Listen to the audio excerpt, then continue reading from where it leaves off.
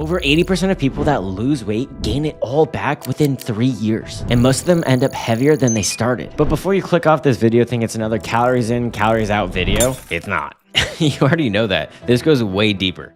This is every lesson I've taught on fat loss in one place. 8 chapters, save it, and let's get into it. We start with the part nobody wants to hear first, your mindset and your identity. Because if you don't change who you believe you are, no diet's gonna stick. Here is how you actually change it. You are literally training yourself to be a failure. And I don't mean that metaphorically. I mean your brain is physically building neural pathways right now. Every time you quit, it makes it easier, faster, and more automatic for quitting next time. And most people have no idea this is happening. By the end of the video, you will actually get real research from neuroscientists why you are wired to quit. 3 real-world situations where this is destroying people's lives and they don't even know about it. And the exact framework to fix it permanently. Nobody talks about this in the fitness space. I know, we're starting off with fitness. What a shocker. My name is Obi Health. I'm a fitness coach, as you guys know. Coaches talk about discipline, consistency, and motivation all the time. But none of them show you what's actually going on in your brain when you quit. So let's go there. In 1994, a neuropsychologist named Donald Hebe published what would become one of the most important ideas in neuroscience. His theory, now called Hebian learning, can be summed up in one sentence. Neurons that fire together, wired together. What that means in plain English is this. Every behavior you repeat, and I mean every behavior, gets physically encoded in your brain as a neural pathway. The more you repeat it, the faster, stronger, and more automatic that pathway becomes. Your brain is basically just building a super highway toward whatever behavior you practice the most, including, unfortunately, quitting. Every time you hit a hard moment and walk away from a diet, a workout, a hard conversation, from a business, from literally anything you can think of, you are not just failing in that moment. You are paving roads in your brain and you're building the infrastructure, making sure you do the same thing next time, just faster, quicker, and more automatic. And honestly, with less resistance. And that's just the first layer, because there's a second piece of neuroscience that makes this even darker. And this one has been proven in labs. In 1967, a psychologist named Martin Seligman would actually run an experiment that would change psychology forever. And it's a little messed up. And when I say a little bit, it's a really messed up thing, especially if a dog, like, come on, I have a dog. I would never do this to it. He placed dogs into situations where they would receive mild shocks. And he gave them no escape, over and over. Eventually, he put the same dogs in the situation where they could escape, where the door was wide open. They just laid down and they took the shocks. Their brain built a pathway that said, hey, this is pointless. There's no way out, so don't try. Seligman called this learned helplessness. And he later showed the same patterns in humans. And it became one of the foundational frameworks for understanding depression. Now, here's the part that should scare you. Nobody shocked these dogs into helplessness. They didn't need external traumas to get there. And you can do the exact same thing to yourself. Just by quitting every single time something gets harder. You condition yourself into thinking effort is pointless, that you're just not the type of person that finishes things. That discipline isn't for you. That's not a personality trait. That is trained neural pattern. Let me show you exactly how this plays out in real life. I'm gonna be like every other white dude on the internet that has a microphone, giving unsolicited relationship and dating advice. Every time you walk away from a relationship at the first sign of friction, and I'm not talking about genuine toxic situations. I mean discomfort, arguments, rough seasons. You are doing one thing. You are building the blueprint that says leaving is the solution to pain. So the next relationship hits a rough patch. Your brain already has the file. You bail again and again and again, just faster each time because the pathway is stronger. You want proof this is real? The divorce rate for second marriages is around 67%. First marriages, 43%. According to American Psychology Association, it's not that people keep picking the wrong partners. It's that the first divorce removes the psychological barrier. The brain learned this is something we do. Now, I want to make it abundantly clear. I'm not saying you should stay in a bad situation. I'm saying when quitting becomes your automatic response to discomfort, you're never going to build the capacity to push through it. You never find out who you become on the other side of hard. But now I want to show you where this gets physically undeniable, because this next one isn't psychological. It's neurological. And it happens to the toughest athletes on the planet. If you follow combat sports, you probably notice something. A fighter gets knocked out for the first time, and then all of a sudden, it's like a switch flipped. They get stopped again and again. The toughest guys can't seem to take anything. Fans call it a glass chin. Commentators say they're just getting old. They lost their legs. It's not their chin. It's not their legs. It's not their heart. Neurologists have documented something called the kindling effect. Originally from epilepsy research that showed repeated neurological events lower the threshold for the brain's protective response. In fighters, basically it means after they get knocked out once, the brain actually lowers the trauma it could take before it goes unconscious. And this is purely as a protective mechanism. It's saying we don't want to do that again. So it shuts down early before it reaches nearly the damage it happened the first time. Your brain's protecting you. But here's the thing. It does that exact same thing with emotional damage or pain, with discomfort, with failure. Every time you quit a diet, you feel that relief wash all over you. Your brain files that as quitting stopped the pain. Every time you avoid a hard conversation and that anxiety drops, your brain files that too. Avoidance works. You have built your own kindling effect. Your brain triggers that quitting response before you even consciously decide to. Now, of course, as a fitness coach, let's bring this back to fitness because this is what I see happen every single day as a coach. Somebody comes to me and says they've tried every diet and nothing works for them. I used to just nod and agree with them and try to find the right protocol for them that they enjoy. But the more I research, the more I learn about behavioral neuroscience, the more I understand what they're actually telling me. They haven't failed at diets. They've succeeded at building a quit loop. Discomfort arrives, they leave. And their brain has run that sequence so many times. It's now automatic. The diet doesn't even have to get hard anymore. Their brain will manufacture a reason to stop before it even gets difficult because that pathway has been paved. And here's what's wild. Every time you restart and quit a diet, you're not starting from zero. You're going backwards. You're reinforcing the loop. You're deepening the groove. The people I've seen inside my coaching lose 30, 40, 50, even 100 plus pounds actually change their lifestyle, the real stuff. And they're not the most gifted people. Some have PCOS or hypothyroidism. They're the ones who at some point decided, I am not going to quit at the first sign of friction. I'm not giving my brain that permission. Here's what I actually want you to walk away with. Because everything I just showed you is about how the brain wires itself to quit. The same neuroplasticity that built that pathway to quit can build a different one.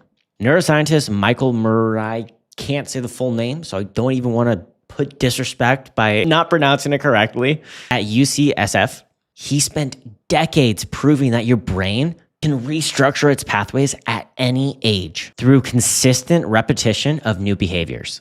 The old pathway doesn't disappear, but weakens from disuse while the other strengthens. You are never stuck with the brain you've trained so far. Your brain is looking for pattern confirmation. So if you quit at the maximum discomfort, you give it exactly that. Instead, push a little further than you did last time. Not to your limit, just a fraction further. That is the rep that builds the new neural pathway. That is the neuroscience of resilience. Shrink the goal, not the discipline. Singelman's dogs needed 55 repetitions of being physically pushed through the open door before their brain accepted that they actually could escape. And you might be the same. You might need 55 reps of discomfort, pushing through with resilience, showing up imperfectively before your nervous system actually accepts that is who you are. So make that threshold so low you can't miss. 10 minutes at the gym, having one high protein meal, one hard conversation. Accumulate wins. The brain runs on evidence. Audit your quit pattern. Look at your life. Where do you always stop? What's the consistent point you bail? That's exactly where your neural quit pathway is the strongest. That is the precise point you need to deliberately push through, even if it's ugly, even if it's imperfect, because the results aren't what matters right now. The rewiring is. You're not born tough. Discipline is not a personality trait. Resilience is not something some people have and some don't. These are trained neural pathways. And the same brain that's been running the quit loop can be rewired. It just needs reps in the other direction. So I'm gonna challenge you right now. What if you're not achieving your fitness goals because you're right? Let me explain. Let's take two situations. Say person A says, I'm going to get results. And they start acting as if they already got the results. They're in the body of their dream person. Then take person 2. They don't believe they'll get results. This could be really hard. I've tried this before. I failed. I don't know if I can adhere to the diet. It's really hard. What if you're both right? What if that was the case? What if the exact mindset you have was exactly where you're going to be? After working with thousands of clients that have gotten results and the ones that haven't, let me tell you the difference And this is what most coaches don't talk about. You have to believe you're going to get the results before you do. You have to switch your mindset. You have to reframe your mind, because that's truly what's happening. If you want to get your dream body, by no means are we going to do an extreme diet, but you have to start having the traits of the person that has your dream body. And you have to have the habits to adhere to it and sustain the results. Because you can starve yourself and you got to regain all the weight back, because that's an extreme diet and you didn't build the habits. What if I gave you your dream body? What if we sucked all the fat out of your body, sucked it all out? How long are you going to keep those results? What if you took Ozempic even? A lot of people are doing that. What if you stop taking Ozempic? What's going to happen? You're going to go back to square one? 9 out of 10 times, that's the case. And that's why most people yo-yo diet. I don't know if you've seen the study on that. Over 80% of people that lose weight, pulling that number out of my butt, but around that number, they regain the weight back. And sometimes even more. It's not because they crashed their metabolism. It's not because of these other external factors. It's because they wanted the quick and easy results. They were looking at the results, not the habits. And they didn't believe they already had the body of their dreams or that they're going to achieve it. The biggest limiting factor and the first step of hitting your results is your mindset and reframing it. Because if you suck all the fat out, you're only going to have it for a month. And a lot of coaches don't say this because truly, I can get thousands of testimonials. I barely ever use them. Thousands, because that's not a sign of a good coach. Anyone can transform a body in 90 days by starving their client. The real impressive ones get the text 6 months later saying, this is the dream body. I am sustaining my dream body. I'm getting better results. And the reason I get those texts is because I teach you the why and the habit building to sustain it and why we're doing each decision. Think about it. If I gave you a meal plan, it's the hardest meal plan to adhere to. You hate your life. You're not adhering to it. It's not your taste buds. And you know, hey, that meal plan works. That meal plan got me my dream body. What if you have dinner with your family? What if you go out to eat? What if you go on a vacation? How do you keep that body? What if you kind of got bored of that meal plan? You can't eat the same meals for the rest of your life. You're going to lose the body. You're going to lose the results. And a big thing is teaching the clients, because a lot of coaches want to keep their clients with them for the rest of their lives. I coach in phases 1 through 4. Phase 1, all habit building education for fat loss. Next up is maintenance. Next up is recomp. And then last up is lean bulking or putting on muscle with no fat or barely any. That's all phases of fitness. So you know how to coach yourself at every single level. You'll never need me again. You'll become your own coach. You could literally be another coach after this. So you should start looking at habit building. You should look at, am I feeling better? Am I happy? Can I adhere to this for the rest of my life? And have the confidence to know you are going to get the results. If you're interested, you can't achieve your fitness goal because your why isn't strong enough. What do I mean by that? Your why, the reasoning why you want to do something. And I wrote down some whys I hear constantly. I've trained thousands of people, not even exaggerating. I've been doing this for years. So I have a good scope of why people want to lose weight. These whys relate to more than just fitness. This relates to life. You want to get your dream body. You want to lose a couple pounds. You want to make a little extra cash on the side. You want to buy that item. You want to buy that fancy item. You want to look good at the beach. You want to get that hourglass shape. You want to post on your story and brag about how good you look, etc. Keeps going on. Very vain things. Don't get me wrong. Vanity can move mountains. Mountains. But depends how narcissistic you are. I'm not saying it's a bad thing. I've had so many people achieve their result. And it doesn't matter if it's for personal gratification. It has to be strong. And what I've noticed the most results come from, the most powerful poetic results, is when you attach it to your life. You change your mindset so it matters to you more. And I'll give you a couple of examples. And you'll see the difference between these reasonings and the ones I'm about to give. I had a client come to me and she wanted to walk her kids at Disneyland, but she couldn't. She would hinder everyone else's experience because she wasn't in a fit body. She was going to be a burden for her family. She was just existing in life. So her goal was to lose enough weight so she can walk around Disneyland, so she can live in experiences she would have never been able to have if she was in an overweight body or a non-fit body. And a great perspective I have is, if you go on a hike, think of that view. Think how blessed you are that you're in a healthy body, that you're able to hike that hike to see this amazing thing. You can go on a trip and not worry, are they going to have a special catering? Are they going to have health complications that come in the way?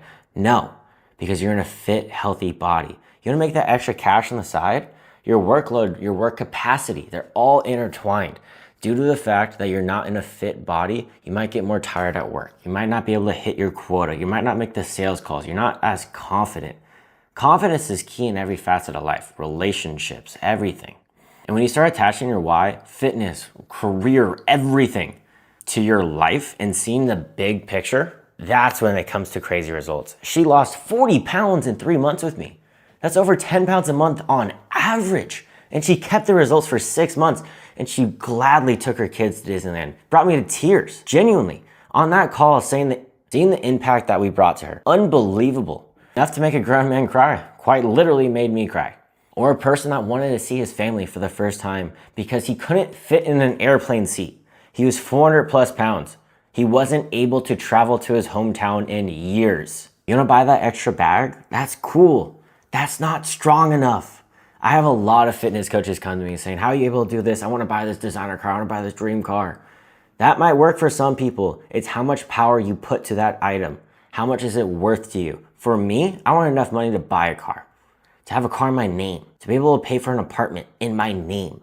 Those were my motivators. Those were my drivers. And now my motivator is I don't want anyone in my life to even have to think of a bill. How to lose fat. At the end of the day, we'll try to believe things that sound really nice. Like, oh, we're not reverse dieting. We're not boosting our metabolism. We're not intermittent fasting. Oh, it's because we eat carbs, we eat sugar. But in our deep souls, we do know it is eating less food and expending more energy than you did before. Not just eating less food, just eating less calories. That's truly how you get results.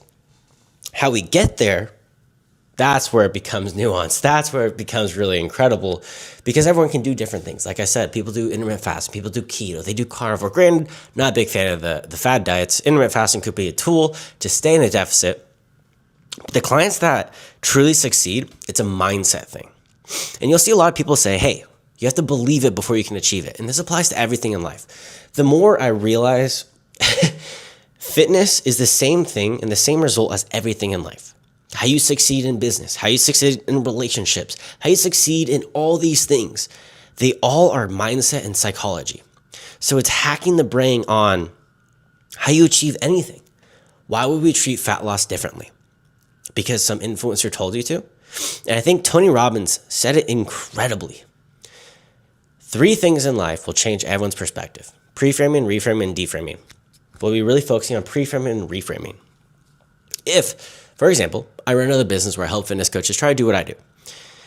And like I said in the Discipline podcast, people don't have discipline. They enjoy going to the gym, but right when they have to do things they don't like to do, market, set, close clients, actually build the back end, actually working with clients, but they just love fitness. So their discipline is showing. They don't have discipline because they're not doing those things. They just go to the gym because that's easy for them. Not everyone wants to just go to the gym. So you have to pre-frame your mindset. Going into it, you have to think you're going to succeed. Anything in life. If you think you're going to fail versus the person that thinks they're going to succeed, what if you are both correct?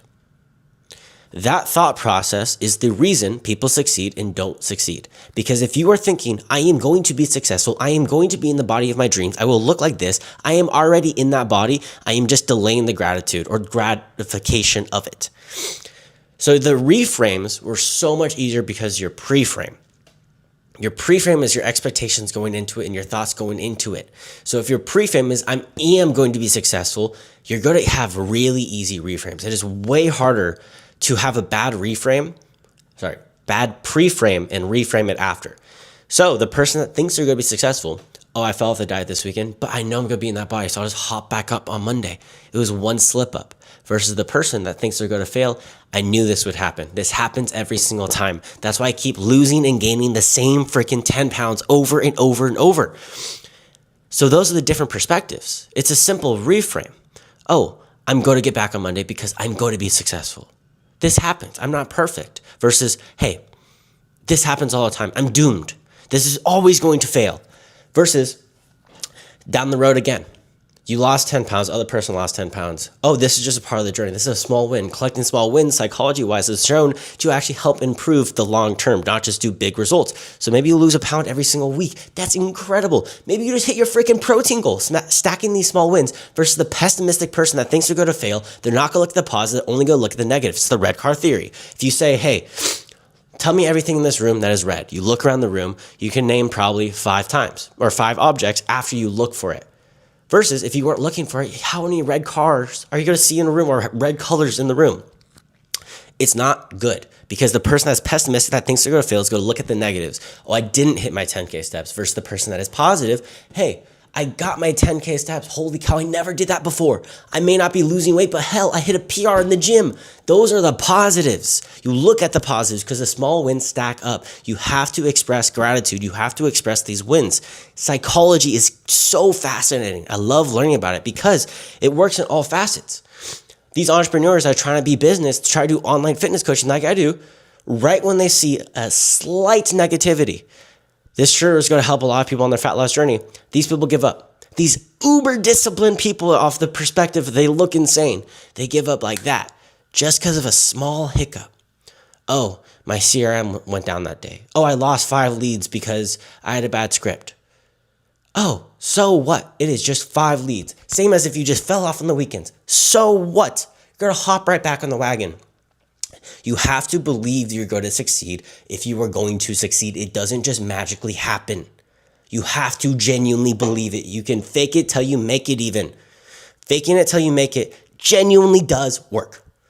Because how do you fall asleep? You fake being asleep to fall asleep.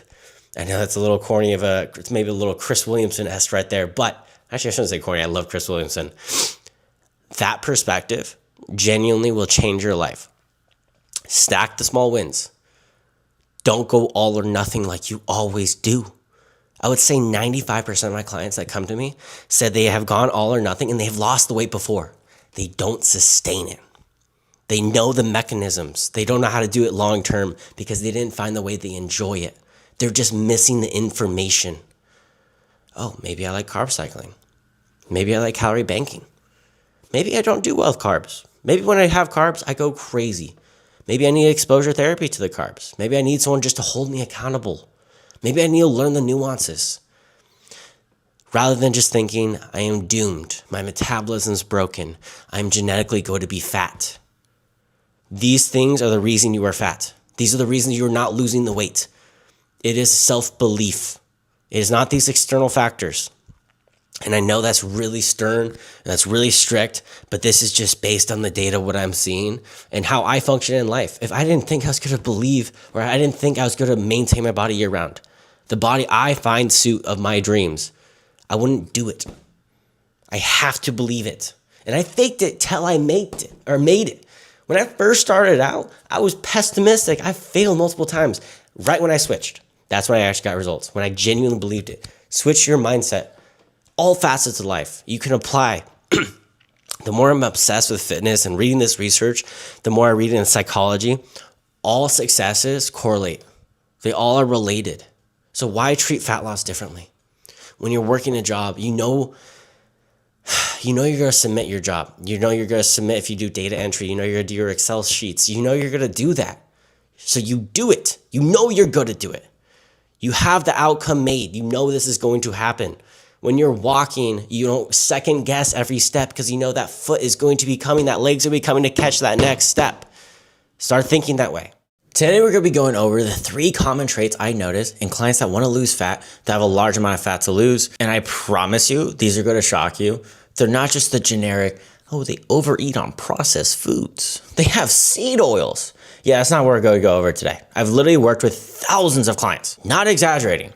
And these are the 3 most common things I see. Yes, they're research backed, but this is quite literally what I see. And I'm starting to take notes on the common things I hear on onboarding calls when the clients are telling me on things they've tried, what they don't find success with, their schedules on a day-to-day basis. And I promise you watching this, you're going to be like, holy cow, that is literally me. Number 1, this is the kicker. The most shocking thing, I'm going to start it off hot. Fasting. They all fast. Craziest thing. And it's not the generic fasting, I know, like where you have the time frames where you go 20 hours on, 4 hours off, or 20 hours fasting, 4 hours of eating window, things like that. No. They do their own form of fasting because they hear all the benefits of not eating food. So they wake up, they either have a small snack or have a coffee, something just very low calorie. They don't think it's a big deal. It's like a 60 calorie snack, 100 calorie snack. Then they go to work. At work, they have a very small meal. They don't prepare the meal, so they don't overeat on food. So they have a lunch that's very small, or they'll fast through lunch. They get really busy at work, things pile up, they get really stressed. Now it's around 3 to 4 p.m. They're about to leave work or they're still at work. They start snacking a little bit, but they have a big meal. The thing is, if they miss this meal, they're gonna go home and have a gigantic meal. You might not be planning for it, but there's a lot of things going on. 1, you're stressed, you're overworked from the day, you're not prepared for food, so you're not preparing. Someone that doesn't prepare is preparing themselves for failure. It's a great quote. It's a real thing with your diet as well. So What I hear very often is they are so tired from work, stress, all these things. They want something quick. They want something very fast, something that tastes good that they don't have to prepare because they are starving. They're hungry as crap because they're out of work. They're not thinking of the food before. Now they're thinking of food because the hunger creeped up on them. If you have small snacks before massive meals, it's going to substantially help you in your fat loss journey or just not get fatter because of the fact that you're not going in famished. Because when you're famished, you're naturally going to eat on more carb-dense food and more salty-dense foods. There's research to back this, but this also just happens. Just think about it. You want something that tastes good, you want something quick, and these things don't make you feel that full, and it's easier to overconsume on. And if you go to fast food, you don't know how to track the food, it's naturally just more calorically dense, making you feel less full. Or you get home and you want something really quick. You microwave something from the fridge, you microwave something from the freezer, and then again, you're not setting yourself up for success. So you're overeating on a ton of calories that are not making you feel full. They aren't very nutrient dense. So in the end, you didn't eat basically all day, yet you're eating more calories. So you're in a caloric surplus, putting fat on your body because you weren't eating throughout the day and you weren't preparing yourself properly. Having small snacks before massive meals are my biggest tips to implement. Start having a protein shake, having a protein bar, have a chicken breast, like have something small that is not super dense, just gives you a little bit of protein, fills you up a little bit, maybe have a fibrous source, have some beans, have some green beans, have some things like that, chickpeas, those are great. Try some frozen fruit, try some fruit in general. Berries are incredible. And I'm not saying to demonize fasting. It's just they're not doing it correctly. And fasting can be the best thing on earth for one person and be the worst thing on earth for another. I'm not exaggerating it. I personally know the research of the side effects of intermittent fasting, but the side effects of being fat as shit and hating your body and being insecure in your body are substantially worse than the tiny side effects you feel from intermittent fasting. Helps me adhere to a caloric deficit, helps me adhere to my diet, and that's what is the most important thing. I have clients that do calorie banking. I have clients that do protein fasting. I have clients that do fasting. I have people that do Atkins diet. I have so many people that do so many different diets that works for them. Why would I implement a plan that they don't enjoy? So that's why I say some for the best, some for the worst. Next up, this one shouldn't be a shocker, but it is a massive shocker. They've done keto. They've done carnivore. They've done Atkins. They've done intermittent fasting. They've done fasting. They've done fad diets. That's the conclusion. And the thing is, when you're losing weight, you'll 100% lose weight doing these things. 100%. Thing is, you will plateau. And when you plateau, you don't know why, because you don't know the mechanism of how to lose fat. You are just losing weight because you eliminated a full food group. The whole food group's gone. You're still not losing any weight after you plateaued. What the hell do? Eat less food? Feel more hungry? Is that your solution to the problem? No, you get really demotivated because you plateau. Then you regain the weight back and you say, fuck it. I hated this diet. I hated all of this. I never want to do this again. And so you're in the worst situation ever because you just lost a bunch of weight and you regained it and now you have a worse relationship with food. And you're actually more fearful of that food group that you just eliminate. If you did keto, you think carbs make you fat. If you did carnivore, you think carbs make you fat and things like that. So you don't have a healthy relationship with food. You start blaming food groups when that's not the case. The only one that I've noticed that was interesting is Weight Watchers. I've run a lot of clients from Weight Watchers. And the thing with Weight Watchers I've noticed is it makes you really fear the scale. So I know the point system. I never did Weight Watchers myself, but after having so many clients, I got to hear about it quite extensively. And the thing with Weight Watchers is the principles are correct. They just don't teach you the mechanisms behind it. So you don't know how to sustain it long term. So the point system allows you to undereat on food and you'll lose weight. You're not losing pure fat and you're not really balancing your hormones or keeping muscle on, but it's a better thing, in my opinion at least, than carnivore and keto and things like that, because you're actually assigning value to certain things that are beneficial, like nutrient dense, like they'll have a fibrous food, you have lower points, which is good. You're kind of learning how to track calories, just a very unhealthy way, but you're understanding you have to track things in a certain way. I like the mechanism of tracking about Weight Watchers, but I've noticed people really fear the scale and they start fearing certain things. Like they're really good at under-eating food, but they don't get a lot of nutrient-dense foods when I work with them. That's what I've noticed at least. And last up, believe it before it happens. You have to, I don't want to say the word manifest because it has a negative connotation for some people and a really good connotation for others, but you have to believe it before it happens, because if you don't believe it can happen, you're going to give up before it even starts. If it gets really hard, if you truly believe you're gonna get that body, you're going to go through the hardship. I always hate when people say on the internet, oh, it's so easy to lose weight. Fuck, if it was so easy, we wouldn't have an obesity epidemic. It's not easy. It's simple. not easy. That is the quote that you should live by, not that it is easy. Because if you tell someone it's easy, the second it gets hard, they're going to give up because their expectation is, this is easy. I must be doing something wrong because this was supposed to be easy. You told me it is easy. That is false. It is not easy. It boils my blood when people say that. But I say this because if you're not believing in yourself, you're not gonna have the confidence to pursue your dream body, to do these things. You have to love yourself to get a body that you love. And you have to understand you're not broken. You're not missing this one thing. For example, I have abs year round.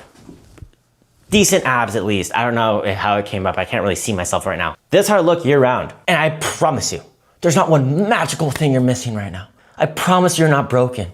You didn't break your metabolism. You're not in starvation mode. I've never heard of someone owning a dog that's overweight and said, oh, I know why they're fat. We underfeed them. It's not the case. It's not the case. You're not broken. You didn't break your metabolic rate. Even if you have hypothyroid, if you have PCOS, if you have anything like that, I have worked with clients and it's still possible, even in that broken hormonal pattern. So understand, there's no this magical solution. There's a good plan of action. You should educate yourself first so you become your own coach so you can sustain the results. I always preach that. I want you to become your own client and I want you to sustain this. Not your own client, become your own coach. So you can sustain the results, and if you fall off the wagon, you learn the tools so you can implement in your life so you never need a coach again. That is the whole point of fitness. You gain and lose the same 10 pounds because you look for the quick and easy result. I promise you, there is no quick and easy result. There are times that you're going to be hungry. It is just the sad truth, but it will neutralize. You will have an equilibrium. It is not suffering, but there's ways to mitigate the suffering. But I want you to understand it is not going to be easy. It is going to be simple. There's going to be a plan of action, but it's not easy. So these are the 3 traits. I don't know if that's going to help you, knowing things that people do wrong to help you in your journey. So you've got the identity piece, but belief without a system is just motivation. And motivation always runs out. So here are the fundamentals, the machine that actually drives fat loss. I've worked with over 600 clients this year alone. And the one thing I know for sure is most people already know what they need to do. They just can't keep the weight off. So in this video, we're gonna talk about why your body actually fights you when you're trying to lose weight. What's really happening with the Ozempic situation that no one's really talking about, what the actual basics look like when you do them right, and the reason why most people end up right back where they started, no matter how many times they try. Because this isn't really a fat loss video. This is about changing your life. That last part is the most important thing in this entire video. The reason most people gain the weight back isn't what you think it is. When you lose weight, your body doesn't just accept it. It fights back. Your hunger goes through the roof and it stays there. At the same time, the signal that tells you that you're full basically stops working the way it should. Research shows your body can stay in that state for a full year after you lose the weight or stop dieting. So you get to your goal weight, you think the hard part's over, and your body is still running on signals that are screaming at your body to eat more. Your body is literally working against you. And then there's what happens to your metabolism. People who lose weight don't understand that they're lowering their metabolism because they are losing weight and succeeding. You burn a majority of your weight from BMR, and that's just you existing, and that goes down when you lose weight. You're not carrying that weight anymore. And also after losing all that weight, you're not moving as much, which is going to lower your metabolism. And that doesn't just go away when you stop dieting. So every time you diet, you lose the weight fast and then gain it back. You're not just starting at 0. You're starting from a worse position than before. And I've worked with hundreds of clients that have yo-yo dieted, regaining the weight back, and they're helpless. They feel defeated because they've tried 3 or 4 diets now, and they end up even worse after every single diet. And it's not because they're lazy. It's because their approach is wrong. And social media breeds this. Misinformation goes more viral than true information. And right now, there's a brand new version of this affecting millions of people who genuinely think they found the answer. We need to talk about Ozempic. And before you click off the video, this is not an anti-Ozempic video. The drug works. People are losing weight on it. And for some people, it's a great tool. But when someone loses 20, 30, even 40 pounds on a drug and then stop taking it, most of, if not all the weight comes back. One of the biggest studies on this found that people regained around 2/3 of the weight that they lost all within a single year after stopping. But the number on the scale isn't even the worst part. Without proper nutrition and resistance training while you're on it, up to 40 to 60% of that weight you're losing is muscle, not fat. You're losing the wrong thing. And that matters because muscle burns more calories. Every pound of muscle on your body is burning calories right now. While you're sitting still, while you're sleeping, lose a bunch of it and your body burns less calories at rest than it did before. That's just reality. So let's say you stop the shot. The weight comes back, most as fat this time. So now you have less muscle than you started. Same scale weight, or higher, worse body composition, and a slower metabolism. You're in a worse position than you started in. And I'm gonna give some advice for the people that are actually using it, because I have many clients using this properly. They use it as a tool. They suffer from a lot of food noise, and this is gonna replace that food noise and allow you to actually live a normal life as someone that doesn't suffer with food noise. So now they're getting proper nutrition. They're also training properly with proper form, so they're not hurting themselves. They're doing the right things. They're learning tools that they can use on a day-to-day basis. Not just one tool, just the Ozempic or the GLP, but now they have a massive scale and knowledge, and they're turning into their own coach day by day. Because at OB Health Coaching, we review your food every single meal, and you're learning why certain foods are good, certain foods are bad, which ones are easier to overconsume on, how to actually get things so you don't get cancer later down the road, and prevent so many other things. So rather than being skinny fat, they're actually losing more fat than people that are not on GLPs because they can adhere to a stricter deficit. But the drug is not the problem. The approach is. And whether someone uses the medication or not, the people who actually keep the weight off are all doing the same thing, which means we need to talk about what actually works and be honest why everyone's doing it wrong. The foundation of fat loss is a caloric deficit, protein, and resistance training. That's it. And I know that sounds basic, but the reason it keeps working is because most people are not doing them all at the same time. A calorie deficit means you're taking in less calories than you burn. That's the law. There's no way around it. No supplement or meal timing is going to change that equation. But how big of a deficit is a lot more important than people realize. And a lot of coaches don't want to say this. But as I said earlier, fat stores leptin.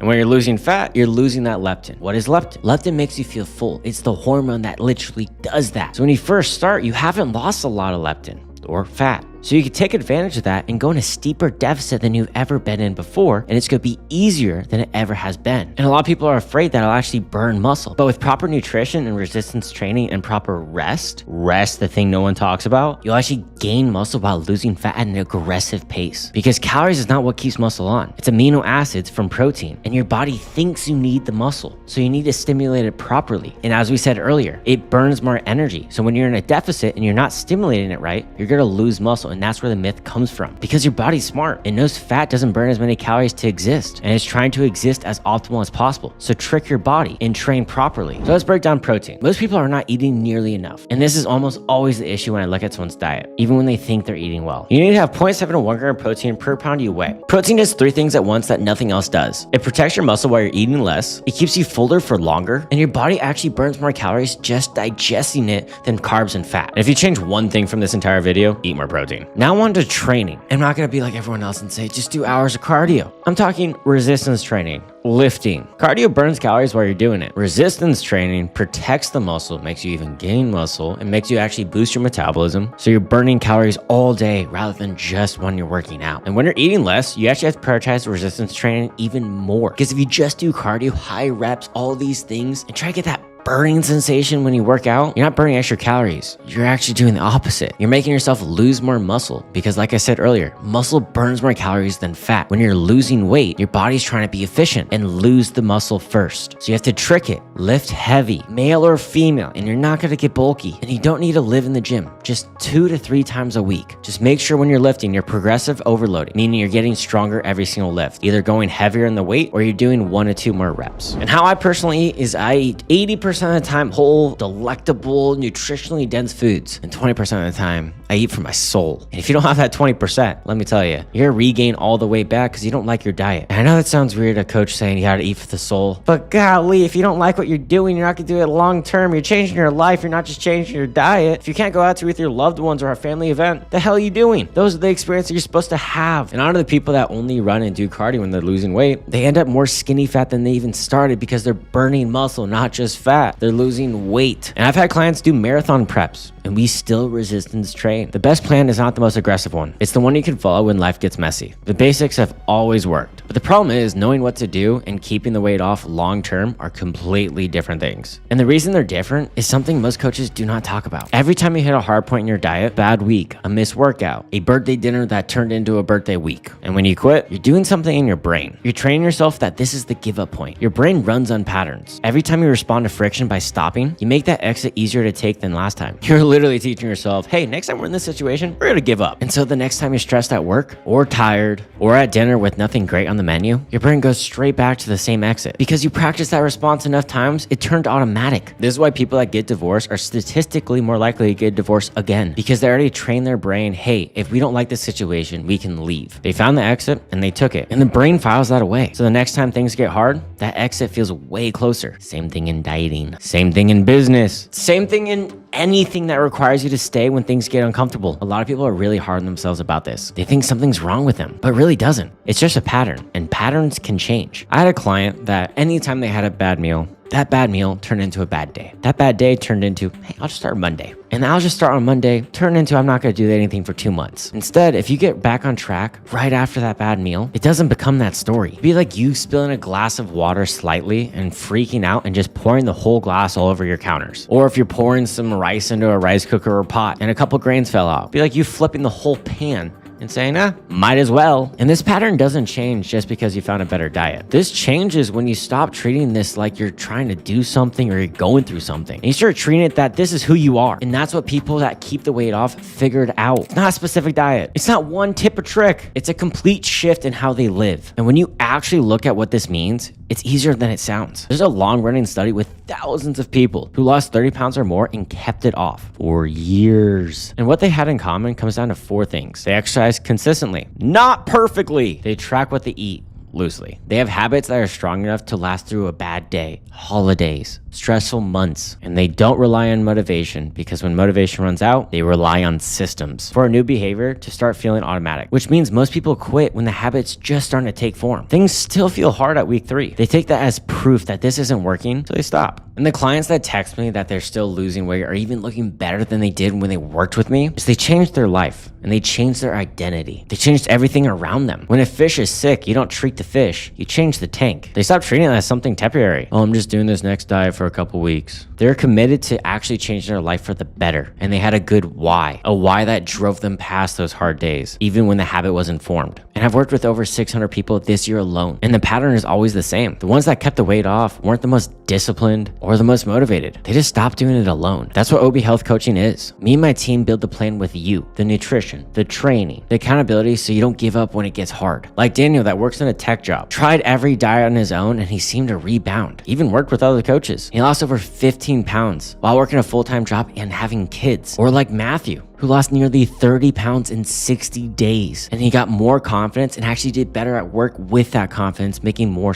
I've been in the fitness industry for over a decade. And honestly, if I knew these 10 things when I started, I could have helped myself get results twice as fast. And I use these 10 things in my clients to make sure they get results twice as fast. And I know what you're thinking. Easy for you to say now that you're experienced. But I actually spent years learning this the hard way. I've seen clients try carnivore, keto, do 2 days at the gym, count every single almond, cut out fruit because of the toxic sugar. They're honestly just horror stories I hear from them working with other coaches and what they see online. They're miserable, exhausted, barely making any progress. Then I teach them what actually matters. My clients get results losing 30, 40, even 50 plus pounds without being miserable, building the bodies they've always dreamed of without living in the gym and cutting out carbs. When I tell you people are overcomplicating fat loss, I'm not guessing. I've worked with hundreds of people. Every diet trend, every workout split, every metabolism hack on the internet. 90% of it is just a complete waste of time. So in this video, I'm gonna tell you the 10 things I wish someone told me before I spend years spinning my wheels, wasting my time. We're talking calories, macros, training frequency, recovery. These aren't trendy hacks or Instagram secrets. These are the fundamentals that actually move the needle. If you're frustrated with your progress, confused about what to prioritize, or just stop wasting time on things that don't matter, lock in, because by the end of the video, you'll know exactly what's holding you back. Let's get into it. So the first thing that completely destroys people's progress early on, people think they outsmart thermodynamics. They eat clean, they track their macros, do intermittent fasting, but they weren't tracking their calories. And then they wonder, I wonder why the scale's not budging. Here's what took me years to drill into people's heads. It doesn't matter if you're eating organic chicken breast with sweet potatoes or McDonald's every day. If you're in a caloric surplus, you're gonna gain weight. If you're in a deficit, you're gonna lose weight. That's it. That's the whole game. You can't keto your way out of eating too much food. You can't intermittent fast your way out of a surplus. Calories are the foundation. Every Everything else is just details. When my clients finally start tracking their actual caloric intake, not just eating healthy, they drop 10 to 15 pounds in just the first 6 weeks. Same workout, same person, just finally controlling the one variable that actually determines your weight. And this leads me into the second thing. Once my clients have their calories dialed in, they think they're done. Just hit the calorie goal and the rest will take care of itself. Wrong. Because yes, calories determine your weight, but macros determine how you look. Protein, fats, and carbs. Most people obsess with protein and forget about the other two. Here's what the research actually says. You only need to have 0.7 to 1 gram protein per pound you weigh or per pound of your goal weight. That's it. Anything more than that, your body just converts to carbs anyways. Plus, excess protein can sit in your colon, ferment, and then cause bloating and excess gas and gas that smells rank.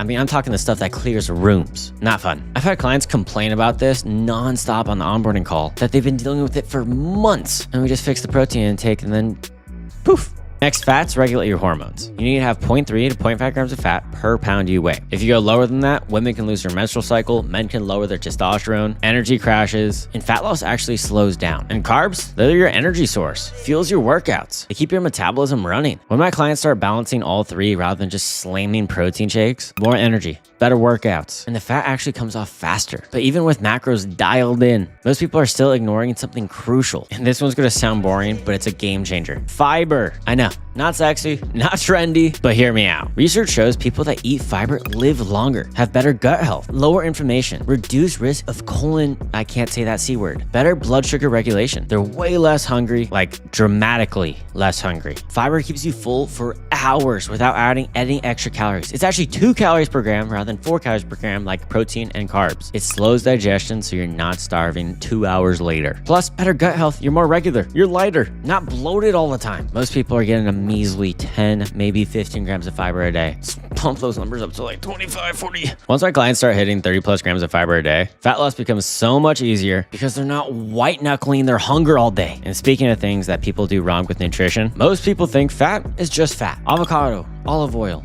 butter, bacon, doesn't matter as long as they hit their fat. But that's what most people get wrong, and it actually damages their health. Omega-3 fats, for example, are a game changer. These are healthy fats that come from fish, walnuts, chia seeds, flax seeds, and they're insane for you. Anti-inflammatory, great for your brain, supports hormone production, improves insulin sensitivity, reduces cortisol levels. Meanwhile, most Americans are going crazy on the omega-6. Omega-6 is great for anti-inflammatory and all these massive benefits, shockingly, because everyone on the internet hates seed oils, but they're great for you. Just don't overdo it. The average American only has 1 gram of omega-3 for every 20 grams of omega-6. Try to balance that out a little bit. When my clients start prioritizing the omega-3, clear skin, better workouts, better recovery, more stable energy, even better sleep. Your body needs fats, but the quality of fat matters a lot more than people think. Now, here are where things get controversial. I see clients come to me thinking fat loss is meant for suffering, hour-long runs, dreading their workouts, forcing themselves through these brutal cardio sessions 6 days a week, and they're exhausted. Their lifts get worse. They feel like trash. They're getting weaker. Then I teach them something that changes everything. You need a baseline of activity. That's it. Start tracking your steps. Do cardio you actually enjoy. That's enough, because here's what nobody tells you about overdoing cardio. Women can lose their menstrual cycle. Men can lower their testosterone. Your metabolism tanks, and you start losing weight. Not just fat, meaning muscle, the good stuff. You're quite literally working harder and getting worse results. I have clients doing stuff they enjoy for 20, 30 minutes a day. They can go for bike rides, incline walking, swimming, pickleball, going to the park with their kids, and they're leaner and look better than when they were grinding hours a day. But cardio isn't the only place people are wasting their time. I see people doing 2+ hours of cardio a day. They think this is what it takes to get results. They're doing an hour of lifting, then an hour of cardio, then abs, then mobility work, and they're burned out, mentally exhausted, dreading workouts. Then I show them research and myself. I only go to the gym 3 to 4 times a week. As long as you're hitting each muscle group throughout the week with enough volume and intensity, that's all that matters. More is not better. When clients cut back, they have more time with their family, their loved ones, activities they enjoy,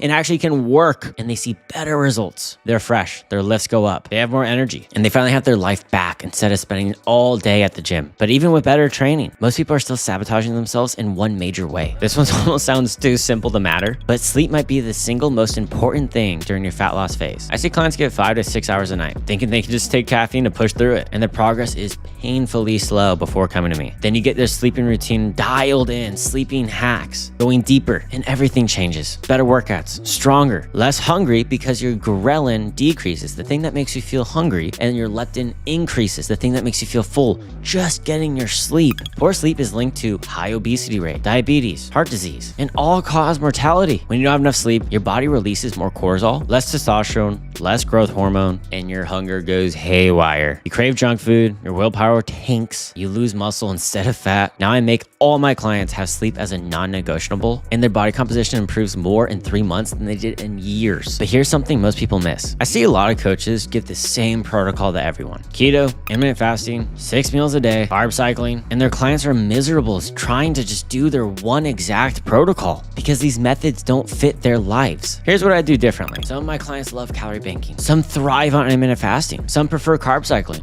Some do OMAD, some are vegetarian, some are vegan. All of them get results because they found the approach that they can stick to, not the one I prefer. Stop forcing yourself into someone else's system and find what works for your life, your preferences, your schedule. Consistency beats perfection every single time. And speaking of unnecessary complications, you know what derails people for months? Instagram fitness terms. You need to control your insulin spikes. Cortisol makes you fat. Your metabolism is broken. You're not in ketosis. Unless you're diabetic, you don't need to obsess over insulin. Unless you're chronically stressed, cortisol is not your problem. Your metabolism is definitely not broken. You're just eating more than you think. I've seen so many people waste months trying to fix things that weren't even the frickin' issue. They weren't even tracking their calories consistently. Stop looking for one magical thing you're missing. Stop blaming your hormones or genetics or your slow metabolism. 99% of the time, it's simpler than you think. That's it. That's the secret. These coaches are selling a lie. Oh, I'll boost your metabolism. Doesn't that sound great? You eat more food and lose more fat? Hell, that's the best marketing I've ever heard. And you're just putting money in their pockets. And this brings me to my final thing. But here's the truth no one wants to hear. You can have all the knowledge in the world and still fail. I've seen people know all this stuff. They hear it constantly. They still make excuses, second guess themselves. What really makes a change for them is someone guiding them through it. Someone to hold them accountable. Someone to adjust things when they hit plateaus. When life gets busy. When you want to go on vacation. When life just hits you. Wouldn't you want someone to help you during those hard times rather than when it's perfect? Someone to tell you when you're overcomplicating things or just being too hard on yourself. Because here's the truth. Information is everywhere, but application, that's where people struggle. Knowing what to do is completely different than actually doing it week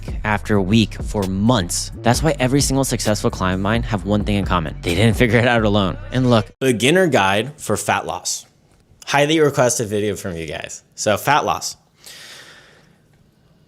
These are the top things I have seen mistake-wise. I've been in this space for over 10 years. I've been coaching for over 5 years. In the past year, I've had over 500 clients find success with their fat loss journey in some way, shape, or form. And these are the most common mistakes and the best tips I can give you. Number one, start tracking your calories and macros. And I know a lot of people say, start tracking your calories. That doesn't help. You guys don't know how to do it. You're beginners. So this is going to help you out. I'll explain it. Get a food scale. They're $10 to $20 on Amazon. Weigh your food in grams. Why grams? An ounce is 28 grams. So imagine the air if you're just going by grams, or sorry, by ounces versus grams. There's a margin of error of 28 versus grams. Very precise. So when you're tracking your food, I would highly recommend Chronometer. I'm not affiliated with them in any way, shape, or form.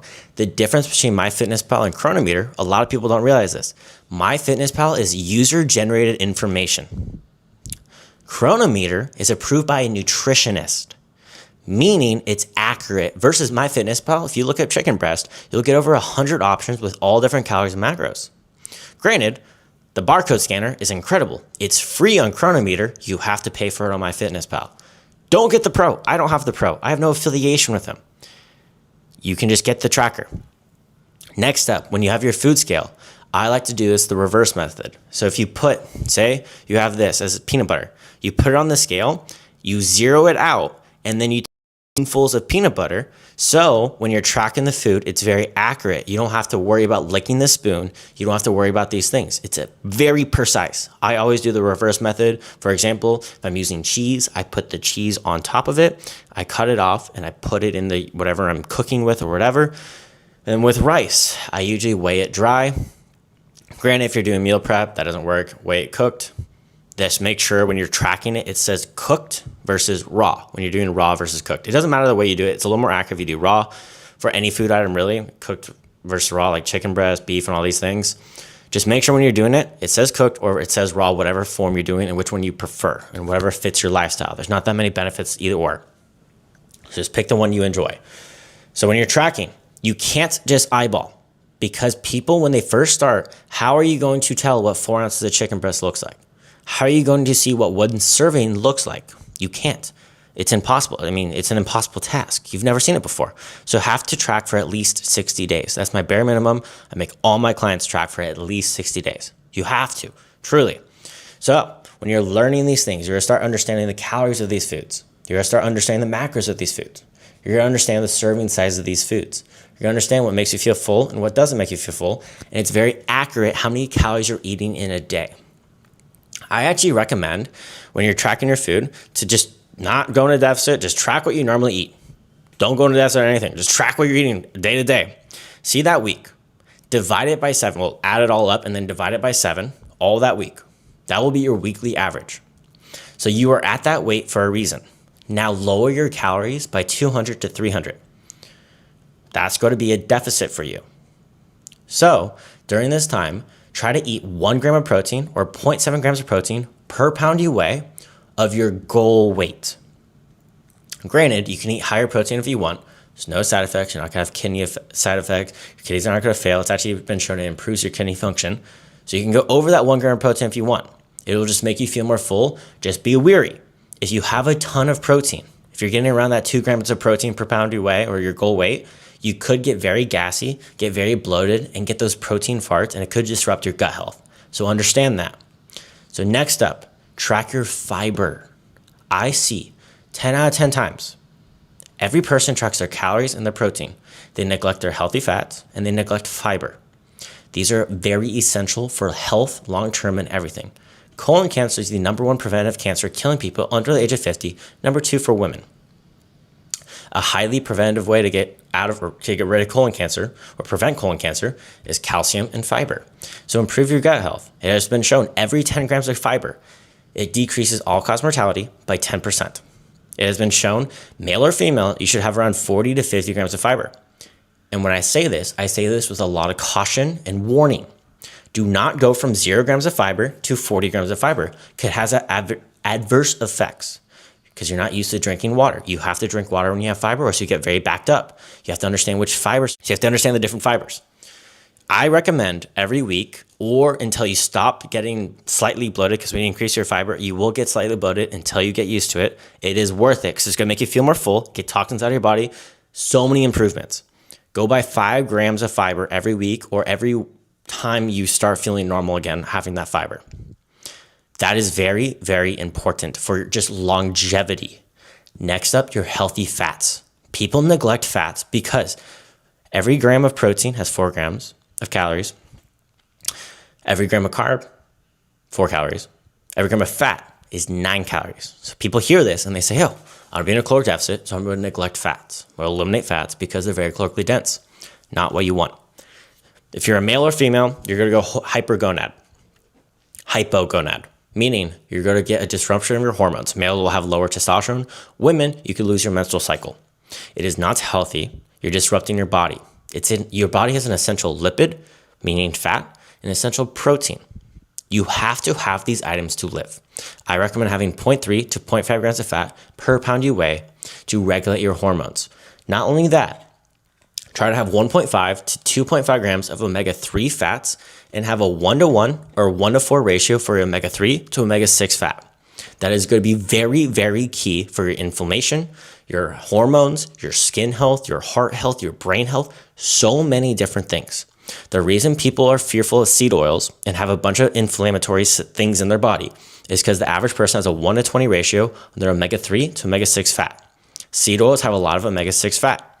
So you have to balance this out. Be very wary of this, and Chronometer allows you on the free platform to track this on all the foods you eat. Be very intentional with that. So now you're having your fiber, you're tracking your fats, you're tracking your protein, and you're in a caloric deficit. Next up, we're paying attention to our activity. And by the way, these are all 1 step at a time. We're not going all or nothing. We're not making a 180. Go step by step, long term. Start learning slowly. So you're implementing these things. Now start tracking your steps. I highly recommend getting a step tracker. It doesn't have to be an Apple Watch because I know those are really expensive. I have a Fitbit Inspire 3, no association with them. It's just the cheapest watch I could find that is very accurate for your step count. I just care about my heart rate and step count. I don't track anything else. Calories burned on these things, not accurate. It has been shown up to 60% of margin of error on these trackers for your calories.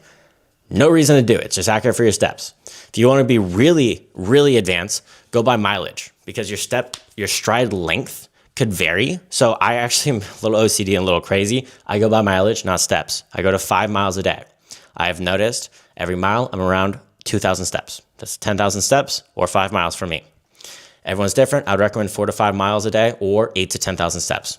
Depends how you want to track. More accurate mileage. If you want to be just normal steps. Doesn't really matter. Not a big difference. So now you're getting your activity. This is going to make you in a bigger caloric deficit, but it's going to improve so many health markers for you and help you live longer. You're getting your blood flow, inflammation, recovery better. You're going to sleep better. So many essential things. Incredible. Very, very important stuff. Now, another week later, another month later, whatever you feel comfortable that you can add to your inventory, adding to it. Going to the gym 3 times a week. That is it. Resistance train. Train with the weights. Don't just do cardio. This is going to be very nuanced, and I can't really shorten it down in one video or one episode. Just go resistance training. Try to look up form on YouTube. If not, work with a coach. Go on YouTube or go through social media. Granted, it's a wild, wild west out there. I'll be fully honest. I experienced it over 10 years ago. It was really hard to find good form. Everyone has different opinions about stuff, it seems. Just go and be consistent. Find the workout plan you enjoy. It can be just machines. I stick with machines to this day, 10 plus years of training. You can stay on the machines, less injuries. It's going to be really good at isolating the muscle group you want to hit. Machines are incredible. I don't know why they're demonized. I think they're incredible. I'm a 210-pound male with 6-pack year round. Trust me when I say this, machines are goated. They're incredible. So now you're doing these things. Now you can start adding just really fun items. You can start doing activity with your loved ones, your friends, your family. Start doing volleyball, doing bowling. There's activities that get you outside and tracking your sleep. Try to get 7 to 9 hours of sleep. It has been shown. There's a really cool study we do every single year called daylight savings.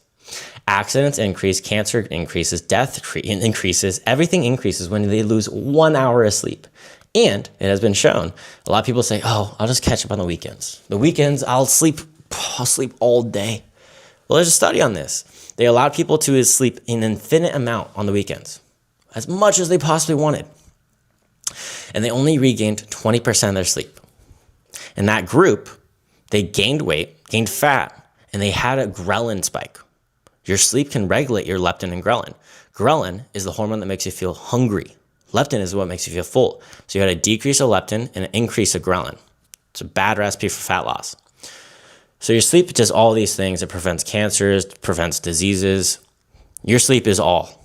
You need to pay attention to your sleep. I hate to say it, you have to prioritize it. Even the top people in the world, Elon Musk, are talking about how they need their sleep. People are understanding sleep is cool. Sleep is good. Sleep is incredible. Sleep will change your life. I can keep going on about sleep. Actually, let me know if you guys want a whole podcast about sleep. I love sleep. There's so many things you can do to improve your sleep, and the risk is just not worth it for not getting your sleep, truly. I suffered from insomnia, not diagnosed, granted, self-diagnosed there, but I suffered from sleep issues for years. So sleep schedule is very, very important. I try to implement that with all my clients and myself every single day. So this is a good baseline. The last thing I'll add, your micronutrients, but it's just, we're going tip of the iceberg here. There's just so many levels of fitness. You should track your micronutrients slightly. Make sure you're getting your vitamin C, because if you're vegan, you can't absorb iron unless you have your vitamin C from plant-based sources. There's a lot of things like micronutrients has so many yin and yangs. Like you need this item to absorb this item or make this one more bioavailable. For example, if you have a bunch of D3, but you don't have K2, it's not really available or you can't really absorb it. There's so many things that are very essential that I just nerd out about. I just personally love it. To make you feel better. So try these things, and every time you plateau in your weight loss, just decrease the calories. Truly, it is that simple. Granted, there's things that make it easier. There's things that are more advanced, and I understand that, but we're just starting. This is for beginners. We'll be talking about an aggressive cut I call the essential diet. You guys might be calling it crash dieting 101. Not only is it more effective, it's actually preferable. And I'll let you decide by the end of the video. How often have you been scrolling on social media and people are telling you you're eating too little of calories, you'll be in starvation mode. Your body will magically switch just like that and you'll stop burning fat and you'll be storing fat on your body. Or you've seen your fellow doctor on the internet, better known as chiropractors, because if you look up any other profession, they're usually chiropractors giving nutrition advice. But in reality, if you can adhere to a calorie deficit that's very extreme, you're basically just sprinting rather than doing a marathon. I have to be honest with you though and say the side effects. So a lot of people will say all the glit and glamour of it, but truly, you are going to regain all the way back if you do it improperly and you do these things. So a lot of people say you crash your metabolism, you crash your thyroid just stops working. You stop burning as many calories. But in reality, when you're losing weight, fat, you're simply getting lighter. And it doesn't matter the deficit you're in. So if you're in a 200 calorie deficit, that'll be a deficit until it turns into your maintenance. When you're losing weight, you're getting lighter, so you're burning less calories in a day. So you didn't crash your metabolism. You just succeeded. Just think about it. Would you eat as much as Eddie Hall or Hafthor Bjornsson, the world's strongest men? No, they're double your size, so they're eating substantially more food because they're burning those calories, because they're carrying those pounds on their body. And a cool bodybuilder actually tested this. For every pound he lost, he added a pound to his weight vest. He wore 24/7. He kept the calories the exact same the whole way through, and he did a bodybuilding show. Pretty cool stuff. Showing it's not your thyroid or your metabolic rate, it's pretty much just how much you weigh. So knowing that information, you can make the deficit as much as you want. It's what you can adhere to. And this is why I call it the essential diet. Most people, when they're in a calorie deficit, they do a 200 or 300 calorie deficit. Now it works for some people. And then for most, it doesn't. Because time and time again, you have to be in a calorie deficit for 4, 6, even 7 months sometimes. And to get results that you want people to be shocked by, you have to do things that are kind of shocking, which in this case would be going to 500. 700, even 1,000 calorie deficit. Even more extreme people like me, a 2,000 calorie deficit. As you can see here, I lost 20 pounds in less than 2 months, getting my body that I want and maintaining any of my maintenance calories, not putting on any extra fat. Let me explain how you do this with diet and training. For diet, this is gonna be how extreme you wanna actually take it. So for your body, you need an essential macronutrient called fat and omega fats and protein. To really regulate your hormones, you need to have 0.3 to 0.5 grams of fat per pound you weigh, and make sure you have a good omega-3 to omega-6 fat ratio. These are very essential in regulating your hormones. Next up is protein. You need to have 0.8 to 1 gram of protein per pound you weigh. The more aggressive it is, the more I'd lean towards that 1 gram protein per pound you weigh, because your body needs more protein when you're in a deficit like this. It needs that additional help to recover, and it's gonna make you feel more full. And this is what no coach talks about for some reason.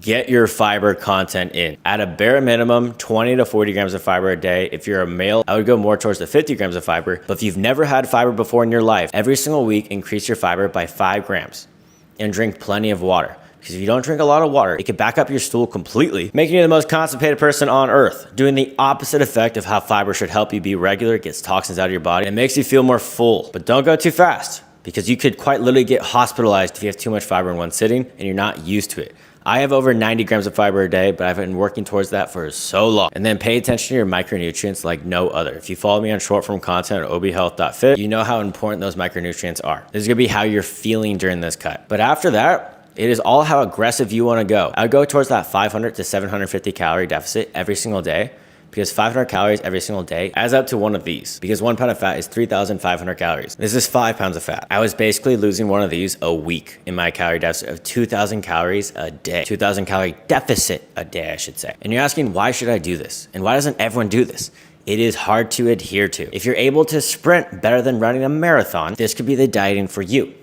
Because haven't you seen those guys at the gym that the yo-yo diet, you try to diet and it's so long that you end up just going right back to square one because you can't sustain the results and you can't sustain a deficit.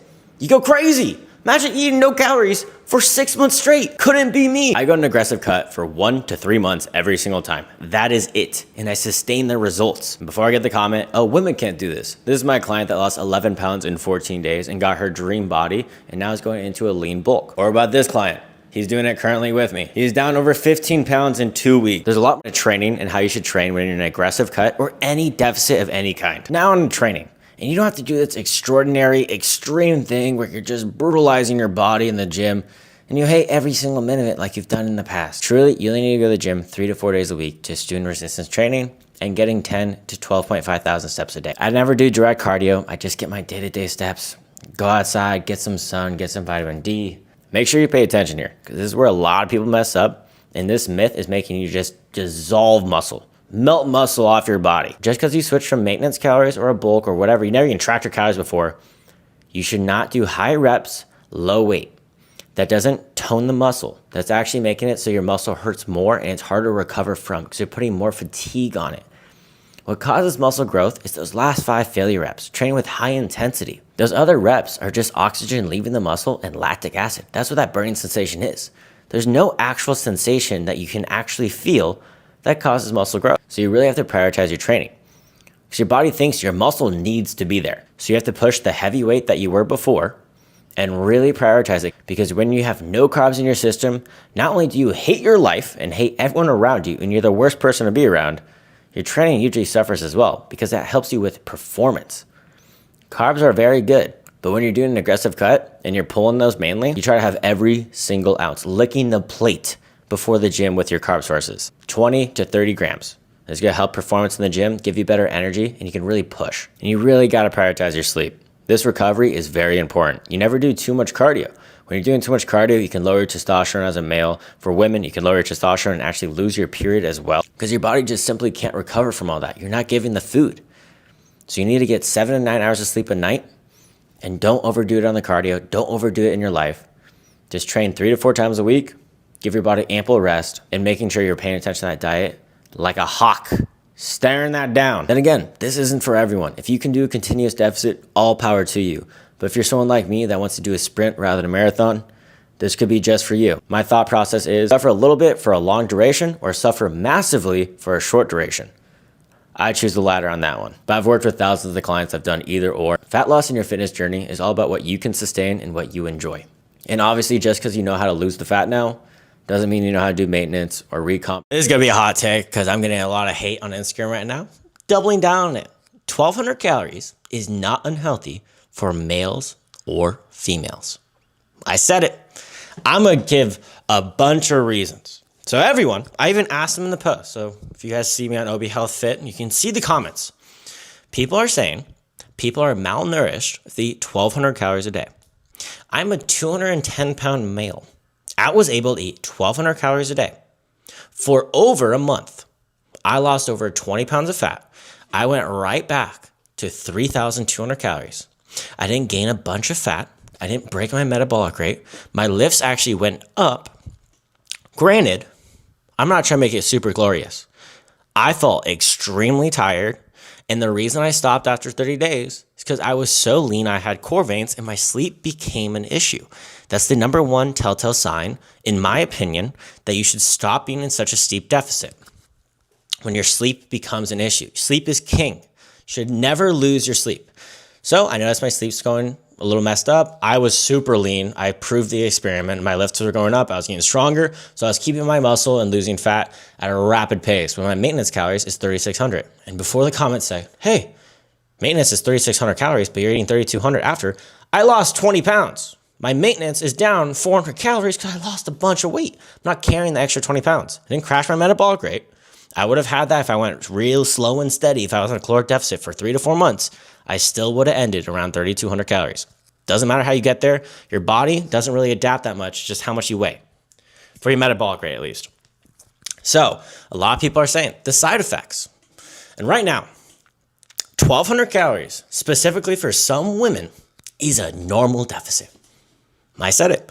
There's women that I've coached. I've coached hundreds of women. This year alone, I've coached over 500 clients. Women that are under 5'4", around 5 foot, 1,200 calories is a completely normal deficit. It's not strict at all. It's very normal. They're not getting crazy side effects. They're getting their essential omega fats, their essential micronutrients. They're getting their essential normal fats. They're getting their essential proteins. All these things. They're getting their fiber in. They're being very healthy. Their blood markers are amazing. They get their blood work done. Their menstrual cycle stays. Their sleep quality is amazing. Their lifts are going up. I have seen it with my own eyes. Research also supports this. I asked someone, what are the side effects? He said, nausea, tired, fatigue, all those things. Yeah, if you're not getting the essential fats, you're not getting your essential micronutrients, if you're not being supervised, if you're not having a coach, yeah, a lot of people only look at protein and calories. That's what's wrong with the fitness space. People talk about protein, calories, protein, calories, protein, calories. That's it. They never go nuance. It's the tip of the iceberg. So yeah, if there's no supervision, I've actually seen coaches not pay attention to fats. It's wild. It's the wild, wild west. I'm not saying the fitness space is perfect. I'm very hands-on with my clients. I trust them fully. They send me photos of their food. There's no way they could lie. They weigh their foods. They send me photos of their food. They track it on Chronometer. We have 3 forms of accountability. There's no way they're cheating. And if they are, I don't freak out. So they're very welcome to tell. So not only have I told it multiple times, the next thing, the starvation mode. I've done 3 videos in a row about this damn topic. I'm doubling, tripling down on this damn topic. Starvation mode doesn't exist. It doesn't exist. Simple fact. If someone fasted for a year straight, is their maintenance calorie zeros now? They can't burn any calories. Their body adapted to it. They're so used to it. They're in starvation mode. How are they going to be a negative food intake? No. They're not throwing up every day. There's someone that did that. They fasted for over a year straight. They lost a continuous amount of weight. Wait for this one. Someone wore a weighted vest. I said this in the last couple of episodes. They wore a weight vest. Every pound they lost, they put another pound on their weight vest. They ate the same amount of calories and lost a continuous amount the entire time, showing it's basically your body weight. Your BMR goes down because you're not weighing the same. I'm 210 pounds. If you're 120 pounds, you eat 300 or 3,600 calories. You are going to gain a rapid amount of weight, but I am double your freaking size, so I'm not gaining a rapid amount of weight. My body expends more energy because I'm bigger. I could be in a coma and burn more calories than you. I'm simply bigger. That's it. So when people are large and they lose weight, your deficit turns into your maintenance because you lost a ton of weight. It's just simply the truth. There's nothing crazy. And all these coaches say, oh, I can boost your metabolic rate. I can make you eat in a surplus. You're going to eat more food and lose weight. No. If you're not losing weight before, it's because of many reasons. You're not in a deficit. You're overeating on the weekends. You're not tracking certain things. You're not tracking your snacks. It's because you're not in a deficit. If you're eating more food and losing weight, that's not actually possible. The reason you're not losing weight is because you're eating too much. That's the objective truth. If you're walking your dog and you're noticing, oh, they're getting chunky, what are you going to do? You're going to give your dog less food and give him more walks. You're not going to give him more food. Just think about it. Why would we give someone more food if they can't lose weight? You're not boosting your metabolic rate. I can boost your metabolic rate, actually. I'm going to make you gain a bunch of weight. It's the best metabolic booster on earth. Gain a ton of weight. Granted, gaining muscle will actually boost your metabolic rate slightly. Nothing crazy. Everyone always says 5 to 10 calories per pound of muscle. Lies. It does boost your calories a little bit, your metabolic rate. But truly, you're going to boost that metabolic rate, eat in a surplus. You'll be gaining weight, but your metabolic rate's gain faster because you're heavier. It's genuinely that damn simple. I'm going to go down on this non-stop, male or female. It's actually harder for males because they're heavier to eat that big of a deficit. My client, Matthew, he lost over 20 pounds in 90 days. Look how incredible he looks. Actually, I don't know if I'm going to put it on screen because I don't edit these videos. But if you go to my account, you know my client, Matthew, looks freaking incredible. Gained muscle, got stronger, lost all this weight, eating 1,200 to 1,400 calories. He lost so much weight and kept his muscle. And then he went to his maintenance calories. Looks phenomenal. His metabolic rate isn't broken. The fitness space, stop assigning blanket numbers. I'm so tired of seeing videos saying, oh, 1,200 calories, a toddler eats that. Why are you comparing yourself to the most rapid growth in your entire life, constantly moving nonstop? Why are you comparing that to when you're trying to lose weight? That is a horrible example. Toddler eats more. No, it's a bad example. You're trying to lose weight. Why are you comparing yourself to a damn toddler that is literally growing bigger than it ever has in its entire life, more than it ever will in its entire life, literally doubling, tripling in size in months? No. Bad example. And then other people say, I can't believe more women are more afraid to eat 2,000 calories than 1,200 calories. No, everyone demonizes 1,200 calories and everyone else demonizes 2,000 calories. Some women and some males, if they eat 2,000 calories, that would be a surplus for them. Stop giving blanket numbers. It's your height, your weight, your daily activity. You can't make a post. If I made a post saying everyone eat 3,000 calories, some people will gain weight slowly. Some people would even lose weight. I have clients over 450 pounds. They've lost over 100 pounds working with me. They eat around 3,000 calories. That would be a deficit for some and a surplus for some. Stop saying blanket numbers. Stop demonizing some numbers. Stop saying numbers are amazing. 2,000 calories for some women, horrible. 1,200 calories for some women, horrible. 1,200 calories for some women, amazing. 2,000 calories for some men or women, amazing. Stop saying these blanket numbers. It's my biggest pet peeve. I had nutritionists tell me to walk off a cliff because of that post. Registered dietitians. Are you kidding me? I'm in a disgrace to fitness? Are you being for real? You are regurgitating what you see from others, and you are putting your trauma in your past, having eating disorders, and putting it on others. Not everyone gets an eating disorder. Genuinely, not everyone does. I understand it's in this space. I've made sure of it. I've made so many videos about eating disorders. I've had clients come to me with eating disorders. I unfortunately don't work with people that are bulimic and things like that because I genuinely think they need to work with a therapist. I don't think that's a fitness coach. I speak against eating disorders constantly. And yes, doing an aggressive cut could be dangerous for some. That's why I don't assign it to everyone on earth. But some women, 1,200 calories is not a steep deficit. Truly, it is not. I have plenty of women on 1,200 calories and they're losing maybe half a pound a week at most. They're going slow and steady. Actually, I'm not going to say it because people are going to freak out. I'm doubling, tripling, quadrupling down. Tell me the exact side effects beyond fatigue. I have these people get their blood work done. Women have their menstrual cycle. Men still have testosterone. The biggest telltale sign until I make them stop this is their sleep quality. Then we reevaluate things. We do maintenance, maybe a surplus.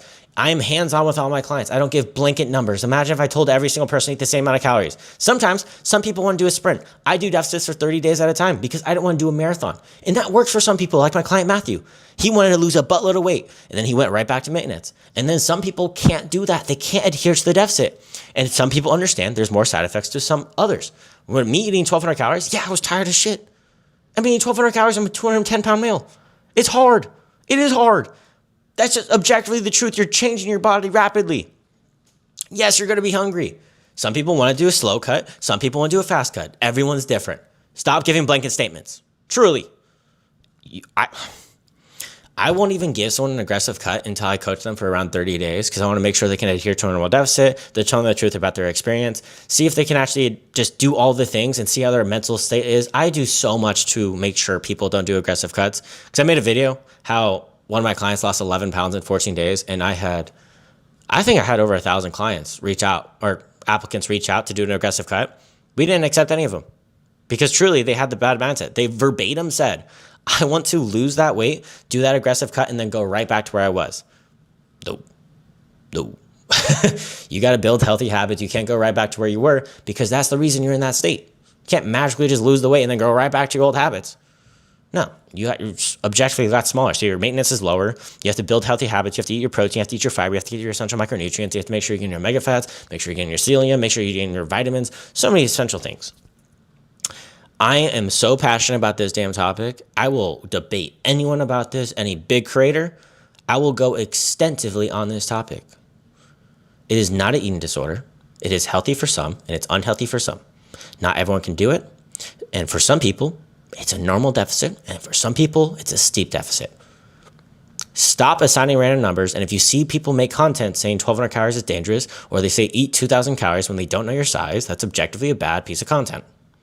Now let's talk food, because you don't have to give up the things you love to lose fat. This is how you eat for life and still get lean. This is going to be the most successful diet I have ever seen, being in the fitness space for 10 plus years, coaching for over 5 plus years. All the research supports this, and it is not what you're expecting, to be fully frank. I know you're expecting carnivore, low carb, fasting, OMAD, calorie banking, all these things. And by no means am I saying, oh, you have to do this diet. Granted, research supports and anecdotal evidence of me having over 500 different clients that found success. I would say this diet has primarily been the reason for over 70% of my clients finding success. I use this myself. My girlfriend uses this herself. My brother uses it himself. And any of my friends that have been fit for 5 plus years, having a 6-pack for year round, for the rest of their life, they're most likely going to maintain it. I'm able to maintain abs year round. And it's enjoyable. And we'll get into it. It's not Mediterranean. And we've been doing it for centuries, to be fully frank. It's just people have been kind of brainwashed into not doing it. And it's simply the 80-20 diet. What is the 80-20 diet? What is it? I don't understand it. Let me get into it. So the 80-20 diet is very unique. And a lot of people on the internet always preach, oh, do the 80-20, do the 80-20, but they never really elaborate on it. The 80-20 rule is meaning 80% of the times you have around whole foods, protein-dense items, nutritionally dense foods. Not good or bad foods. Stop assigning emotions to foods. There's nutritionally dense foods, and then there's foods that are less nutritionally dense. And that's truly the case. You should just look at it for the micronutrients, macronutrients, and all those things. Not, well, that's healthy. That's not healthy. That's not healthy for your mindset. So 80% of the time, you should be having things that have fiber. Things that are not easily consumed. I always like to think if you go to a restaurant, what are the macros you're not going to be able to get in a mass scale, which is usually fiber and protein? What are the micronutrients you're most likely not going to get when you're eating out? Most likely not going to get vitamin C. Most likely not going to get vitamin A. You're most likely not going to have, you can get B12 pretty relatively good at restaurants. So you try to hit those things that you can't have earlier in the day. It's going to be doing a lot of things. It's going to make you feel more full. It's going to allow you to actually have more freedom later on in the day, the 20%. And this is going to get over the all or nothing mindset. From my years of coaching, I would say around 50% of my clients that have come to me have dealt with the all or nothing mindset, and they've tried different diets and they keep gaining and losing the same 10 pounds. And that's because they try these fad diets and they go all or nothing. And a lot of people think the all or nothing mindset is fantastic because they always look at the all. And I've seen the nothing. Trust me when I say this. I don't want you to have an all or nothing mindset, because I'll get so many great testimonials. To be fully frank, I could just preach the all mindset, all or nothing mindset, because most coaches work with clients for around 90 days. I could preach that and get so many testimonials. The thing is, you're most likely going to gain the weight back. So what people see is my testimonial, but you're living the reality of just gaining and losing the same 10 pounds. And you just gave me a testimony that makes me look like a great coach. And I always try to get over that because I have plenty of testimonials. I don't need them anymore. I already have proof of concept. And hopefully my word speaks enough for my knowledge and what I'm able to do as a coach. So when you're doing this 80%, it's going to alleviate the all or nothing 100% mindset. The last 20% can be enjoyable foods, dense in seed oils, artificial sweeteners, food dyes, doesn't matter. And this allows freedom and enjoyability. So when you don't enjoy your diet, you're not going to do it long term, because all these diets work. Inherently, they work. The only thing is 95% of the time, research has shown people gain the weight back because they do it in weird ways. They're not adapting their lifestyle. They're not making these big changes, and their expectations are flawed. So I'm going to do a lot of things in these videos while explaining the diet. So when you're building these realistic expectations, don't think the next 90 days. Think the next 10 years. That's the number one question I ask when I'm onboarding a client, because I allow people to do the OMAD diet, intermittent fasting, low carb. They can do anything they want. My job is to adhere to your likeness, not to put my likeness onto you. I've had clients do a bunch of random stuff that they enjoy. We've had really creative things. I've had people do reverse calorie banking, which is a really fun one, where on the weekdays they eat at a normal deficit, and then the weekends they eat in a severe deficit because they're so busy on the weekends. Some entrepreneurs, I've done really cool stuff. It's been amazing to see as a coach. It's really tested my knowledge. I have to be up to date with research and adapt to you guys. It's fun. It's really fun. And so I asked that question, and if they see 10 years down the road, they're able to do the fad diets and the things that they enjoy. Intermittent fasting, it's a great tool. They're just tools in their inventory to stay in a caloric deficit. So when you have realistic expectations, you also have to realize you have to keep these habits. I don't actually take clients on when they say this exact statement.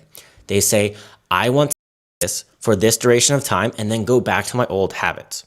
I actually won't coach those people, and I'll turn them down because I'm doing them a disservice. You have to keep the habits. Realistically, you are already in your dream body. You have to be delusional and have the habits of yourself in your dream body to get those results. You're basically faking it till you make it. That's truly what's happening in your fat loss phase. And so when you're at your goal, people regain the weight because they hate their diet. They're not going to do this long term, because who doesn't eat carbs? Who wants to not eat 9 hours a day, 12 hours a day, 20 hours a day? Like, you have to think big picture. Get your 10K steps. Find a form of exercise you enjoy. Granted, resistance training has shown in research to give you the best health benefits for mortality rates, all-cause death rates, longevity, living longer, making it so you don't go to retirement homes, all these things. But you don't have to do 10K steps. You might like to bike. You like to swim. Maybe you like doing Pilates. Maybe you like doing Stairmaster. Maybe you like doing jujitsu. Maybe you do, I don't even know, sports, social events, volleyball, things like that. That's great because you enjoy it. You're going to do it long term. And then diet-wise, when you fit the foods that you enjoy, it doesn't feel like a diet. There is some form of sacrifice. There has to be some form of sacrifice or else there won't be an obesity epidemic. So I'm not going to be a liar to you. It's realistic. You will make sacrifices where sometimes you will be slightly hungry. Do you want to be earlier in the day or go to the bed a little hungry or have it midday?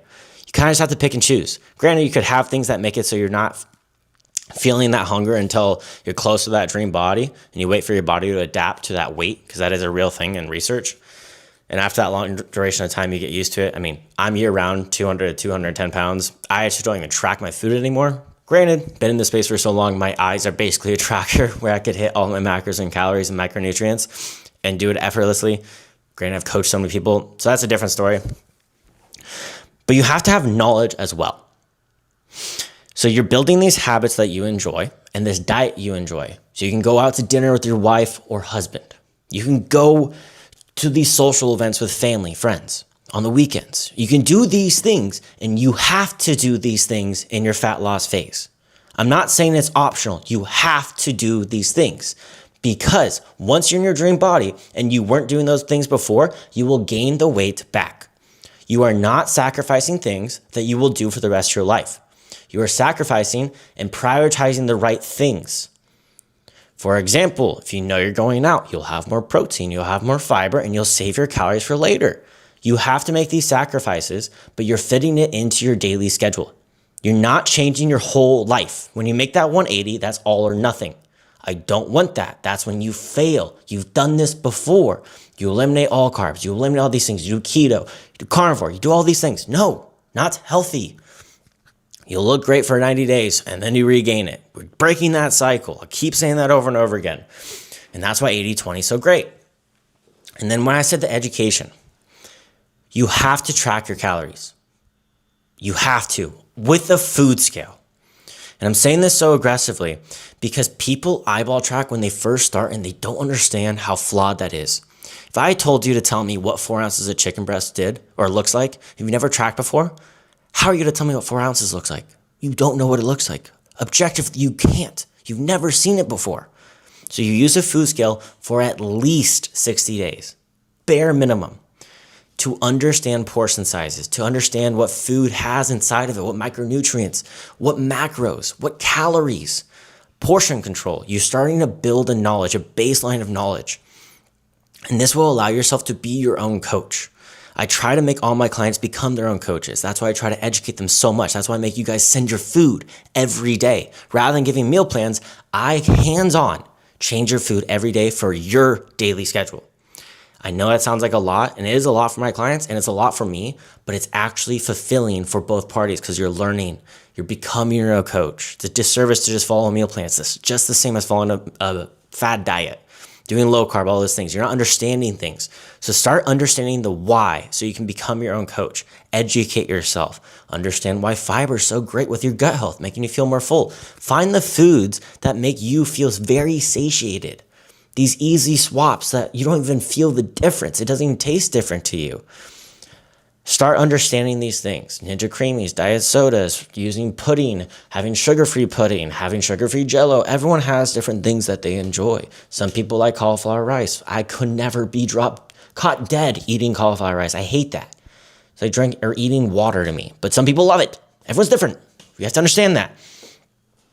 And number 3, on the 80-20, it is enjoyable because you're understanding it is not the end of the world to eat these food items. You're implementing it daily, so you're doing it long term. And then also, this allows you to have a mindset that's very healthy towards working out. I've noticed with the all or nothing mindset, if you miss a workout, you think, hey, screw it. I already missed one thing from a fall off plan. Oh, I already missed this. I'm going to miss the whole week. No, you're understanding, like, it's no big deal. Let's go tomorrow. It's not a big deal at all. I missed one day. I train 3 days a week.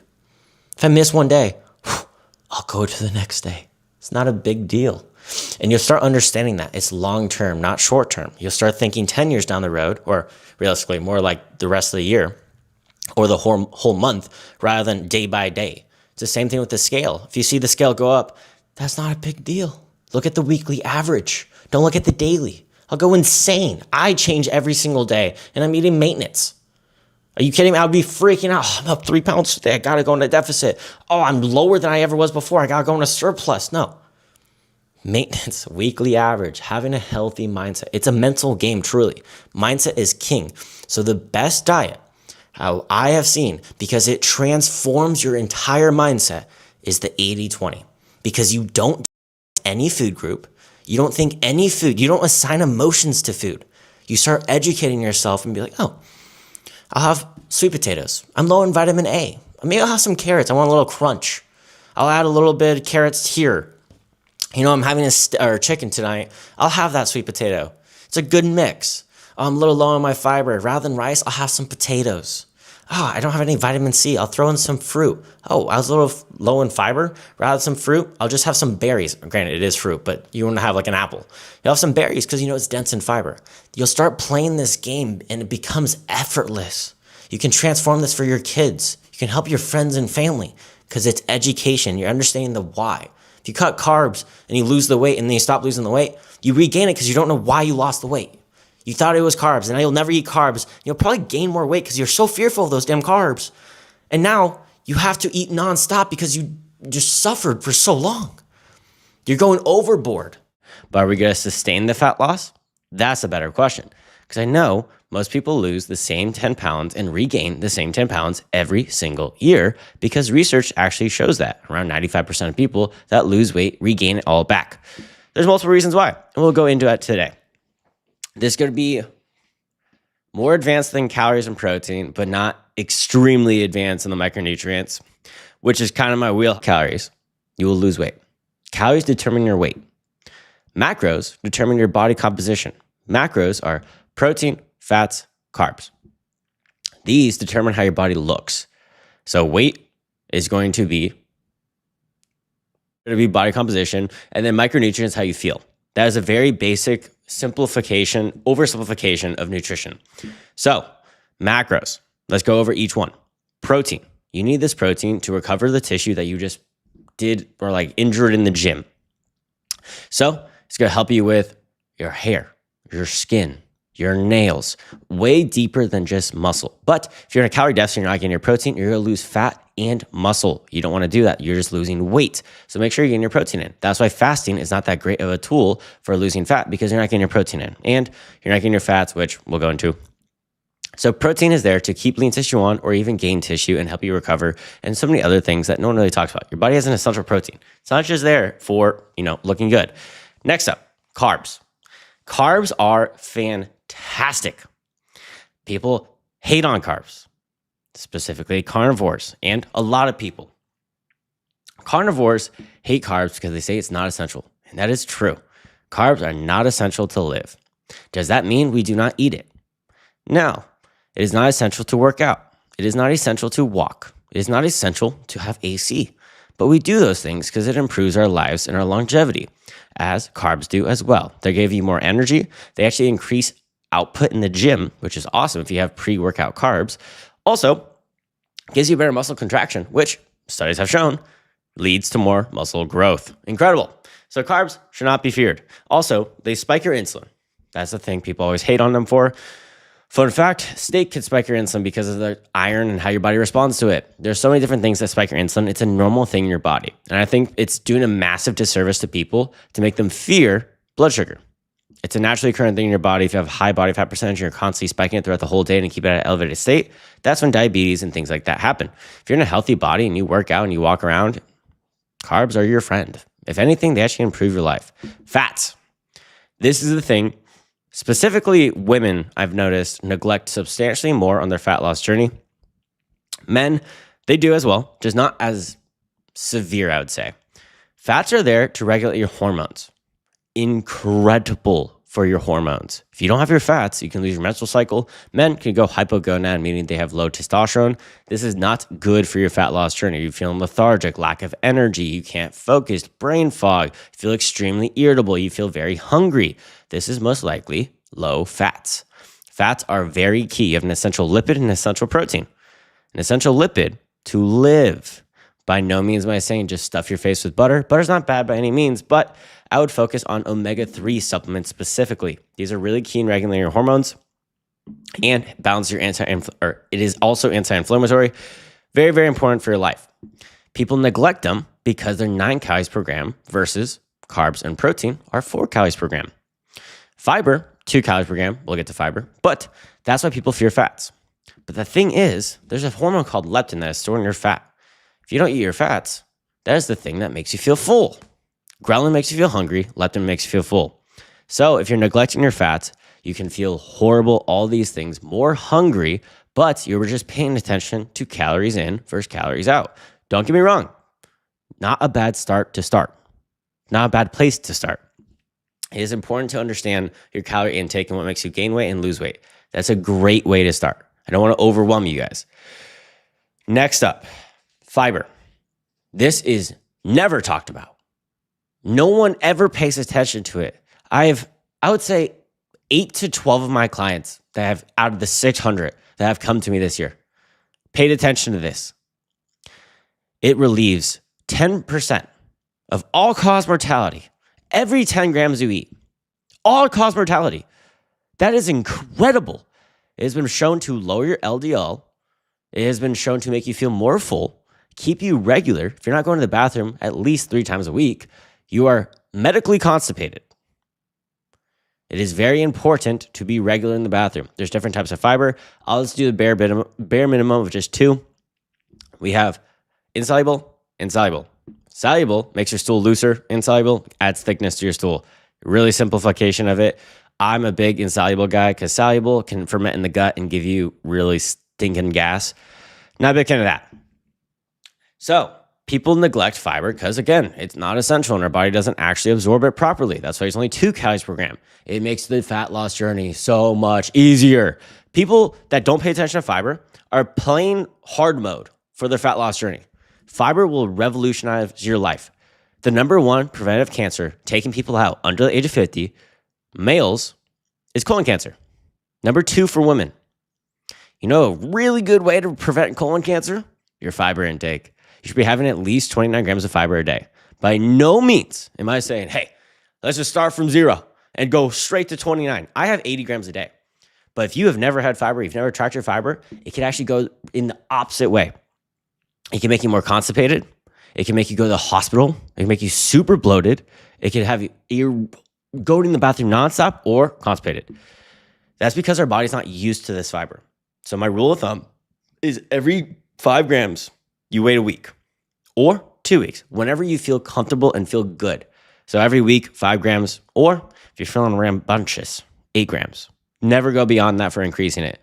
I've worked myself up to 80 grams. I feel great at 80 grams, and I'm going to stay at 80 grams because that's what I like. So it makes me also feel way more full. I stay relatively lean year-round.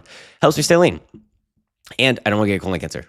Research has shown 29 plus grams. They didn't actually say how many grams it was. They just said 29 grams plus, which kind of bothers me. But it has been shown to have the best effects, 29 grams plus. So male or female, 29 grams plus. So 30 to infinity. I wish the studies actually went more in depth on the exact amounts. But that is the unfortunate truth. Now, micronutrients, how you feel. This is really, really important for vegans and vegetarians. I've worked with many of those clients, and it's really hard to get your B12 and iron. The thing is, people have spinach, for example, and they'll just have a bunch of spinach and have a plant-based iron. You can't absorb that unless you have vitamin C. And this is the importance of understanding micronutrient and having all the micronutrients. For example, if you have D3, you take a D3 supplement. If you're not eating 2 whole eggs a day to get enough K2, you are not absorbing that. Or if you're not pairing it with a K2 supplement while you have a D3. It's how you properly absorb it. Certain micronutrients allow you to absorb other micronutrients and they play together. They work in harmony and you need both to actually absorb them properly a lot of the time. So you can't just fixate on one thing and hope it fixes everything. And another micronutrient that is really not talked about is psyllium. This is your sex hormone. Very important for anyone in a deficit trying to lose weight. If you lose your sex drive, make sure you're having enough psyllium. Don't go overboard because you can get psyllium poisoning. Just make sure you have the right amount. Don't go under. All these things play such an important role in your fat loss journey because if you start feeling like crap, you're not going to adhere to the diet. And that's why I'm trying to teach you these things. Because truly, if you're doing a fad diet, that is the reason you're gaining and losing the same weight, because you're eliminating full food groups. You're not understanding nutrition. Understanding nutrition is the reason people lose fat and keep it off for long term. That's why I always say, all my clients, I teach them the ways of how to lose fat on their own, to become their own coach. I tell you the why and the how. So I don't just give you a meal plan and tell you to screw off, because that is the same as a fad diet. If you fall off the meal plan that I made for you, you don't know what to do. All you know is this meal plan works. We stop working together. What if you plateau at a certain weight, 160 pounds? What if you plateau there? How you get lower? You don't understand it. You just know this meal plan makes you get to 160 and you maintain it. That is not helpful for you. You have to understand the big picture. That's why if you cut carbs out, you usually plateau at a certain size. That's why if you cut or you do intermittent fasting, you stop at a certain size. And a lot of people can lose weight in a lot of different ways. Intermittent fasting is a great tool. Calorie banking, it's a great tool. There's pros and cons to all of them. Intermittent fasting specifically, I'm not the biggest fan of, specifically for women, because of the fact that your cortisol is at an all-time high, and that's why you feel this fight or flight, really wired and really focused and energetic. Your body's in fight or flight state. Males have an all-time low of testosterone until they have that first meal, and women have actually been shown to lose their menstrual cycle if they intermittent fast too frequently because their cortisol and their hormones are out of whack. Granted, there's not a lot of research on specifically just women. Thankfully, there's more research coming out about it, but unfortunately, there's more research on men, and their testosterone is severely, severely tanked until they have that first meal. But I'm not saying this to tell you to never do it, because if that's the reason you're losing weight, to delay your meal until noon, or you maybe don't eat at night, keep it up, because I promise you the side effects of being morbidly obese or just being obese or being in the body you hate is substantially worse than the slight cons you get from intermittent fasting. I hate how the internet constantly says all the side effects as if being in a fat body is not worse. Oh, I'm sorry, I have a slight issue with caffeine. That is substantially healthier than being in a body fat percentage that my body hates. It is not healthy to be that size. So there's side effects to everything you do. There's no such thing as perfection. If you calorie bank, you're going to be in a more strict of a deficit, really hard to adhere to. Well, not really hard. I shouldn't say really hard. It's going to be harder to adhere to if you don't work a 9 to 5, if you're not in a cubicle, if you're not busy at work, if you are constantly working at home, surrounded by food. Calorie banking is probably not meant for you, because on the weekends, you're allowed to eat more. But I have seen it work substantially better with the males and females that work at an office. They don't work at home, because they can be distracted at work. When they're at home, they're walking around, they're pacing around, and they see their food constantly, and they can't adhere to a stricter deficit, and it leads to binging. It's not great for them. That's why everyone has a different solution. So if you do OMAD diet, it's really hard to hit all your macros, like your essential fats and your essential proteins. OMAD diet, 1 meal a day. If that's the reason you're losing weight, keep it up. Just learn the nutrition of why it is working for you. There's tools that work. Don't make it a whole diet. Just use a bunch of different tools. For example, for me, I shockingly don't have a big breakfast. I don't have a lot of not a big appetite in the morning. So I don't eat a big breakfast. Why would I waste my calories in the morning? I have so many clients that say, oh, you always say that there's benefits to having carbs before a workout. And I always say, yeah. And then they say, well, I'm not really that hungry, so I have to force feed myself. Don't do it. The side effects of having no carbs before the workout, it's maybe a 10% decrease in strength. I don't want to force feed you if you're in a fat loss phase. Makes no sense. No sense. Take advantage of the fact that you don't have a big appetite in the morning. The side effects are really not a big deal for not having pre-workout carbs. Yes, it amplifies the workout. Yes, it's more optimal. That doesn't matter if you don't like it. It is my biggest pet peeve that people think to lose weight, you have to do something that you hate. The fact that you hate it means you're not going to adhere to it. I always tell all my clients, tell me if you hate this. Be the strictest person with me, because if you're not enjoying the process, you are not going to do it long term. You are going to lose the same 10 pounds and regain it every single year, and it will not change because you're not figuring out ways that suit you. That is the most important thing. Enjoy the process.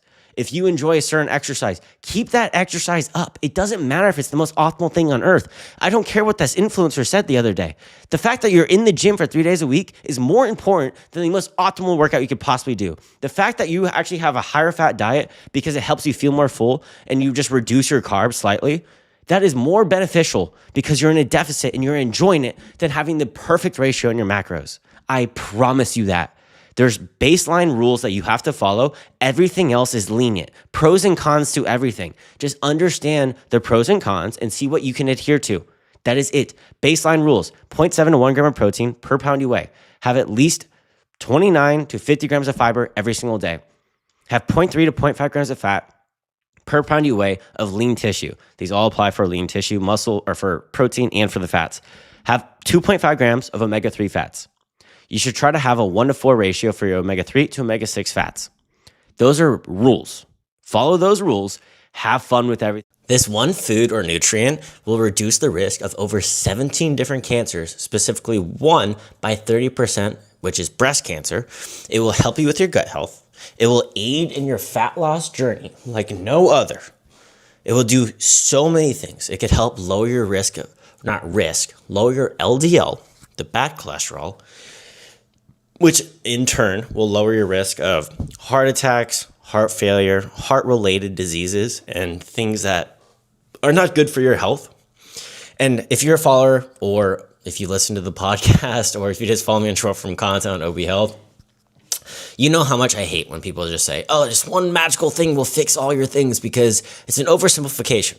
But this is a rare situations where this one thing is so powerful. And the more we research it, the more powerful it gets. Truly.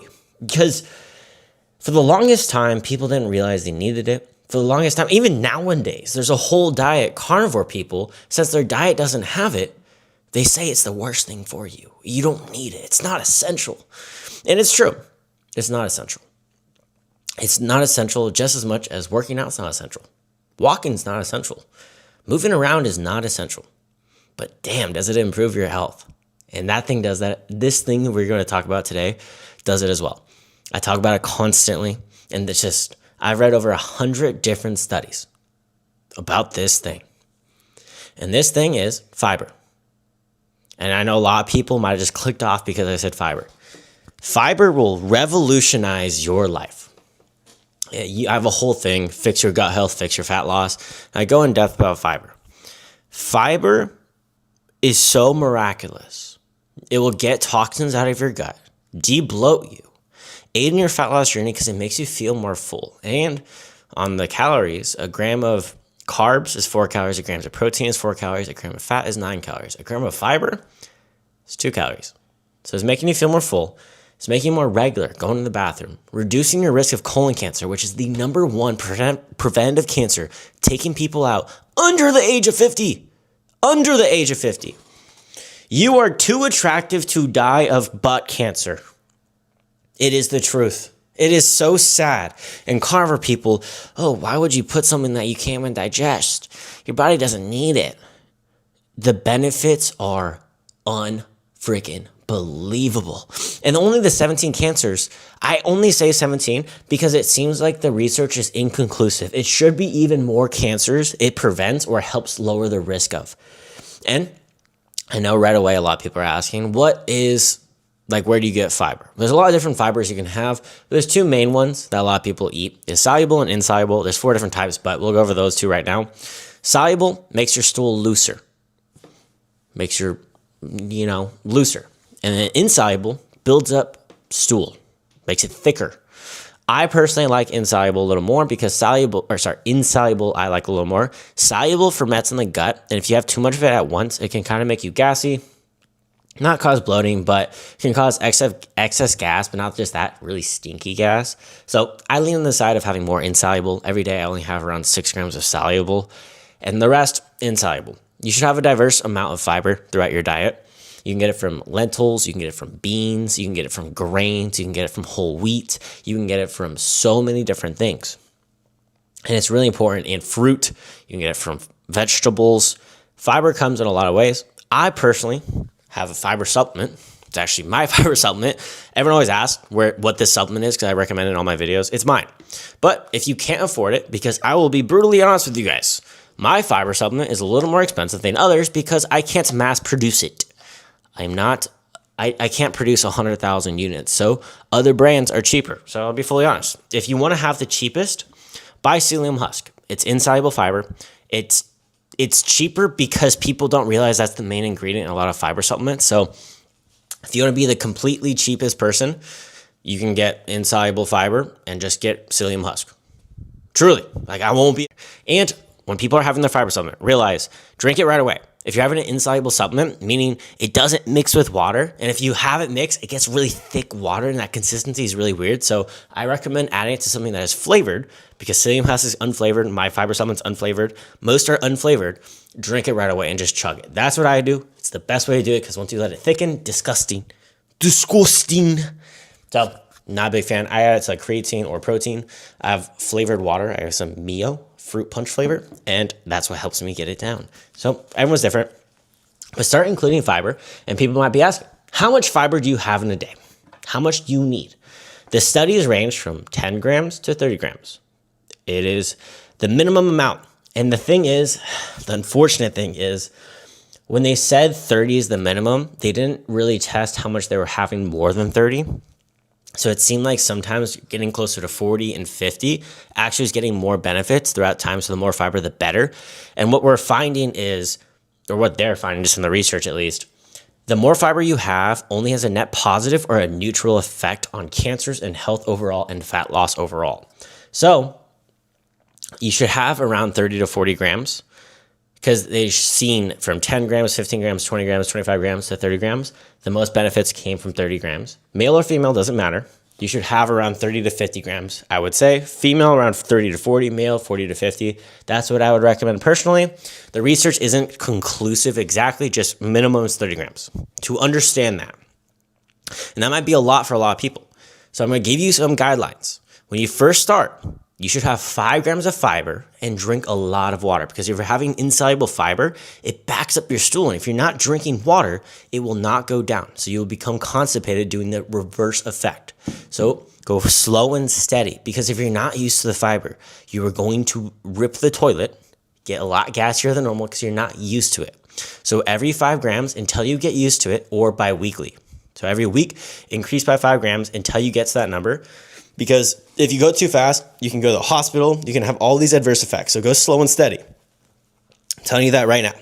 I have around 100 grams of fiber a day. To put in perspective, if someone's afraid they're having too much, I have a crap load of fiber. I have a big appetite. It helps blow my appetite, keeps me regular. It makes me have insane gut health. My gut health is impenetrable. Truly. Great gut health. I deal with eczema. I have an autoimmune disease, and it helps me a lot. Fiber is incredible. So many benefits. So start slow and build up slowly. And you can find a number that makes you feel really good. For me, I found really good is 60 to 80. I'm over 100 grams right now because I'm trying to lose some fat right now. But 50, 80, usually a really good range for me, or 60, 80, really good range for me. I know it's a crap load, but there's really simple ways to get it. You don't even have to get a supplement. You can get these things called Carb Balance Mission Value Wraps. And if you're international, I'm so sorry. These are in America. I don't know how they did it. They have better macros than actual fiber supplements. One wrap is 30 grams of fiber. What the crap? It tastes unbelievable. Doesn't taste any different. Highly, highly, highly recommend it. Or have brand cereal or Fiber One cereal. These are all incredible hacks to get fiber. And I think it's incredible because Japan, they have a drink called Coca-Cola Fat Loss. They say it prevents fat loss. It makes you not absorb fat. All they put is dextrin in it. That's it. 5 grams of fiber. And they're marketing it as a fat loss drink, an anti-obesity drink. You don't absorb fat. In reality, they're just having fiber. And the funniest thing is people that drink it in Japan are like, this is a laxative. No, it's a laxative to you because you have no fiber in your body ever. So right when you introduce the smallest amount, you go ape shit in the bathroom. Pardon my French. It is so funny to me. There's also a trend on TikTok, specifically on a female side, where they thought a yellow dragon fruit was the biggest laxative that ever existed. A dragon fruit has around 5 grams of fiber. So 5 grams of fiber is inducing this laxative effect because no one is eating fiber. And that's why colon cancer is the #1 preventive cancer killing people under the age of 50. It is so common because no one talks about fiber. There's so much difference between fat loss and actually looking good. I didn't know about fiber when I was younger. I looked incredible. I had a six-pack. I was sub 10% body fat. I was performing really well in the gym. Gut health was awry. I got really bloated. Anytime I fell off diet, I got super bloated. Water retention's out of the wazoo. And the thing was, I wasn't paying attention to my health. I care about health so much now as I got older. And especially with my older clients, they don't care about getting that six-pack abs. They just want to lose a couple pounds so they can live a better life rather than just exist, but they care about their health. And a lot of people lose that facet of life. I pride myself on caring about health so much as a coach, because if you're just a fitness coach and you're just trying to lose a couple of pounds, that's great.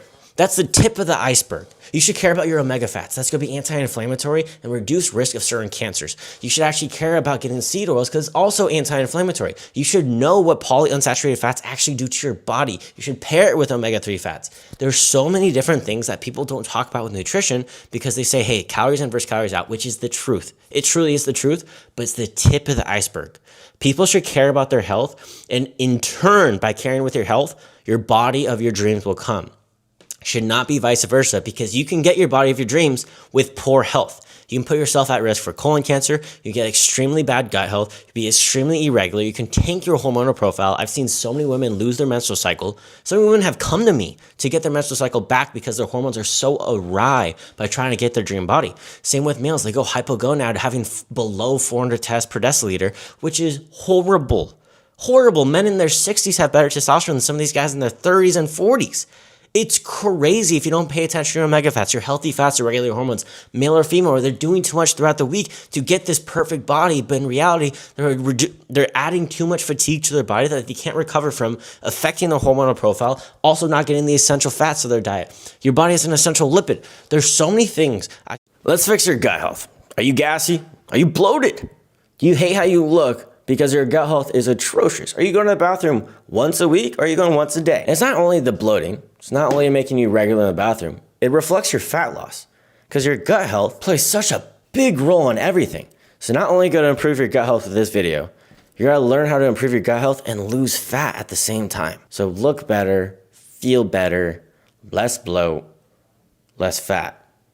Seems like gut health 101. How your gut health relates to your fat loss. Let's just start with it there. Your cravings and hunger are controlled by your gut health. Have you ever been starving? Have you ever been, why am I craving this chocolate? Why am I craving all these food items? No matter what I eat, I can't feel full. Your gut health's probably out of whack. Your gut actually produces your ghrelin, the hormone that makes you feel hungry, and GLP-1. You know Ozempic? Yeah, that thing, which reduces your hunger. When your gut health is healthy and full of good bacteria, diversity, and so many other things, you feel full. It signals proper hormones to make you feel full. When it's in balance, when your hormones are out of whack, and when you're inflamed, you're bloated, you have crazy cravings, especially for sugar and processed foods. Research shows that. Not only that, it reflects where the fat goes in your body, or at least stored in the body. Some bacteria actually extracts more calories from the same food than others. So a gut actually dominated by bad bacteria can make you store more fat. A diverse gut, beautiful place, makes you burn fat. Having good gut health makes your insulin sensitivity substantially better. If your insulin sensitivity is substantially better, your blood sugar is not going to spike constantly and go down, making you feel more hungry. Insulin spiking doesn't inherently make you fat. It's the fact that when it goes down, it makes you feel more hungry, making you actually eat more food. But if you track your calories and you eat the same amount of calories every day, you're not going to put on extra fat. I'm not trying to make you fearful. It's just naturally, if you're not tracking your calories, you tend to overeat. And not only that, you're more inflamed, which we all hate. Not only that, soluble fiber and resistant starches improve insulin sensitivity in both lean and obese people. Everyone. And like we all know, you can look at the information right here. But to dumb it down, who wants to be bloated? Seriously. It makes you look fatter. You're not actually putting fat on, but who the hell wants to be bloated? Your gut health actually improves your nutrition absorption as well. You need nutrients like magnesium, zinc, B12, or just the whole B complex, balances estrogen and testosterone, regulates your blood sugar, and so many other things. So bottom line, if you're tracking your calories, you're tracking your macros, you're working out, you're sleeping good, but if your gut health is inflamed or it's not healthy, your fat loss can still stall because it naturally makes you want to eat more food, you feel more inflamed, you feel more groggy, you can't perform as well in the gym, and you actually can balance your hormones for once. So now we got the fat loss out of the way. The actual extremely important stuff, your health. And your gut is not just this tube for your body. It's basically a second brain. Take your immunity, for example. 70% of the immunity comes from your gut health. 95% of your serotonin, your mood, comes from your gut. Your skin is a direct reflection of your gut health. So if you break out in acne and all these things, your gut health is most likely out of whack. Not only that, your hormones can be all over the place because your gut isn't great, which also can induce bad skin. And it can also show up with brain fog, fatigue, mood swings, anxiety, food intolerance, and autoimmune symptoms. And before someone's typing a comment right now, I already know. Do green powder help? Does Bloom help? Does this weird drink that tastes like shit that this influencer is telling me to use their code for work? No. Your gut health is built. It's not bought. So you need to be in the right environment, not just some random stuff and influencers just shoving down your throat. So no powders, no trendy drinks. Here's what actually matters. Starting with fiber. There's 4 different fibers. There's soluble. It forms a gel-like substance that goes around your gut lining when mixed with water. Don't forget that. That's a big thing people forget. They eat a lot of fiber. They feel super bloated and all these things. Make sure you're drinking water. You don't want to just stop right there. And this actually makes your stool softer. When I say stool, I mean your poop. So if you feel really backed up and you're not going to the bathroom, you might need some soluble fiber. Not only that, it slows in digestion, allowing for better nutrition absorption and blood sugar regulation. Insoluble fiber. It does not mix in water. It's in the name, insoluble. I actually have my own fiber supplement. Not even going to promote it here so you guys actually know this is genuine advice, but it's insoluble fiber. It doesn't mix well. Our top review is like, hey, it's not mixing my water. It's insoluble, I'm sorry. It's good. It's good for your health, but the general public, I'll be honest, it's unflavored. Tastes bad, but it's great for the gut. I say all of this because if you have a fiber supplement, it doesn't even have to be mine, and it's insoluble, there's nothing wrong with it. It just doesn't mix. It actually adds more stuff to your stool. Builds it up, builds some bulk to it. So if you're constipated or anything like this is amazing because it acts like a broom in your colon, just cleaning it out. Now, prebiotic fiber. This feeds genuinely beneficial bacteria because your gut bacteria, your gut microbiome is mixed with so many different bacteria. Because I know when you hear the word bacteria, you think bad. There's good and there's bad. Everyone has a different ecosystem. My gut microbiome, if you had it, it could ruin your life or it could be the best thing ever.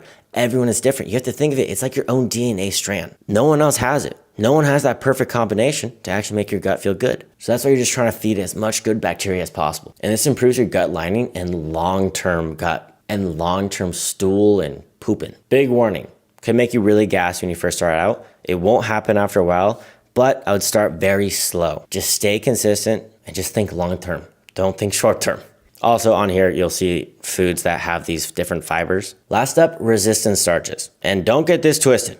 I see this all over social media. Since carbs are 4 calories per gram and fiber is 2 calories per gram, everyone thinks because of resistant starch, when you cool your rice, you cook rice and you put it away, they think, oh, I lost half the calories because it turns into a resistant starch. That is not the case. Not all of it turns into resistant starch. Around only like 30 to 50% of it. And still, that is not eliminating half the calories from your food. So stop chasing these weird little small things and stop focusing on the minors, focus on the majors. This is great for your gut health. So cooled potatoes, cooled rice, things like that, amazing. And this goes in the colon. And this promotes better stool and you don't have to really push. It actually makes you feel really good. It tells your brain, hey, we're happy. But it's not gonna wreck half the calories or make half the calories go away in your food. Just track it like normal. Stop trying to do these weird fats. And this is really important. Every 10 grams of fiber has been associated with all-cause mortality going down by 10%. That's how important fiber is. And that's why it's so crazy people fear fiber. And at the end of the day, if you're a woman, you should try to get at least 40 to 50 grams of fiber. If you're a male, you should try to get 50 grams of fiber.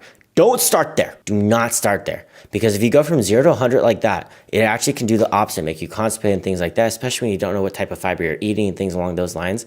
Let your body get used to it. Slow and steady wins the race. Because I've actually seen a lot of people even go to the hospital because they go way too fast and they can't go to the bathroom.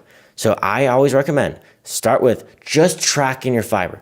Don't even try to increase it. Just eat your normal food and increase by 5 grams of fiber once you understand how much you're eating. And every single time you feel less bloated, less constipated, increase by 5 grams. So maybe once a week, maybe every other week, until you get to 40 or 50 grams of fiber. And I say that number specifically because new research shows this can increase just living longer, decrease all-cause mortality, and it builds this gut lining on your stomach that prevents so many cancers and diseases. It is so essential. The more research we have, honestly, the more benefits of fiber we find. Prebiotics are so much better than probiotics. Like we said earlier, fiber feeds that good bacteria for your gut, promotes that gut microbiome diversity. Who doesn't like some diversity? And here's a list of just good foods to have. And this brings me to the probiotics. This myth pisses me off to no end because one, I get asked this every single day. Every single day, if I get a new client or a current client, they have gut issues and we're trying to improve their gut health just through the protocol we do, they ask what probiotic should I have, or they send me their probiotic they're having.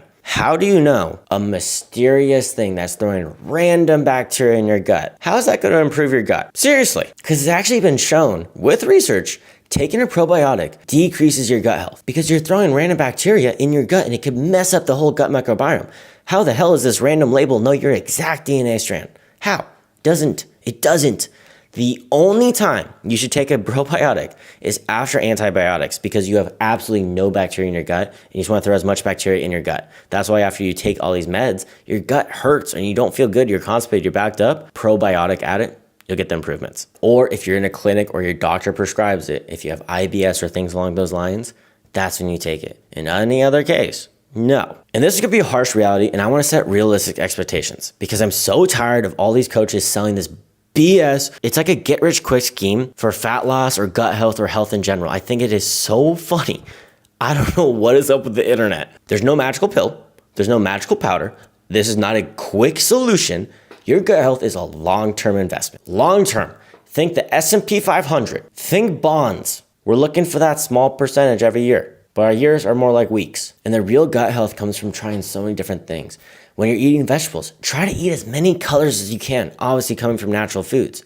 Try to eat those because that improves your gut health because it throws a bacteria in your gut. And it's shown with research to improve your health. Try different plants, try different vegetables, try fermented food. Make sure you go to the bathroom regularly. It's not normal to go to the bathroom once a week. I think it's crazy. On TikTok, specifically on female TikTok, I have noticed there's a trend where they eat dragon fruit. And they say it's a laxative. A dragon fruit has 5 grams of fiber. That's it. And yet you guys are thinking it's a laxative. That really shows no one is eating their fiber. Holy cow. If 5 grams is making you turn into a laxative, we really have bigger things on our hands. And if you continue the video, you're going to realize the cancers you can actually achieve to get. If you stay until the end of the video, you'll see the cancers that you're actually most likely going to get if you don't pay attention to your fiber intake and all the health risk you're putting yourself at. Because fitness coaches, they talk about calories and protein when you're trying to hit your fat loss goals. There's so much more to it. So much nutrition, micronutrients, and things like this. And try to eat these things right here. Also, going for a walk after every single meal, it improves your digestion, improves your health in general. It gets that movement, so many different things. Make sure you sleep good. It has been shown in research just having one night of bad sleep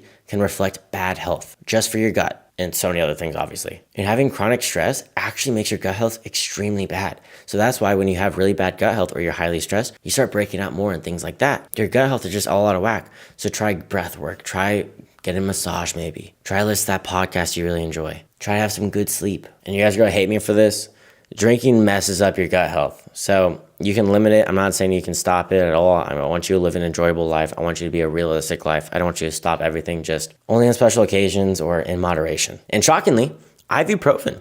I know those girls that are watching the video that pop an ibuprofen or an Advil every day because you guys have headaches every day. It's not good for your gut health. It's out of whack. That's probably why your stomach always hurts. It really messes up your gut lining. Only if you take it really often. I'm not trying to make you fearful of those things. Just don't take it on a daily basis. So things you can add right now, 7 to 9 hours of sleep, and just go for a 30-minute walk in the evening. When you actually have good gut health, and listen to this video. You have regular and effortless digestion, no bloating after meals or minimal bloating, high energy, stable moods, clearer skin, better immunity. You're not getting sick as much. Better blood sugar regulation, which in turn, most likely will help with your fat loss journey. And the decreased cravings. Again, and this is the thing I really wanted to point out to you guys. The #1 diagnosed cancer for men under the age of 50 is colon cancer. You know what #2 is for women? Colon cancer. And colon cancer is largely preventative through dietary and lifestyle changes. Specifically your fiber intake. Fiber is your best detox. It's the best cleanse you can have. Not NAT, not a juice cleanse, fiber. And here's simple. You can pause the video here and take a screenshot.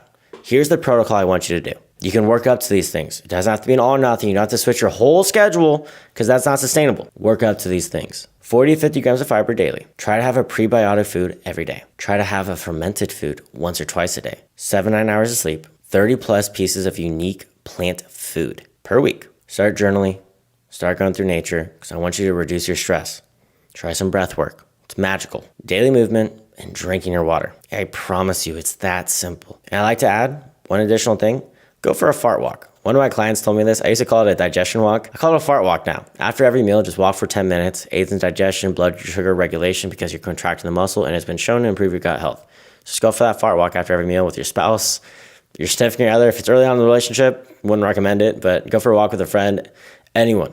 Improves that stress, makes you socialize, gets you some vitamin D from going outside, and so many other benefits. You want to improve your... Okay, but what happens when the scale stops moving? This is where most people quit. Plateaus. And the truth about your metabolism that almost nobody explains right.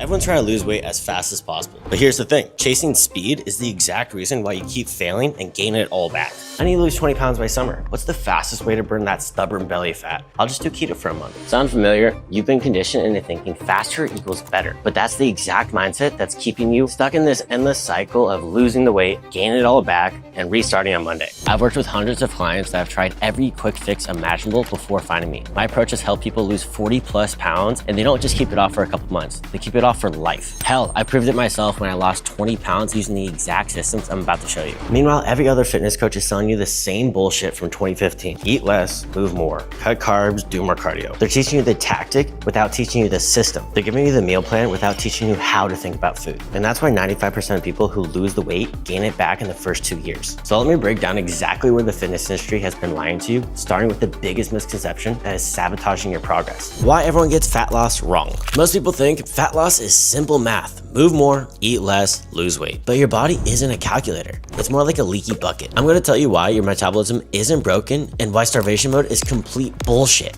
Imagine water flowing into a bucket and a hole at the bottom. The more water, body weight you have, the faster it leaks out. Calories burned. As water levels drop, leak rate slows. Your body works the same way. Bigger people naturally burn more calories just by existing. When you lose weight, you burn fewer calories because there's less for you to maintain, not because your metabolism is broken. It's like expecting a Honda Civic to burn just as much gas as a semi-truck. The physics don't work. Studies prove this. Bodybuilder wore a weight vest, matching pounds lost. Kept losing weight at the same rate with identical calories. Every pound of weight vest equals same metabolic cost as body weight. Your metabolism isn't damaged. You just weigh less now.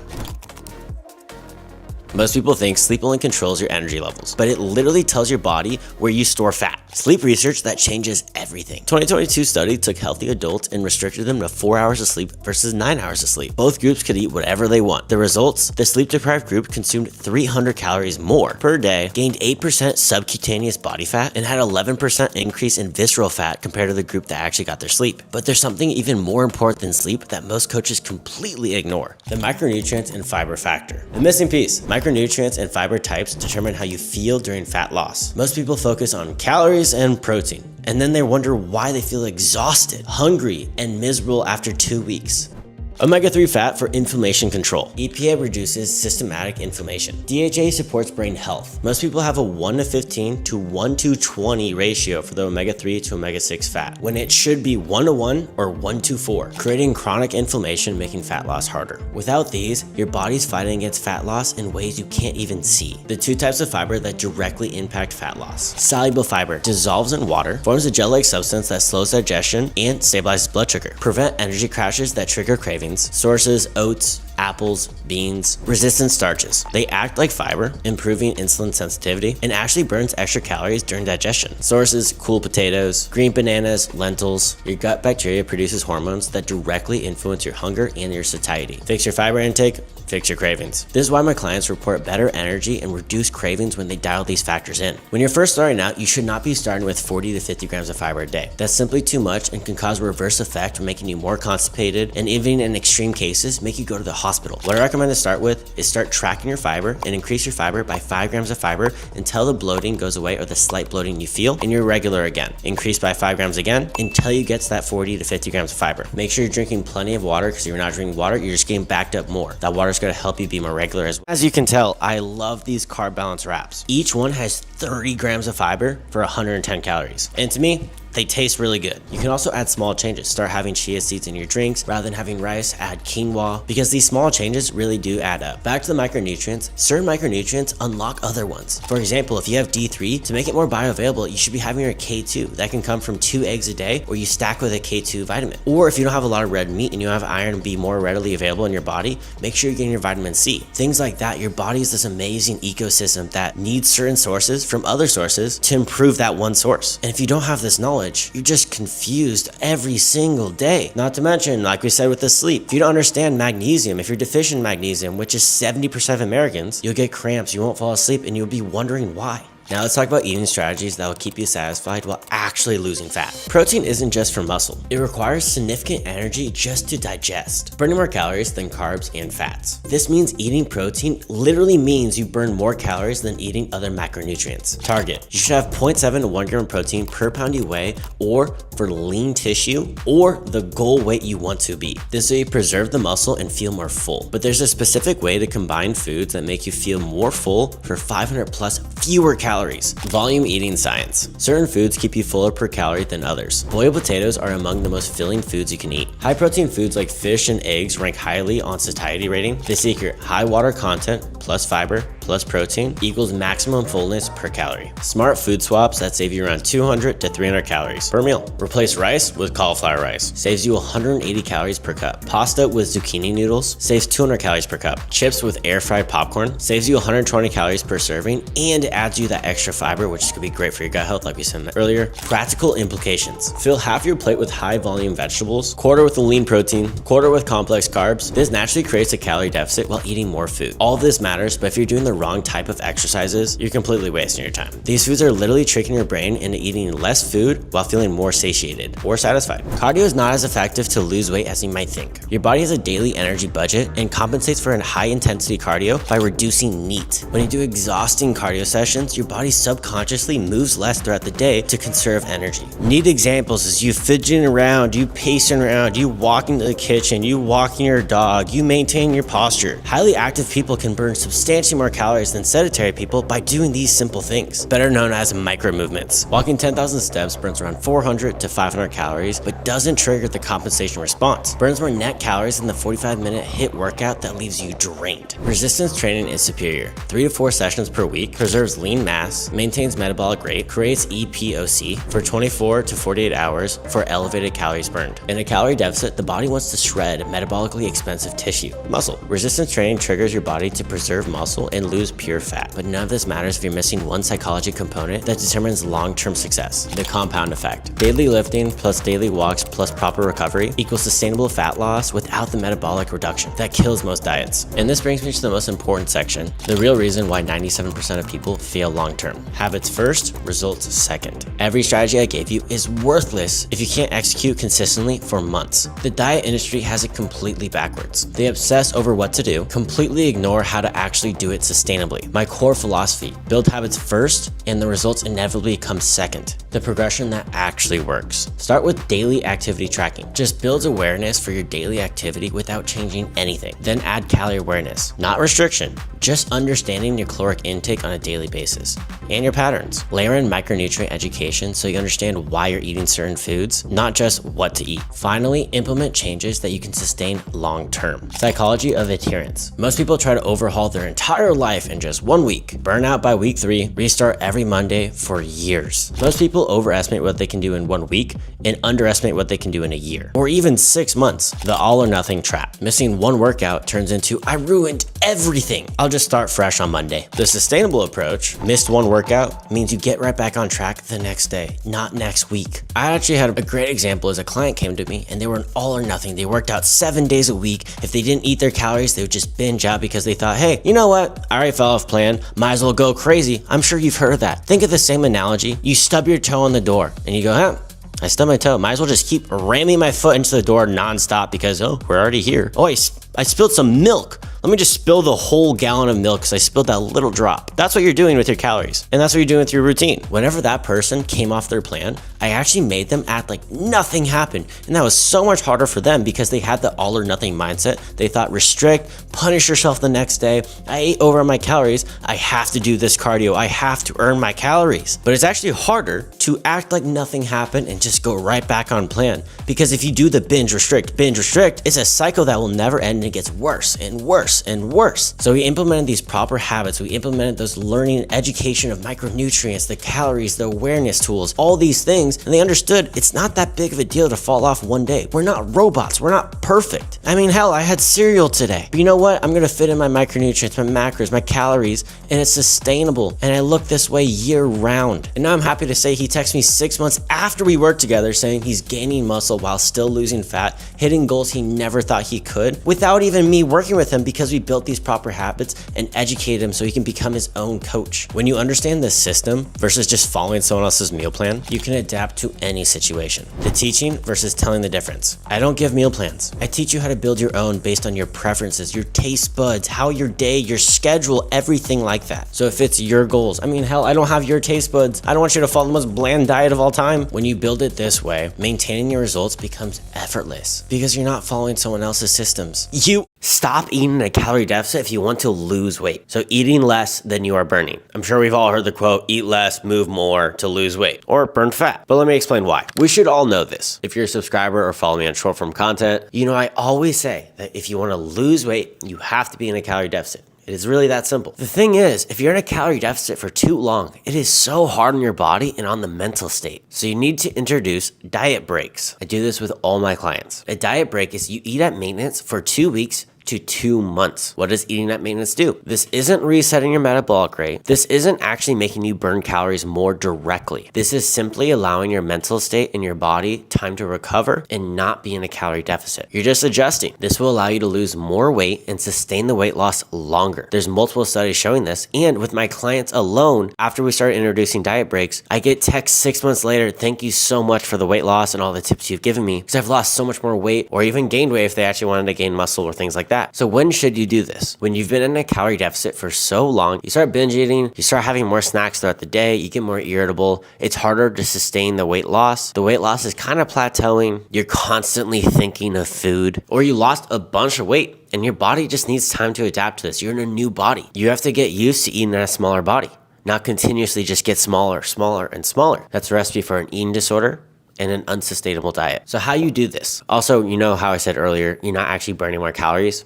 You're not doing that directly. The thing is, when you have these extra calories, you are burning extra calories. So this is how you burn your calories in a whole day. See TEF? That's your thermic effect of food. This is just the food being digested in your body. So you're eating more food. So in theory, burning more calories. Obviously, we know just because you eat more food doesn't mean you burn more calories. There's a small amount is being applied here. This is what's actually happening. With those extra calories in your body, you can push more in the gym, which in theory, you can put more muscle on your body, have better workouts, burn more calories because you're gaining more muscle because you're doing more in the gym, because you're not as tired, you're not as mental fatigue. Not to mention, when you're in a calorie deficit for too long, your NEAT starts to go down substantially. This is what a lot of people don't realize. Your NEAT is just you pacing around, you walking your dog, you taking the trash out, you doing mundane activities. This decreases substantially because you don't want to do these activities because you're so tired.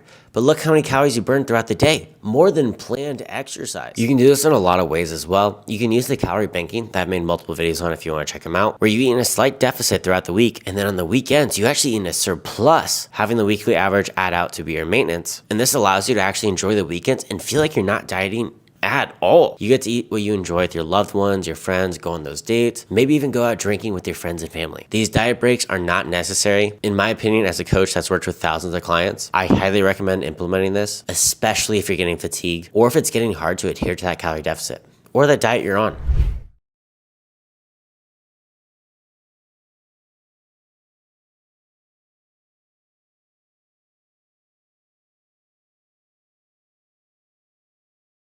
Right now, there's a huge trend that people are saying, hey, if you slowly increase your calories, you'll have a new metabolic rate. You'll reinvigorate your metabolism.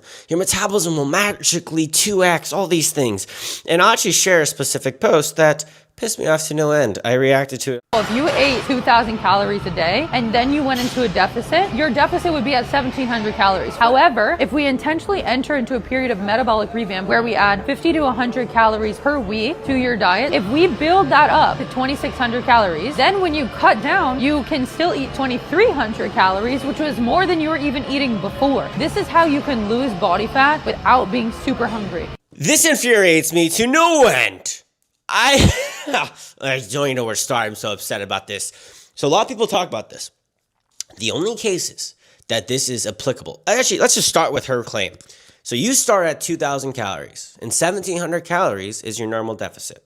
So you're saying you can increase your caloric intake by 600 calories when your starting point was 2,000. 600 calories. You're saying you can do that by slowly increasing your calories. The only reason that would work is you're gaining weight. Because how do you gain weight? You increase your calories. So you're gaining weight, so your metabolic rate is higher because you're raising your BMR. That is option one. Option two, if you're in a caloric deficit for an extreme long duration of time or an aggressive cut, your body, you're going to be in chronic fatigue. And people don't talk about this a lot, where if someone's really fatigued and they increase their calories slightly, they're actually going to increase their NEAT. They're expending calories more because they're not as fatigued before. The deficit was too strict for them, or they lost so much fat. Now they're actually trying to rebound properly and find their true maintenance. And by slowly increasing your calories, you're slowly increasing your NEAT, and you're slowly increasing your exercise activity that is burned throughout the day. So that is a reverse diet. What she is saying in her video, say you want to lose weight to a 300 calorie deficit. She is saying, hey, no, screw that. For 3 to 4 months, go into surplus. And then when you're doing that surplus, you're going to magically increase your caloric expenditure by 600 calories and then lower it by 300. So your starting point for your deficit, 600 calories more. You're 300 calories higher than your maintenance before in your deficit now. You understand how insane that is. Coaches, this is not just this creator. So many coaches spread this because you would buy my coaching in a heartbeat.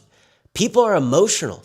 If you heard, hey, this guy can increase your calories by 1,000 and you could still lose weight, you will be begging for my coaching. I wouldn't even have to market it. You guys would be coming left and right to my coaching because I am selling a fantasy. Because that's what it is, a fantasy. You cannot do this. Oh, last case.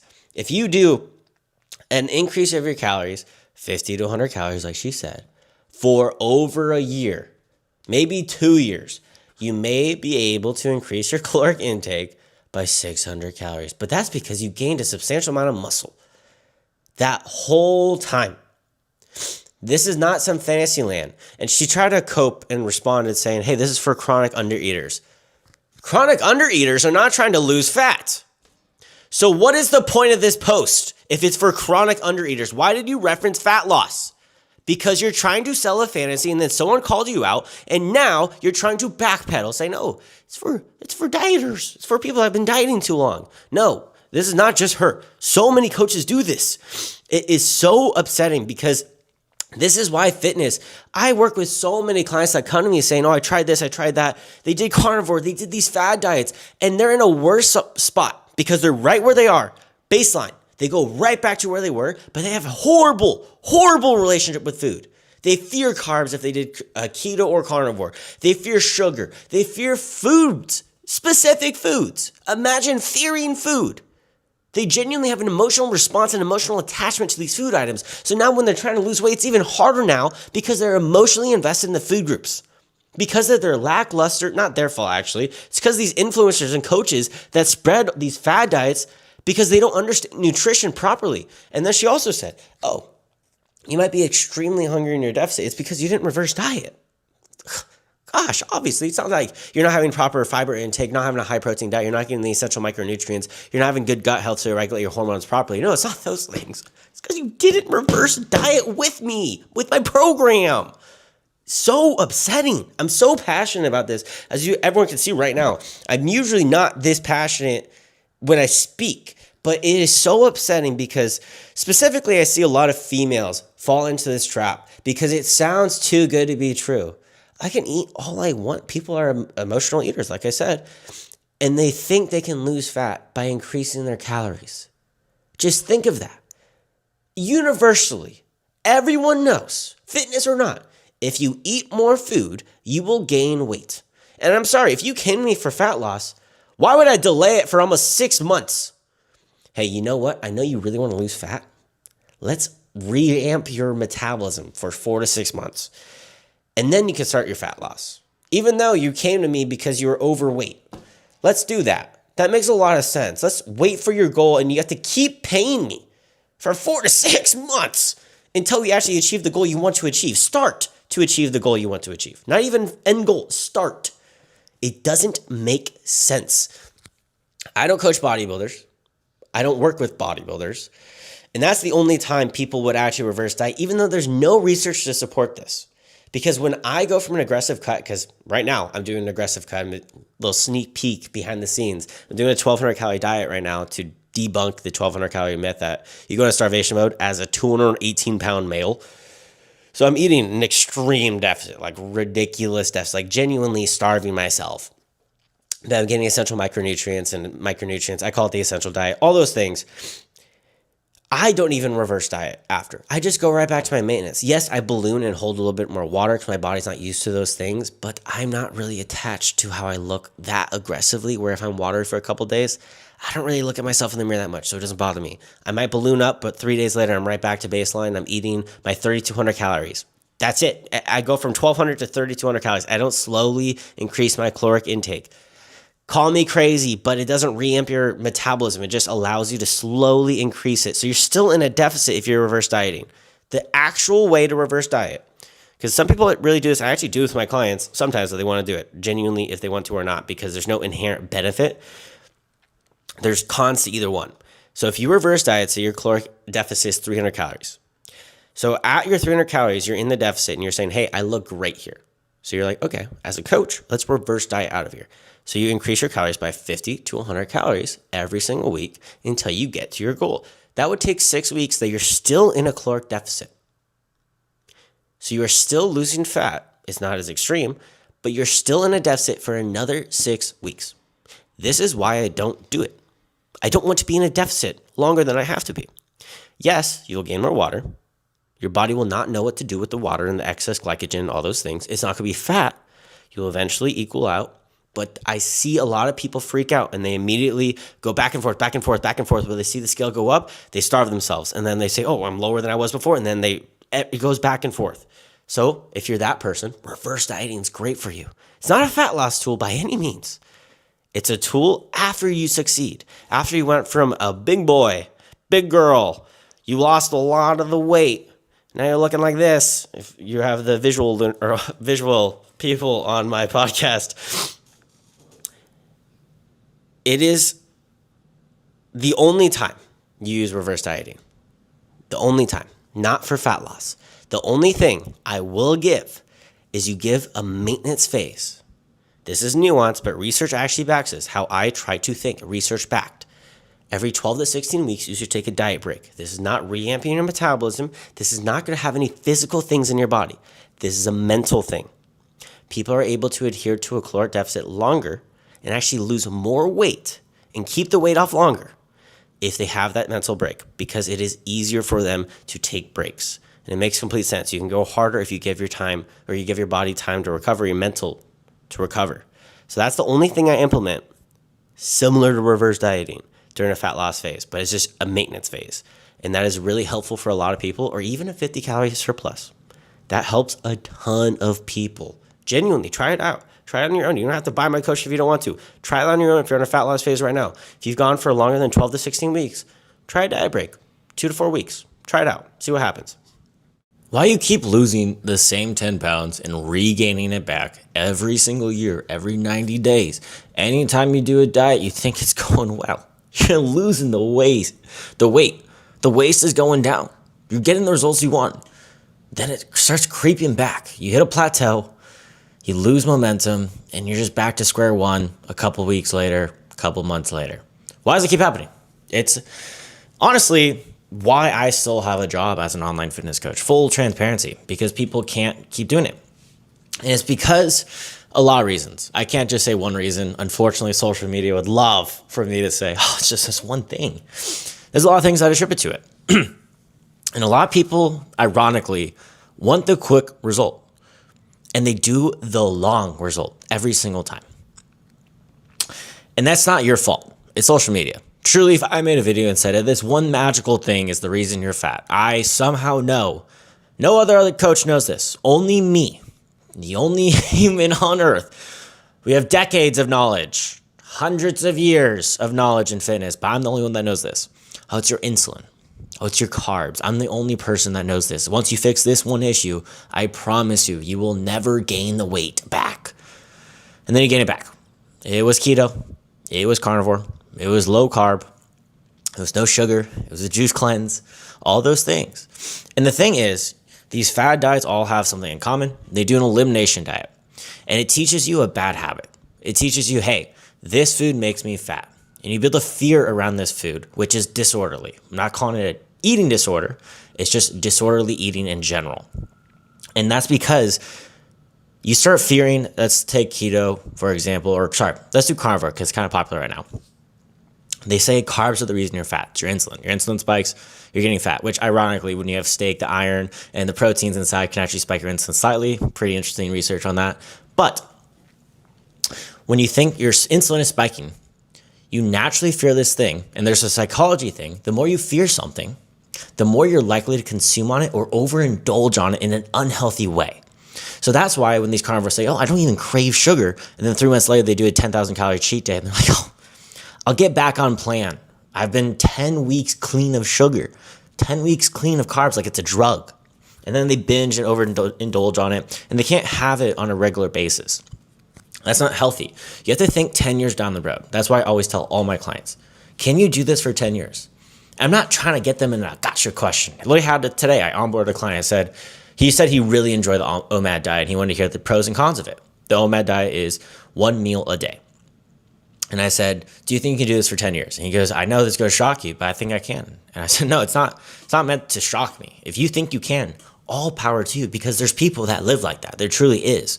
Out of, I'd say 500 people that have gone through my coaching, I'd say 20 of them have successfully done the OMAD diet and enjoyed it the whole way through.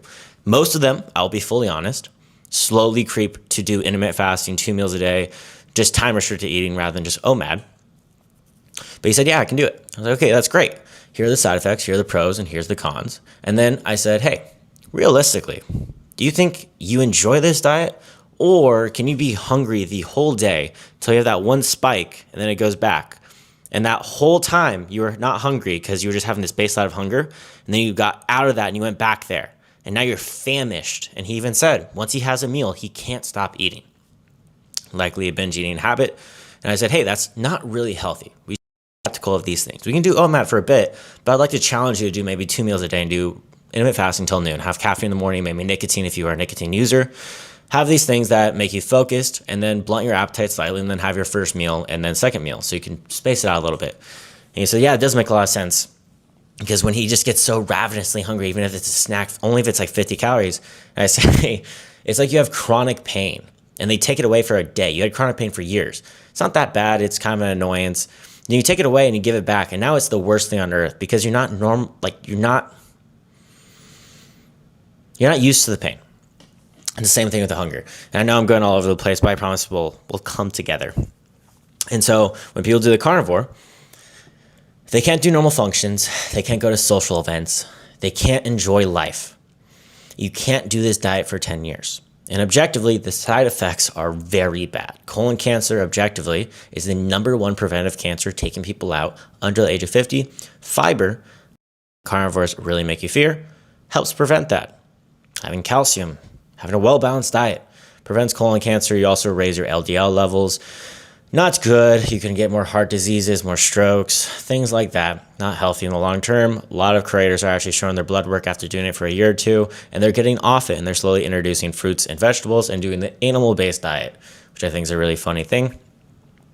I'm glad it's happening, but it's just very hypocritical of these people introducing carbs after all this time. And why they fail, one, because you're fearing an item, and you're learning, hey, this food's bad. When there's no such thing as a bad food. I know that's a crazy take as a fitness coach, but objectively, there's no such thing as a bad food. Food doesn't have morality. Food doesn't have emotions. They're not good or bad. There's foods that are very nutritionally dense, and then there's foods that are not that nutritionally dense. That's all it is. You can be as logical as you want. Don't assign emotions to it. That's when it's unhealthy. And you're not learning how to actually lose weight. I know a lot of mothers came to me. They did keto. They lost 40 pounds. And then they gained it back. They're like, why? I plateaued and I lost momentum. I gained it back. and you eliminate these things. You don't understand why you're losing weight. So when you hit these plateaus, you don't know how to excel. You don't know the variable that's causing you to stay there. You're like, hey, I stopped eating carbs. I'm not losing weight. Why is it not working? There's no more carbs to eliminate. And that's when you just don't understand how to lose weight on just a purely science-based level. And I'll tell you right now, fat loss is not rocket science. I don't know why the internet has turned into rocket science, and I know this is going to be the most boring podcast ever or YouTube video ever that has existed, because it's going to be just the facts. There's no glit and glamour. You burn more calories than you consume. You expend more. It is genuinely that simple to lose fat. And people have made it so incredibly complicated to sell programs and sell you the dream to profit off your fear, because truly, this is what scammers do. They try to make you fearful and not think, so you make a rash decision. And these people are making rash decisions and then turning it into their beliefs, their core beliefs. It is not healthy to do this.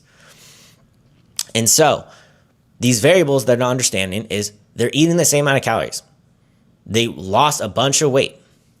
So when you lose weight, I'll try to give you guys an example for the audio listeners and the visuals. Let's say I weigh 10 pounds. This is 5 pounds of fat. 5 pounds of fat. And let's say you're this 1 pound of fat.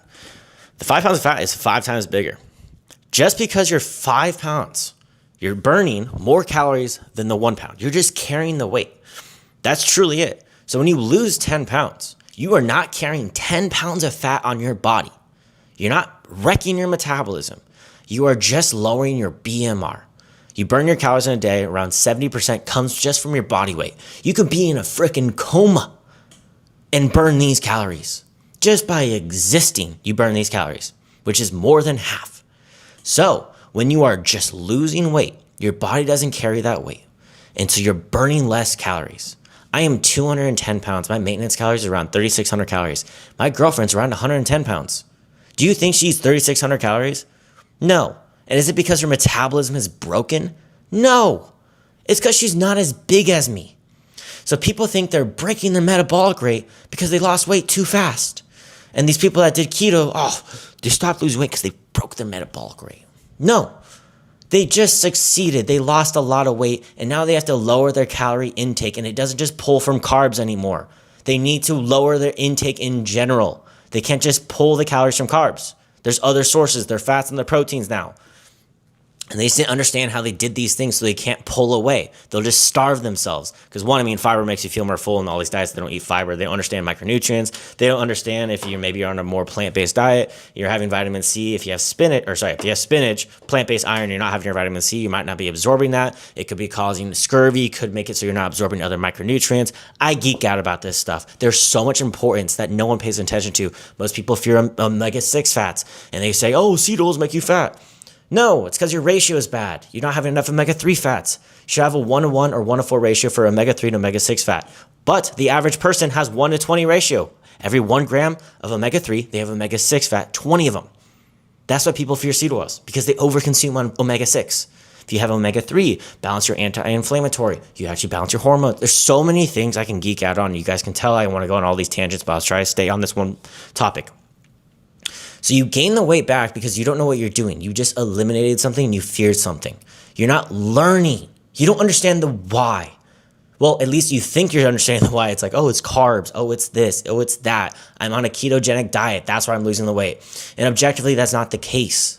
You're in a calorie deficit and you never learned how to track your calories. You don't know your maintenance calories. You don't understand what macronutrient makes you feel more full. You don't understand dieting. You should be turning into your own coach. And when you're giving advice to people, you shouldn't just say, hey, be on a ketogenic diet. Just cut carbs. Because now you're spreading the same lie that you're stuck in. This doesn't help you long term. It's intermittent fasting because you don't raise your glucose. No. You just restricted your time of eating, so you're in a caloric deficit. Keto, you stopped eating carbs, so now you're in a caloric deficit. Carnivore, you stopped eating carbs, you're in a caloric deficit. OMAD, you have 1 meal a day. You know how hard it is to overconsume in 1 meal? All these diets put you in a deficit. How much of a deficit? Depends the person. And that's why you plateau. You're not understanding.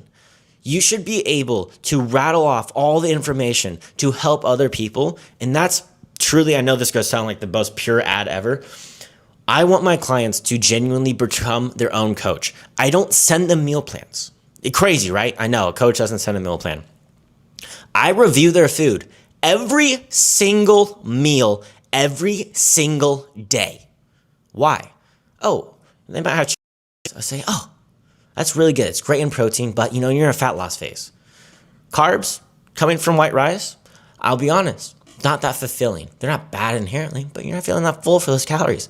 Let's substitute for maybe some quinoa. It's a complete protein, having every essential amino acid your body needs, and it is more fiber rich and micronutrient dense. So it's gonna make you feel more full and give you more protein, adding extra satiation, satiety, making you feel more full. Hey, that chicken's great though. That's a great choice. You're getting tons of protein, but we're a little deficient on our omega-3s for the day. How about we substitute that chicken breast with some chicken thigh? That's gonna add some omega fats, regulating your hormones a little better there. Actually, let's add a little bit of fiber on top of this.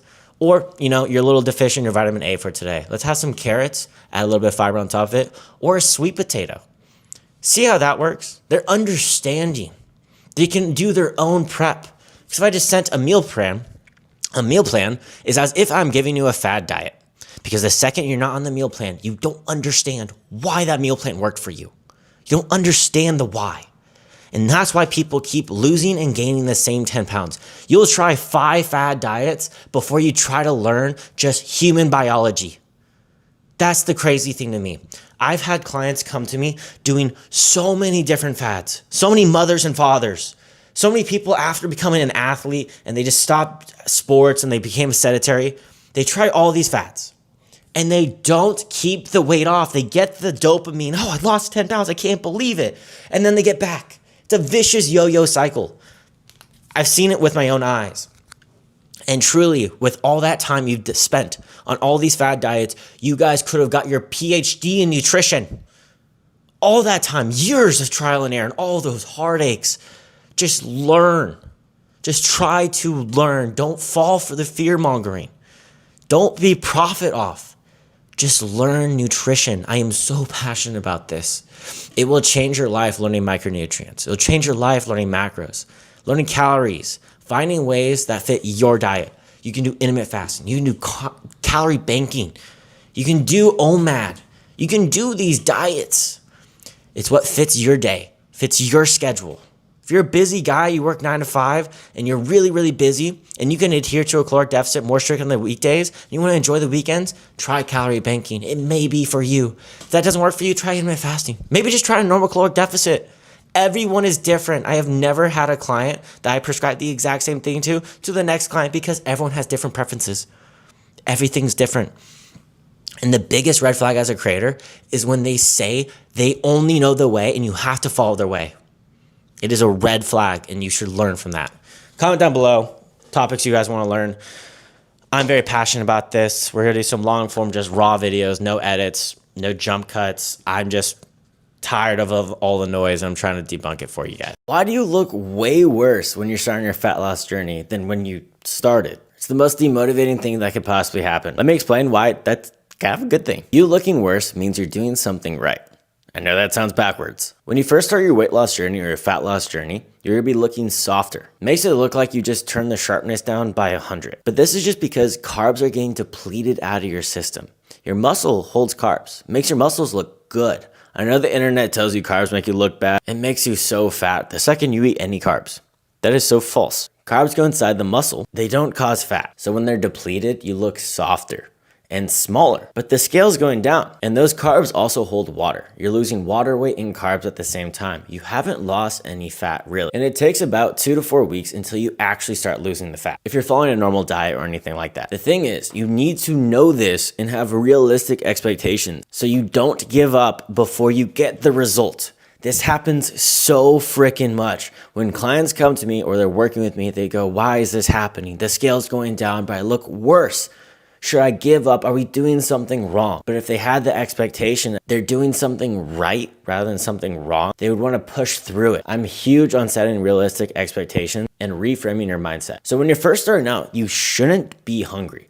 A lot of people think, oh, hunger. I'm losing fat. My body's hungry. It's a recipe for success. A lot of people associate pain with a good thing, which is interesting. It doesn't make a lot of sense. In reality, when you're losing fat, you're losing this hormone called leptin, the hormone that makes you feel full. And if you haven't really lost a lot of fat, you shouldn't be hungry. And realistically, the substitutions you're making should make you feel more full than when you started. So instead of you having white rice, you do quinoa, you do a potato, you do sweet potatoes because they have more micronutrients. They're gonna make you feel better and you can have so much more volume without adding calories. More volume is more space in the stomach, so you're not going to eat more food. And then also incorporating quinoa, sweet potatoes, and potatoes, they have fiber. They're gonna make you feel more full. Fiber is amazing for gut health. It helps with bloating, helps you stay more regular in the bath. It prevents so many diseases like colon cancer, and that's the #1 preventative cancer that's taking people away under the age of 50 for men, and #2 for women. So get that fiber content up. The rise of diets like carnivore and things like that make you fear fiber are having genuine health side effects. But that's another video for another day. So if you're hungry, it's not a good sign. It means you're actually doing something wrong. You're just eating less and doing more movement. That is oversimplification of fitness that causes people to lose weight and then rebound and then gain more weight most of the time. Does that sound like you? So like I said earlier in the video, expectations. This is how I do my coaching. You have to have realistic expectations so you don't get demotivated when things get hard. I hate when people on the internet say, oh, fat loss is so easy if you try these couple things. And then you try them and they're slightly hard. And so you think, oh, they're hard. I must be doing something wrong. I'm gonna give up. You said it's going to be easy. So if you have the expectation that you have to put effort in and it might be a little harder, you would actually adhere to it and stay on plan because it's expected. So another expectation we have to set, like I said earlier, this holds leptin, a hormone that makes you feel full. So if you're losing fat, no matter how perfect the plan is, you will feel slight hunger. But to clarify, you are not starving. You are just feeling hunger slightly. And again, there's ways to mitigate it and make you feel more full throughout the dieting. And I'll give you a couple hints right now. Have more carbonation. That makes your stomach feel more full. Have some diet sodas. It's going to curb that craving without adding any extra calories. And there's multiple studies showing people have lost more weight drinking diet soda rather than water and kept the weight loss longer because of the fact that you can mitigate that sweet tooth, things that make you want to crave more food and eat more sweet treats. And no means by saying, don't drink any water, only drink diet soda. No, but having a diet soda here and there is great. And adding more volume to your meals, like I mentioned earlier, having your meals so that it works for you, trying different diet things, and we'll mention those things down the road. This amazing thing I've been doing recently, if you have a Ninja Creamy, this insane recipe, super high in protein, and you can put diet soda in and you have a root beer float. Or you can use some Fairlife and add some protein and make it a creamer for your coffee. And now you have an iced coffee latte that tastes unbelievable and make you feel so full. Things like that. You didn't crash your metabolism. You just succeeded. The harsh reality is your calorie deficit is going to turn into your maintenance. And that's where a lot of people plateau and give up on the journey. They got a couple of pounds down, not the full enchilada. They got a little bit. They got a taste of it. But think about it. So these are two different sizes. This is 5 pounds of fat. This is 1 pound of fat. Would they eat the same amount of calories? If this turned into this, your new maintenance is here, just simply smaller. You succeeded in the journey. So if you want to lose more weight, you just have to diet down harder. And there's things to mitigate this and make the journey more smooth and feel more effortless. Again, not easy, but it's more seamless. Just think about it as well. Do you eat as many calories as Shaq? Do you? Do you eat as many calories as me? I'm 205 pounds. I eat around 3,400 to 3,600 calories on a daily basis. Can you do that without gaining weight? No. In a really cool study, this bodybuilder, for every pound he lost, he added a pound to his weight vest. And he wore this vest 24/7. He kept his calorie intake the same, and he lost a continuous amount of weight down to a bodybuilding show, showing it's not your metabolic rate crashing, it's primarily driven by your body weight. You're carrying that weight all the time. That's why the fat people have those big calves that we all dream to have. I've been training my calves nonstop, they just don't grow. So just think of it like that. You won, and your reward, you just have to eat less food. You can also pull calories in multiple ways. It doesn't just have to come from your diet. And there's also ways to boost your metabolic rate. So now let's focus on the habit. Focus on habits, the results will come after. Because realistically, if I gave you that dream body, if you want to look like Kim K, you got that hourglass shape. If you're a man, you want to look like Chris Hemsworth. You want to look like Brad Pitt from the Fight Club. You want to get those results. How long will you keep that body if I gave it to you? Genuinely. I gave you that result. You got your little genie wish. You're gonna be back at square one in about 1 to 3 months. And that's why I hate when coaches give meal plans. Don't get me wrong, not all coaches that give meal plans are bad, But I think if I tell you to do this and I don't tell you why we're doing this, your thought process will be, okay, I did this and it worked. But if I do anything else, it doesn't work. Why does this work? So if I follow this plan exactly, I will get to here. If I plateau, hey, it's okay. I'll plateau here. And the second I'm not on plan, I gain all the way back. Why is that? So with my coaching, I always try to explain why we make every single decision, and I educate you so you're not relying on me for the rest of your life. And I teach you habits so you can sustain that fat loss. And so you don't give me a 90-day testimonial. Oh, this guy has 1,000 testimonials. He's got the crazy physique transformations. I've already got plenty of those. I don't need those. I need sustainability. I want to change your life. I want to change your mindset, and I want to change your habit. This applies to people that take Ozempic, those people that get liposuction. They will go back to square one the second they're not on Ozempic, or they will have to get liposuction again because they haven't learned the habits. They can't just go, oh, I lost the weight. Let me go right back to my old habits. That is not how it works. And I get too many people that come to me that want quick results. And the crazy thing is, I know after me bashing it, some people need the quick results. And that sounds weird, that's nuanced, but that's another video for another day, because some people can adhere to it and sustain it, and then some just can't. And that is up to the coach's discretion. And I don't let everyone do the essential diet, the one I have coined, all the time. Next up, you need to start prioritizing things. This will make your fat loss journey feel normal. You'll stop feeling like an absolute freak of nature when you go out to eat. Oh, is this a part of your diet? Is this a part of your diet plan? You won't get those questions anymore. They'll be like, how are you eating this and still adhering to your fat loss journey? You'll be getting questions, how are you losing this, but you're eating the same thing as me? You're gonna shock the world. And I always call it the pregame method. I know. If you're a male or a female, you'll think, oh, pregame. I know what that means. Not that.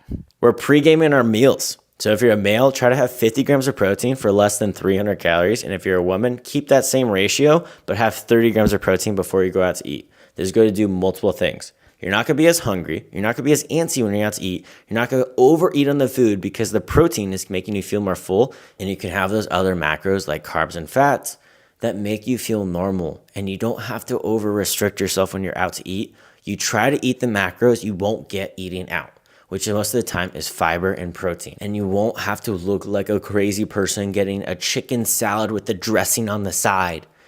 You can eat normal again. And you most likely won't even finish your plate because of the fact that you had a pregame meal. And then next up, just go for quick walks throughout the day. This is such a life-changing thing. I am such a busy person. I'm doing check-ins all the time with my clients. I'm making content, I'm editing content, talking to people on the back end to help me with my business. So many different things. So during these times, I'm pacing around when I'm talking to friends. I'm pacing around when I'm doing check-ins if I don't have to be sitting down on my laptop. Every hour, I put a timer on that I have to walk for 10 minutes. You might be saying only 10 minutes. That adds up. Every single day, I get over 4 miles or 10,000 steps, which is all I prescribe for my clients. And it's actually been shown if you get 8.8 thousand steps and it is spread out every single hour like this, rather than getting 10K steps in one go, it is actually more healthy because you're getting constant blood flow, you're delivering nutrition throughout your body, you're not stagnant. There's so many benefits of this. So start prioritizing small things like that, and they genuinely really add up. And then last, but very not least, stop eliminating things. Stop eliminating sugar. Stop eliminating carbs. Stop eliminating fats. Stop eliminating things because you are associating those things as bad. When you assign emotions to food, you will naturally want to overconsume on them. You feel bad about it. You will binge on it. You will get in disorder-like things. You will always just substitute or add to your meals. Like I said earlier, instead of rice, instead of pasta, do those things that are more filling like quinoa. Oh, you're having chicken breast. You're a little low in your omega fats. That might deregulate your hormones. Maybe try some chicken thigh. It's more dense in omega fats, making your hormones more optimized. Doing things like that. Stop eliminating. You can have seed oils. You can have processed foods. You can have these things. Everything in moderation. That's the healthiest mindset to have, and that's how you sustain the results. Because if you eliminate those things, you will have those foods down the road. I promise you that. No one has gone 70 years without eating a food they love. And if you incorporate it on a daily basis, you're not going to finish the whole damn pie. You'll have a bite or two, and that is fine. I am so passionate about this. The internet makes you fear sugar. The internet makes you fear carbs. makes you fear fat. That is not the root of the issue. It's not your insulin. It's not your cortisol. It's not these things. They're just selling their program to you just so you can fear something, because fear sells rather than good information. I guarantee this video is sub 1,000 views. I guarantee it. And I'm giving as much free value as I possibly can. If you use this information, if you add this to a save later or watch later tab, I promise you this will transform how you view fitness. It has been solved. You don't have to overcomplicate it. It's not easy, but it is simple. And the simpler something is, the easier it is to approach. Sorry for that little tangent. Very passionate. You should be met where you are. For example, I have worked with people that have never heard of a calorie, and there's nothing against them. That is just their level of information. So why would I prescribe their program for someone that's been lifting for 10 plus years? That makes no sense. We start with habit building with some people, and then some people can do the essential diet and lose 10 plus pounds in less than 2 weeks and sustain it and look amazing and even get better results after and gain muscle. How would I prescribe the same plan for that person to someone that has never heard of a calorie? It makes no sense. Everyone's in a different journey of fitness, and you have to meet them where they are. I know it's more work. There's more communication. I don't just send a mass program to everyone. But again, that's sustainability. Everyone needs different approaches. Everyone needs different help. Try so many different diets. Try intermittent fasting. Try carb cycling. Try calorie banking. Try low carb. Try OMAD. Try these diets. Yeah, some of them have adverse effects, but I promise you, being a surplus of fat, I promise you, is much more unhealthy than the minor side effects you will get from some of these diet plans. So try everything, see what works for you. I like to intermittent fast when I'm in an extreme deficit. It makes me adhere to the diet more. I get to eat more food later throughout the day, and I can sustain early in the day feeling a little more hungry because I'm busy, and it fits my schedule, and I enjoy it. And by no means will I tell you to do intermittent fasting if you don't like it. I try to teach my clients every single approach with fitness and different diet cultures so they can try, pick, and choose what they like. Stop majoring in the minors. It's stopping you from achieving your fitness goals every single day. And let me explain why. What even is majoring in the minors? Sounds weird. You focus on the things that give you the 1% results, when over here gives you 99% of results. But all your attention goes to 1% of the results. Let's think about this. This is your attention span. 99% of your attention is going to the 1%, when 1% of your attention is going to the 99%. It is flipped. The biggest issue I am seeing in the fitness industry right now. You hear all these buzzwords. Seed oils. What supplement are you taking? What supplement are you not taking? It's the microplastics. You're not training the most perfect, optimal, like your favorite influencer. You think it's your insulin. You think it's the green powder. You think it's your cortisol. You think it's your insulin. You fear carbs. You fear sugars. Oh, I'm not having my meals at the right time. You're just eating these 3 foods. If you stop eating these 3 foods, you're gonna look magically way different. BS supplement, I promise you, you'll get those dream results. You'll have to change nothing in your life. Just take this one magical thing. That's the thing you're missing. This is what everyone's hiding from you. Does that sound familiar? Do any of these things sound familiar? And then my favorite line, the medical industry wants you to be fat. They can only profit off you if you're unhealthy, if you're fat. That's what the whole industry is about. They want to fatten you up. It's the only way they can turn a profit these days. You know, the wellness space made $2 trillion last year. $2 trillion versus the medical industry. $4.5 trillion. Yeah, it's safe to say the wellness and fitness space does pretty well for themselves. They make a good buck. They seem to be profiting off you, just as if the medical industry was selling you solutions to problems they created. Doesn't it sound like a snake oil salesman? You know, it's not your fault. It's this issue that I'm telling you is this issue. And then this is the solution actually to that exact problem that I created just now. Take this supplement, it'll fix the issue to a problem that didn't exist before you watched this video, but now it exists because fear sells more nowadays than actual information. And the thing is, you know they're lying to you. They're just confirming your biases, but you just know it's not true because every 6 months, it's a new thing. Why does that make any sense? For years, decades, we've had people shredded, getting fitness results. But oh, no. It's this one magical thing we didn't know about until just now. Even though people have been getting results for years, decades, people have been looking better. But it's this magical thing we just came out with. Fear is what they sell. They thrive making you fearful. Because the truth is, with psychology, if you understand it, When people are fearful, they make irrational decisions because they just want to fix the problem immediately. And they're really good at confusing you. They'll tell you it's your cortisol. If you have these 3 signs, it's your cortisol face, it's the cortisol belly. You have a belly because it's your cortisol. It's only your cortisol's issue. When you hear that, you understand cortisol, but not really. You don't understand why it happens. It's in the body for a reason. It's a naturally occurring thing. It's actually healthy. If you have chronically high cortisol, just get a cortisol test. It's $50. It's cheaper than the supplement they're selling you. Oh, it's your insulin's fault. It's something that we heard. We're like, oh, we understand insulin, prediabetes, all those things. But do you actually understand how it works? Insulin makes food and carbs go inside the muscle, and it's quite anabolic. You know, bodybuilders take insulin to put on hundreds of pounds. It's the most anabolic thing they could possibly run. It's extremely dangerous. I'm not telling anyone to do it, but why would bodybuilders run insulin if it's only the fat storing hormone? That's not the case. Insulin's this magical thing. It's made for our body to actually help us and heal. When your insulin spikes, your fatty oxidation decreases slightly. Yes. But it goes right back to baseline after an hour or so. Nothing really changed. And there was a study showing people having a really high insulin diet, basically meaning a very high carb diet. Everyone ate different diets, high protein, high fat, high carb, all these things. They ate 60% of their caloric intake, all of them, and they all got the exact same results. The only difference, the group with the high protein diet kept more muscle on. That was legitimately the only difference. So in that case, it debunks the insulin. I always think it's funny too. How much insulin is this? Tell me the exact metric of insulin is in here. Oh, is it 3,500 calories in a pound of fat? Not how many IUs of insulin. It's very easy to debunk these snake oil salesmen. Snake oil salesman, because back in the day, that was like the biggest scam. The OG scam artist. And the harsh reality is they can keep selling you different stuff because you're not getting results. That supplement they're selling you, this little thing they're selling you, oh, it's your insulin. Take my course to lower your insulin forever. Once you control your insulin, you control your body, you control your cortisol, all these things. You're spending all your time focusing on this, and that's only going to give you 0.1% of the results. And they can just change it next week. Why do you think there's keto? Why do you think there's carnivore? Why do you think there's all these new diets every 6 months? They can turn a profit because it's new, it's exciting, people want to try it. And the crazy thing is, by these scam artists, drifters, or influencer coaches, you could be doing so much wrong and still look better than them. How does that make any sense?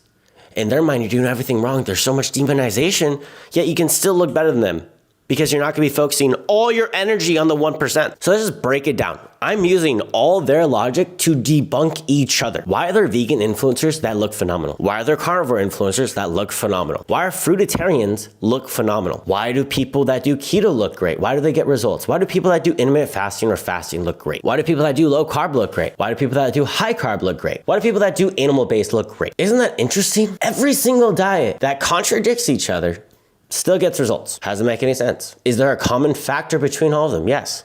There 100% is. I'll explain it, but just think about it. Carnivore, you can't have any carbs. Yet there's fruitarians with shredded abs that look great. Make that make sense. The carnivore looks great. The fruitarian looks great. Carnivore, you can't have any fruit or any carbs. Fruitarian, you can't have any meat. They're polar opposite diets, yet they both look amazing. Vegans look great, carnivores look great. One only eats meat, one can't have meat. Fasting, you literally can't eat any food for a certain duration of time. They always blame insulin. Why do fruitarians that are constantly spiking their insulin still look great? Why on the animal-based diet, they have an absurd amount of honey and fruit, they look great? Interesting. It's so interesting. Make that make sense, whatever fad diet influencer you listen to, because they all clearly do have one thing in common. I'll get to it later. But they do have something in common. All of them. All the fad diets, keto, Atkins, all of them. But the harsh truth is, you don't have to be perfect on their diets. You don't have to follow a fad diet. You can honestly start doing really funny stuff and weird things and still get results. And there's no such thing as a perfect solution. There is never one case that fits for all. Some cases are very similar. Some people can do what other people do. Some people can do what this person did and get results. And then someone else can do what this person did and get absolutely no results. I've seen it firsthand. And I think it's so funny because you're defending thoughts that are not even yours. You listen to a video and you hear talking points. And a good way to see if someone genuinely understands their diet, the diet they're following, ask them beyond the points of their talking points. Seriously, I've done this so many times. Why does keto work? Oh, we run off fats. We only eat fat, so we're ketogenic. All the fat we're eating, we're burning fat in our body. Like, it makes complete sense. It just converts, like, only fat, our body only burns fat. We don't use carbs. Okay, what if you ate 10,000 calories on the keto diet? What happened? Well, it's not gonna turn into fat. Why? Why is it not gonna turn into fat? Ketogenic or not, if you're eating 10,000 calories, you're gonna gain fat. No, because, I don't know. We just won't gain fat. Oh, carnivore diet. Why don't you eat only ribeye and butter? Only ribeye and butter. Eat 10,000 calories worth of that. Do you think that's healthy? Do you think you're not gonna gain any fat? Okay, interesting. I've actually gotten into great lengths debating carnivore people, and they always fail to explain calories and thermodynamics. Unfortunately, this is the truth for a lot of the world. A small group of people have original thoughts, they spread it to the world, people hear it and they assume, hey, they did their proper research, so I'm gonna listen to them because they look great. So I'm actually gonna defend this with my soul, because anyone that disagrees with me is trying to fight me, and I don't wanna lose. I wanna win rather than actually use logical thought process. People wanna hold their thoughts so dear to their heart because they feel like they're being attacked. That's just it. Unfortunately, this is the same thing in like politics and all the world. It just tends to happen. It doesn't matter if it's diet culture or not. I'll ask you a couple questions. I'm a big believer of habits over results. Focus on the habits and the results will come after. Because what if I gave you a dream body right now? What if I sucked all the fat off your body? We got liposuction.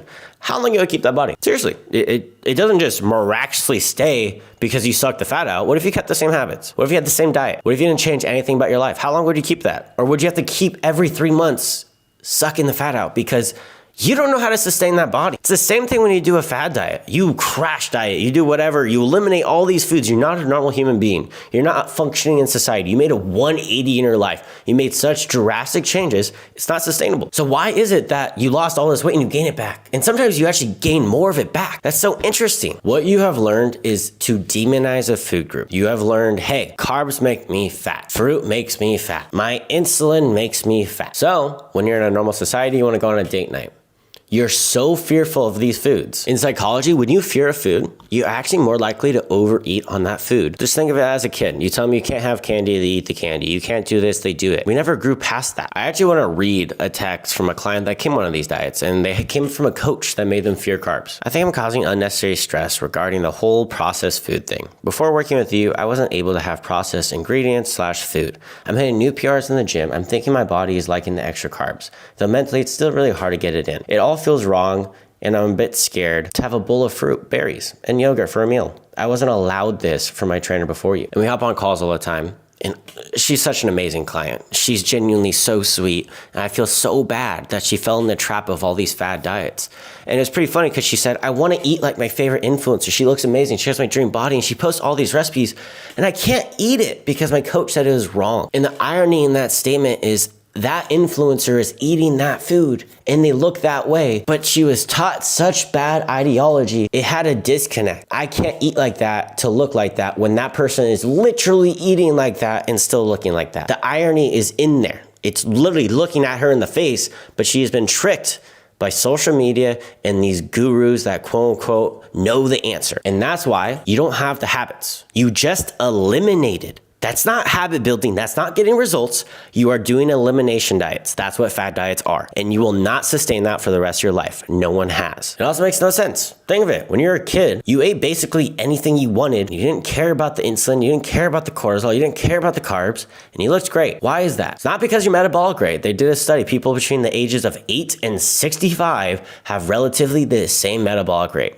How does that make any sense? It's not your metabolic rate that slowed down miraculously. You didn't magically just start gaining fat. It's because you focused on the majors as a kid unintentionally. And we'll go over what they all have in common. Those elimination diets, they all put you in a calorie deficit. It is really that simple. Why? How do they do that? Intermittent fasting. You can't eat for most of the day, so it is really hard to overeat on food if you have a small window of time to eat. That's how fasting works.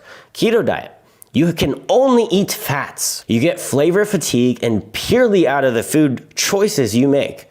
You put yourself in a caloric deficit because you literally can't eat a lot of things. Carnivore. It is really hard to overeat on meat. It's one of the most satiating things high protein, has a bunch of micronutrients. It is really hard to eat 6 pounds of steak without getting flavor fatigue, and you're not gonna overeat on it. Fruitarian. Berries are extremely filling. They have loads of fiber, antioxidants, and micronutrients, and so much volume. 1 pound of strawberries is only 200 calories. Yeah, you're not gonna get fat doing that. You're gonna stay in a caloric deficit. That's what they all do. They put you in a caloric deficit without you trying to think about it. But eliminating a whole group is not a good option, and that's why it's not sustainable. Why do you think 95% of people that lose weight gain it all back and some? Habits first, results come after being a healthy human being. So what are the majors? What is this whole video about? Daily movement.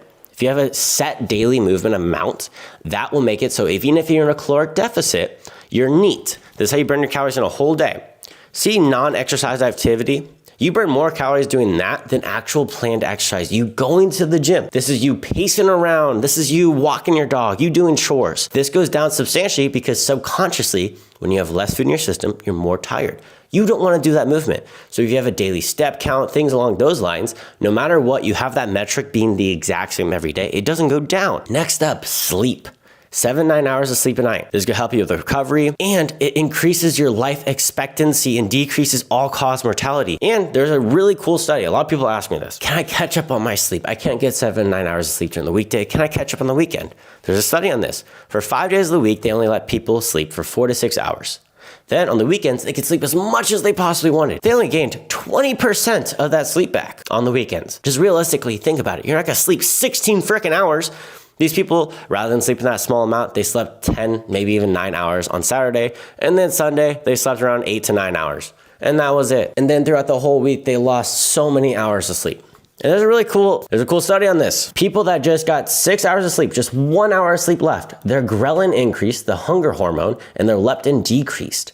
This thing that makes you feel full. So it's a double whammy. You're feeling more hungry and less satiated, and people on average ate more food, and not just more food that was more carb dense and salty based. Things that are easier to overconsume on. So they naturally put themselves in a caloric surplus. People in that group that underslept gained around 2 to 5 pounds more than the group that slept 7 to 9 hours. Nothing else changed. Not only that, we have a cool little study we do every year. Daylight savings. Accidents increase substantially during that 1 hour of sleep we lost. Cancer increases substantially. All-cause mortality increases substantially off 1 hour of sleep. Get your sleep. It is so important. Next up, your macros. This could be a real oversimplification of this. Calories will determine your weight. Macros will determine how you look. Micronutrients will determine how you feel. It is that simple. Macros are your protein, fats, and carbs, and your fiber.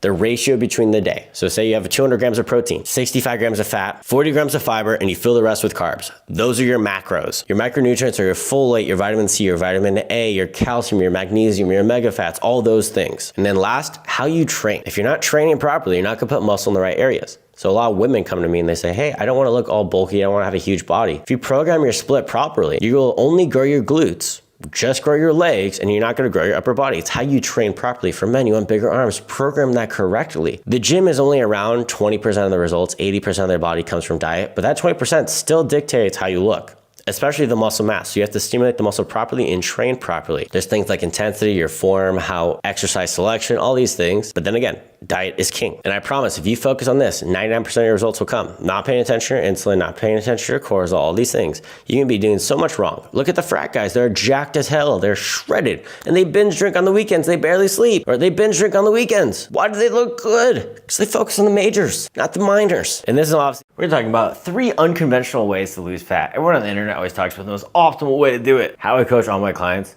sustainability comes from if you enjoy it or not. Are these the most optimal ways to lose fat? By no means is that the case. Do they work? 1,000,000%. I've done it myself and proved it has worked.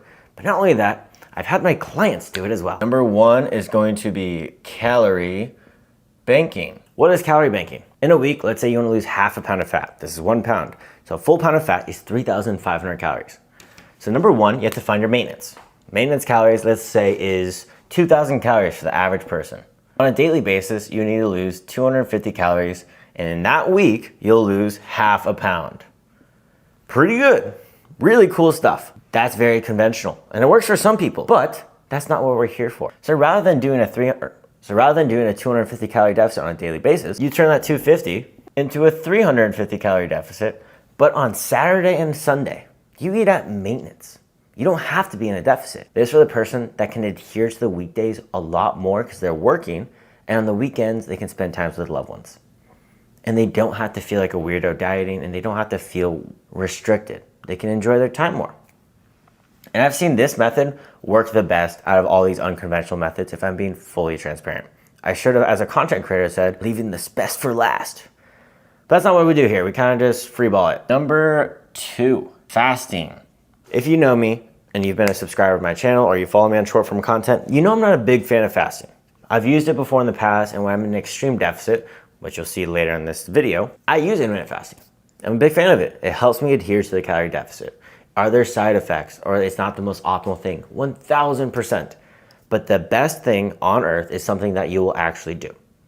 Say it's a workout plan. If I give you the most optimal, science-backed workout and you don't do it, that is the worst plan on earth. The plan that you sustain and you do constantly is the best split. So same with the diet. So fasting. This is not the conventional fasting that you might be thinking of. Let's bring back to the 2,000 calorie basic person. Male or female, doesn't matter. Let's just say it's a 2,000 calorie maintenance there. For 6 days of the week, you're eating 2,000 calories. What? What did you just say? Yeah, maintenance. 1 day of the week, you're not eating any food. Complete fast.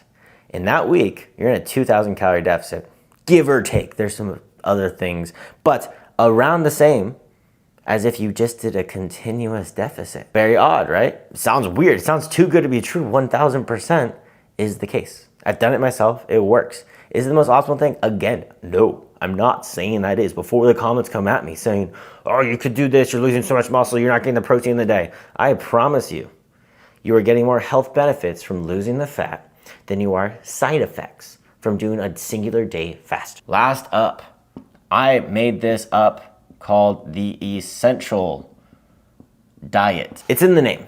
You eat the essential things for your body. You are losing fat so rapidly. You can actually watch the full video right here breaking down the essential diet, but I'll summarize it well right here. In the essential diet, you need 3 things: protein, fat, fiber. For short.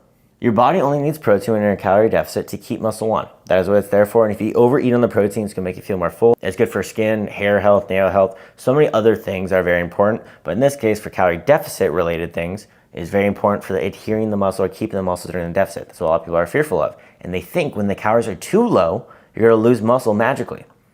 Your muscle's not there because of calories.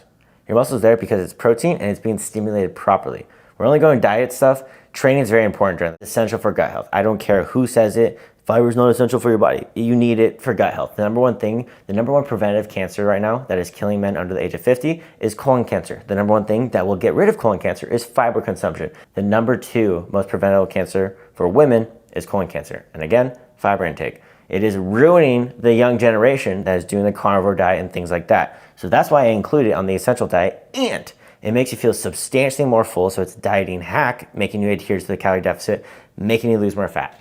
A lot of important things with these 3 things. Forgot to mention, fat. Fat is there to regulate your hormones. It is so key, and no one talks about it. Everyone on the internet talks about calories and protein. Why?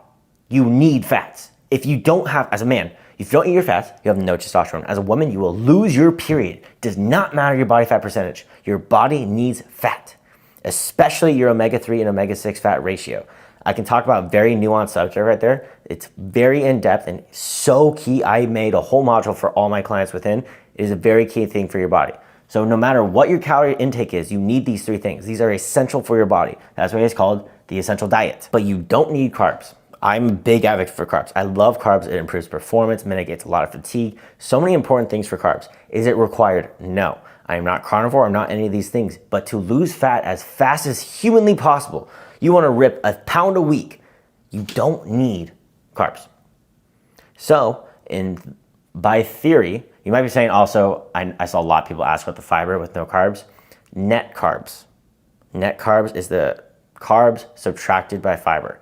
You try to get as low as possible because you do need fiber. You really do need it. When I was doing this, I was losing 4.5 pounds a week. My maintenance calories is around 3,500 calories. And additionally, to create the bigger deficit, I burn an additional 500 calories. I'm not gonna say how I do it so you don't repeat it, but I burn an additional 500 calories. So during that time, I was eating 1,200 calories. You can do the math. I was losing around 4.5 pounds a week of pure fat. Unbelievable. And look at me now. Didn't crash my metabolism, still lean, feeling great, energy is great. You just don't do this diet for a long time. It's extremely hard to adhere to. But there's no limits. It depends what you think is essential. Some people see 50 carbs as essential. For me, I was trying to do 10 carbs a day. Crazy, I know. And don't get me started on getting over 200 grams of protein and 40 grams of fiber at 1,200 calories. That was a mission. I might do a full day eating, showing that diet and what I was doing, but holy cow. Comment down below if you want that. And these 3 diets work. They work well. They're not the most optimal thing, but this is my coaching philosophy. I don't think there's one diet that fits everyone. I think as a coach, your responsibility is to give them as many options as they possibly can so they can adhere to the diet in their way. So you can teach them intermittent fasting, you can teach them carb cycling, you can teach them protein fasting, you can teach them fasting in general, teach them intermittent fasting, you can do the OMAD diet. So many diets. You just have to be educated and teach your client these things, because if you just give them a meal plan, if you just follow someone, they give you a meal plan, that is not a good coach. They have to explain why. I'm not saying every coach that gives a meal plan is bad. If they don't explain why this meal plan will work for you, the second you're not working with them anymore, your results go away. You go back to square one. So you have to understand the why behind every decision, like I explained here. You just learned 3 different diets. Give them all a shot, all for free. You don't have to buy my coaching.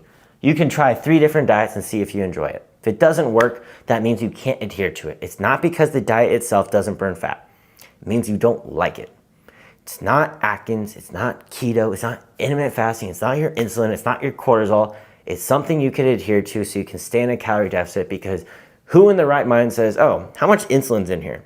How much cortisol is in here? You say this is 3,500 calories for a reason. There's gonna be unconventional fat loss advice that I've never seen on the internet, but after working with thousands of people, including my girlfriend, beautiful Yana Be Fit.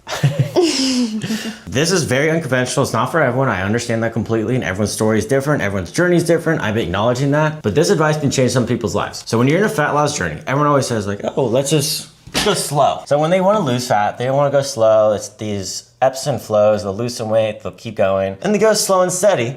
Slow and steady wins the race, everyone says. Sustainable. It's great. No. This is the advice that I'm giving a lot of people. Yana's journey was different. She lost 11 pounds in 14 days. I was just doing an aggressive cut. She did an aggressive cut. It wasn't just the start. She didn't have a bunch of weight to lose overall. Come on, be for real. She looked great before and after. But in reality, I think it should go like this. You might be saying, wow, that looks weird. I am saying this because when you're in a fat loss journey, this holds leptin, the hormone that makes you feel full. You tracking? I'm following. So when you're losing a large sum of fat, when you're first starting out, you don't feel those hunger cues. So when you're in a fat loss journey, your hunger, let's say it's a 1 and a 10. You will always sit, even not in a fat loss journey or anything like that, you'll probably sit around a 3 and a 5 or a 6. You never feel super hungry, you don't feel super full. You'll never be at a 0, we're not psychopaths. Are you talking about deficit right now? No, it's just a normal person being. Like, no one is constantly hungry, no one's constantly full. So you always range around 3 to 5. That's the range you're in. But in a fat loss journey, your hunger level should be around probably a 4 and an 8. Never get beyond an 8, because that means you're doing something wrong, or if it's not sustainable. You'll binge out, you'll do all those things. The thing is, you have that hunger because you're losing the leptin. You're having a change in your body. But when you first start, you haven't lost a lot of fat. So you can actually push the deficit like crazy because of the fact you're not gonna be hungry. You might be saying, oh, we'll lose so much muscle. Holy cow, we'll lose so much muscle. She didn't lose any muscle. She kept her strength. She looked incredible. I did with so many of my clients. But not only that, there is no reason calories are actually the reason you have muscle. It's protein. You need to have protein, and you need to stimulate the muscle properly. Those are only 2 things. The caloric intake does not matter. You're not. What about carbs? What do you mean? For muscle? They improve for your performance in the gym, but we're not trying to progress in the gym when you're doing this aggressive cut. You're trying to maintain the muscle. You can gain muscle depending on your level, but Carbs are there to utilize for energy, but when you're actually in a deficit when you first start, you're using the fat source as that energy because you have an abundance of it. So you're not gonna lose muscle as long as you're training properly. You actually have to train heavy in the gym, lift heavy, stimulate the muscle, but the caloric intake doesn't matter. Your body's not magically like, oh, after 200 calories, we use that muscle. No, that doesn't make any sense. Our body doesn't magically switch. It's when you have proper or improper training, you're doing high volume, high reps, you're not stimulating the muscle properly, you're thinking, hey, high reps because I'm in a caloric deficit, I wanna burn more calories. No, you need to stimulate the muscle. Your body thinks, hey, I have muscle. I need this muscle. I'm in survival mode. I need to actually stimulate it. It's there for my essential life. If you're not stimulating it and pushing your body to failure or making your lift heavy, you'll lose the muscle. You lift it very heavy. Very heavy. You still do. You look very feminine. I do. I lift heavy. I lift heavy. Yeah. Compared to like my size. Yeah. So you don't lose muscle because you're in a caloric deficit. You lose muscle because you have no energy and you can't push yourself in the gym. But when you're first starting out, you have an abundance of energy. So that's why I actually recommend people to lose a bunch of fat at once, because if you go slow and steady, you can't utilize the fact that you're not hungry when you first start. Doesn't matter the deficit you're in, you can actually go beyond and accelerate the process without suffering the consequences because of the fact you haven't lost the leptin, you haven't had a hormonal imbalance, you still have the energy to push in the gym, and you're likely not that hungry when you first start. You're just going for maintenance. How do we get that low push? Like how do we get from here to here? How do we get to lose that weight? You're just going to a steep deficit. Hardcore deficit. I'm saying when you first start, you should go to What? 500 to a 750 calorie deficit and then taper up. Yeah, but Reverse keep it. the proteins. Keep the protein. But they should know that already. Pull some carbs. When you're doing this process, your caloric intake, say this is you should go immediately down to here. 700 minus 500 minus 750. You stay here, and then once you start getting hungry, you increase your calories so the deficit is back to the 200 and 300 calorie deficit that you're normally used to. So you just accelerated 4 weeks of caloric deficit in 1 week. Why do you think it's better? For some people, this is great because they don't want to do a marathon. They just want to do a quick sprint. Like in your case, you lost a bunch of weight and you maintain it. You look amazing now. Yeah. So everyone's different. This is unconventional. It's not meant for everyone, especially if it's not your first rodeo, but it could be. I have a lot of clients, mothers, fathers, first time ever trying to lose weight, and they do this and they love it because they're not hungry. It's hard for them to hit their caloric intake. Why are you force feeding yourself when you're trying to lose fat? That makes no sense. Caloric intake does not actually dictate if you keep muscle mass or not. Protein, essential fats for hormones, pushing. So yes, you should do an aggressive cut when you first start. I know that's unconventional. I know the internet's gonna say, you're breaking your metabolic rate. Not true.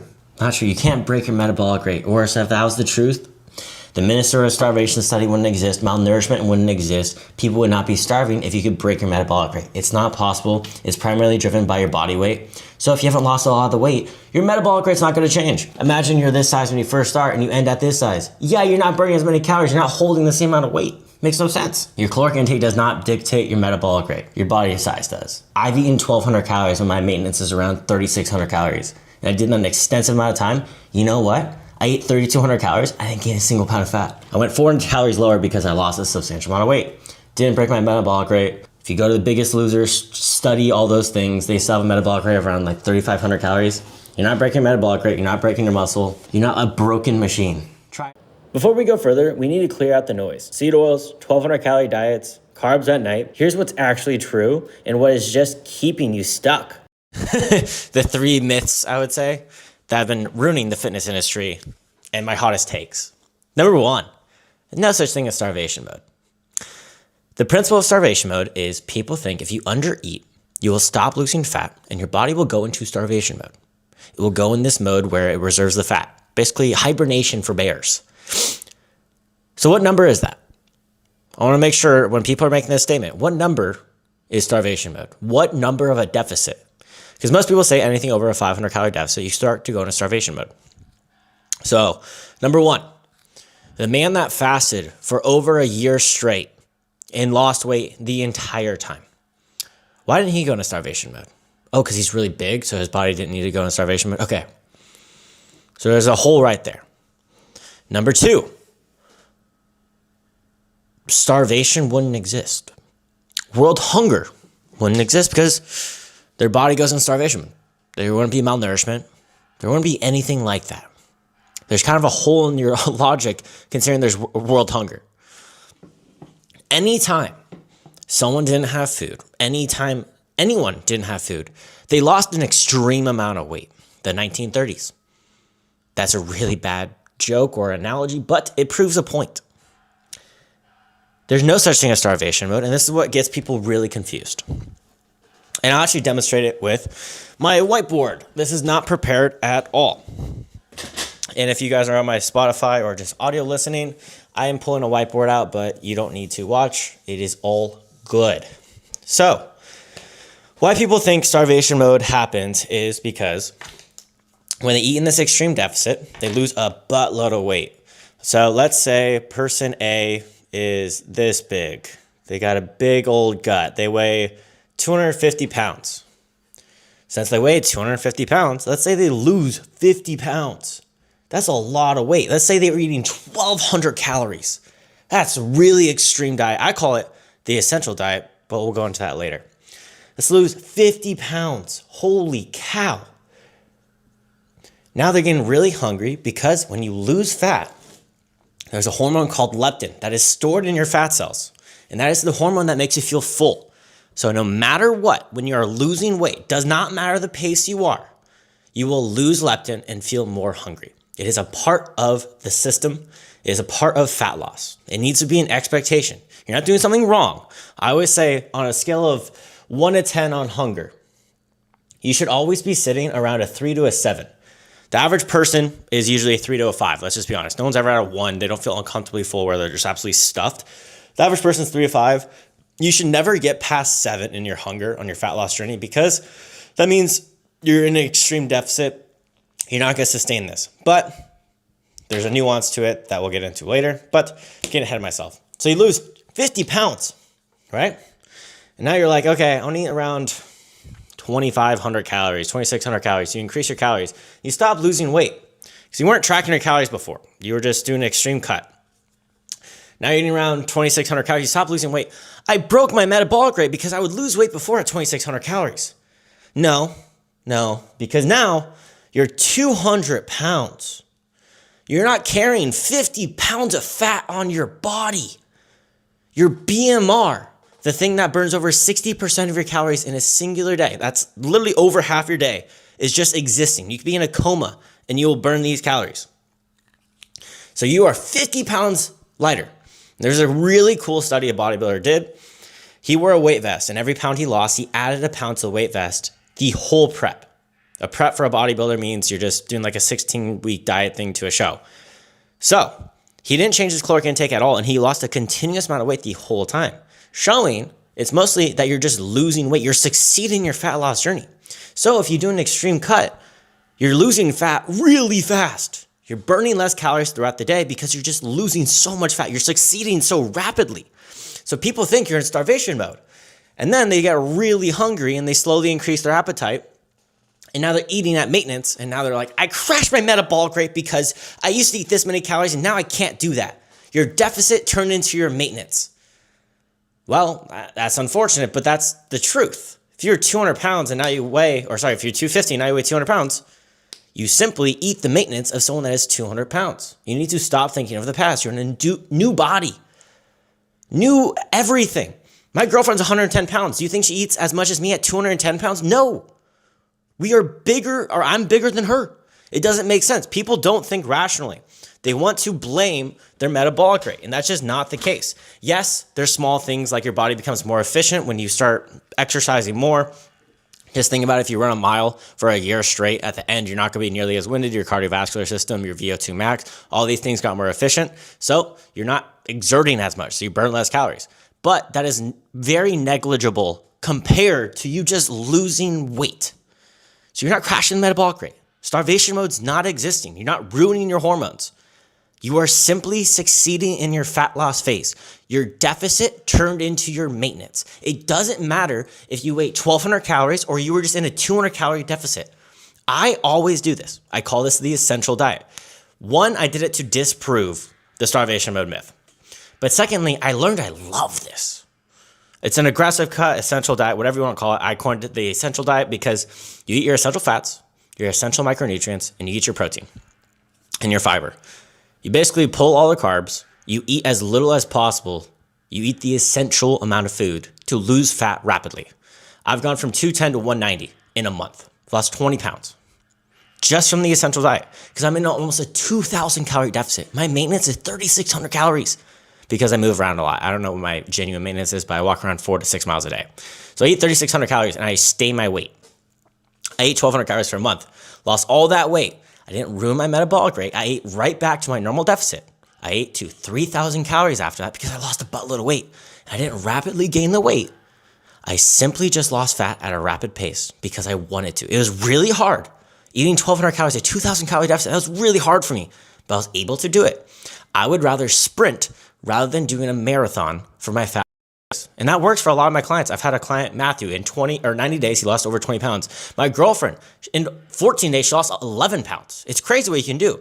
And then you eat right back at your maintenance or a slight deficit, whatever you like to do. Or if you want to do a continuous deficit the whole time, your weight will determine your metabolic rate primarily.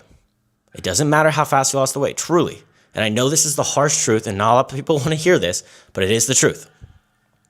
Secondly, fad diets, just because you eliminate a food group, does not mean this is sustainable fat loss. You could do something like the OMAD diet. You eat one time a day, you think your insulin spiking is the reason you're fat, you do intermittent fasting.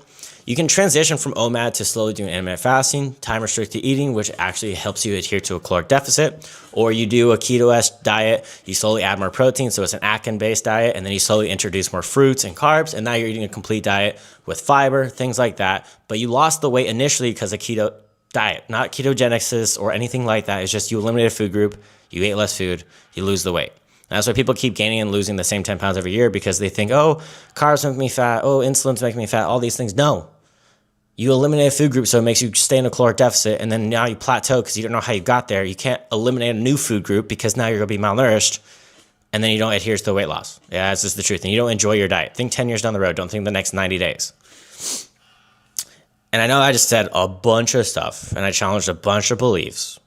And I've done this with hundreds of clients. Not the essential diet. I've only done the essential diet probably with, honestly, only around 30 clients probably have only done the essential diets in the 4 years I've coached. So not a lot of people are able to do it. I'm very cautious when people want to do it, and I make sure they've dieted before. So usually the more experienced people that are able to do it, to be fully frank. I don't really like to give it to a lot of people because it could cause an eating disorder, fully frank.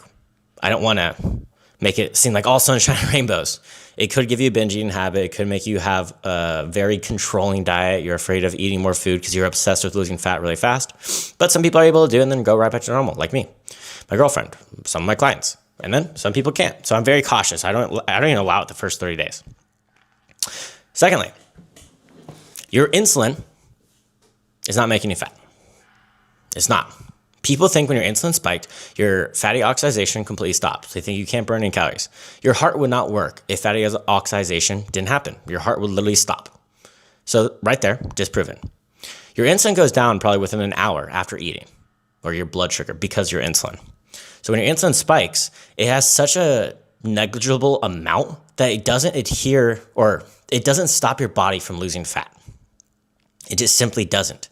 And a big disproving thing of this, because a lot of people say, hey, calories don't work. It's not calories, it's your insulin. I've seen a lot of creators like Primal Bod say that, and a bunch of carnivores say that. Okay, what if I eat 10,000 calories of butter? My insulin's not spiking. Why am I gaining fat if I do that? Truly, if it's just your insulin, if your insulin is spiking, that's the only reason you're fat. Why can I eat 10,000 calories of butter and gain weight? Why does every single study have to isolate the amount of calories you eat to make any consistent results? Why is that the case? Why was there a study showing 4 different diets: high carb, high protein, low carb, high fat? All those diets ate 60% of their normal caloric intake, meaning a 40% caloric deficit. And they all lost weight. Why is that? And the only difference in the weight groups was the high protein diet lost more pure fat and it kept more muscle. It's the only difference. So your low carb diet, a low insulin diet, a low blood sugar diet, didn't even perform well. It just lost weight just like the other groups, but it is less enjoyable. So why is it your insulin making your fat? A lot of people say fasting is the reason they lose weight. It produces more autophagy. They compared intermittent fasting and a caloric deficit. They produce the same amount of autophagy, the thing that people love intermittent fasting for. Why is that? It's because we are not meant to be fasting constantly. When you are fasted state, your cortisol It's at an all-time high until you have that first meal. And people mistake that as, hey, I'm so locked in. I'm so focused. I have so much energy. Your body's in a fight or flight state. Women have lost their menstrual cycle. Their hormone regulation is horrible. They're extremely irritable. Men can go hypogonad, meaning their testosterone is at an all-time low until they have that first meal. That is not optimal. Our body doesn't enjoy it. And it's very disorderly. I've seen people say, oh, do the the fasting, shocking diet. I forgot her name, Dr. Mindy. She said, hey, do the fast, not fast, fast. You shock the body. You do a 24-hour fast, you eat for 12 hours, and then you do a 48-hour fast, then you eat for 8 hours, and then you do a 72-hour. Boy, oh boy, you fast for almost 4 days, 5 days. Yeah, you're going to lose weight. You're not eating food for 5 days out of the 7 days. No crap, you're losing weight. You're in a caloric deficit. You're just starving yourself. You're losing more muscle. You're making your hormones completely out of whack. Just do a completely normal, continuous deficit. You can do intermittent fasting as a tool if you want. 100% if you want. If it helps you lose fat, all power to you. But you do not need fasting. It is not a necessary tool. It's actually less beneficial. They have shown caloric deficit versus a continuous diet. They kept more muscle in the continuous diet because you're getting the essential protein, because you're getting the essential fats and the micronutrients. Why starve yourself of the things that actually make your body move, work, all these things? They're like, oh, our ancestors would starve. No. Yeah, our ancestors starved because they didn't have food available. That's it. They weren't doing it for the health benefits. They would be eating constantly if they could. Doesn't make sense. And honestly, I forgot the last myth because I was so passionate about the starvation method because I hear that so freaking much. Oh, medications like SSRIs and steroids, not like the bodybuilder steroids, cause me to gain weight. This one's very nuanced, and I want to be actually very specific with how I say this. You can have water retention, which will make the scale go up. But I saw a video of a creator saying, hey, no matter what I eat, I could eat lettuce and I will gain fat because of my medications. My doctors told me that. That is false. They read the side effects and they said, hey, weight gain is a side effect. That is not the actual truth. You could have water retention, 100%. I'm not saying that's not possible. But it is increasing your ghrelin, making you feel more hungry, the hunger hormone. And you're feeling less full. So it's making you eat more food, making it harder to lose weight because you're not as full. So if you're not tracking your calories, you are not going to be able to tell if you're overeating because your hormones are not regular because you're on these SSRIs and these medications.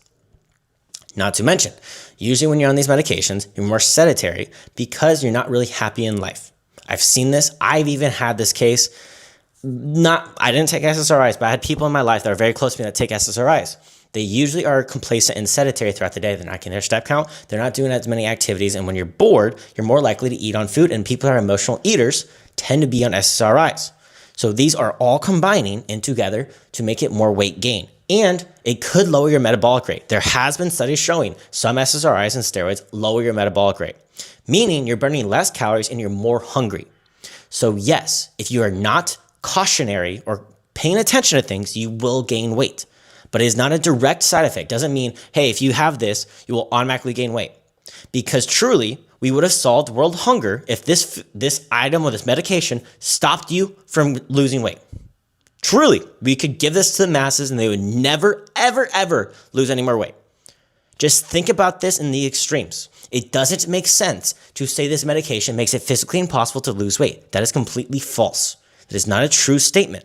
I know that hurts a lot of feelings because they've gained weight and they've had these personal testimonials. They'll say, oh, my skinny friend that never gained weight. They took SSRIs, they took these steroids, these medications, and they gained a bunch of weight. They saw it with their eyes, so it confirms their bias, and they saw the side effects like, oh, that makes complete sense. It's because your buddy just started eating food and their ghrelin increased. It's just as if I took MK, the peptide, that makes me more hungry. Or maybe it's a SARM. It increases your ghrelin. A lot of bodybuilders take this just to eat more food. It's a side effect. Yes, a side effect of MK could make it so you gain weight. It's because it increases the ghrelin. Think of the reasons. It's not a causation. It's a possibility. I think that a lot of people think if I take this, I have to have these side effects, and it really hurts me as a coach because people become victims to their situations, and you can always break that cycle. Truly. And I think as a coach, I'm trying to tell people this. It's impossible. You have the ability to get out of it. If you have PCOS, you're able to lose weight. Don't fall to your circumstances. It is completely possible to win this battle. Just don't fall victim to these circumstances.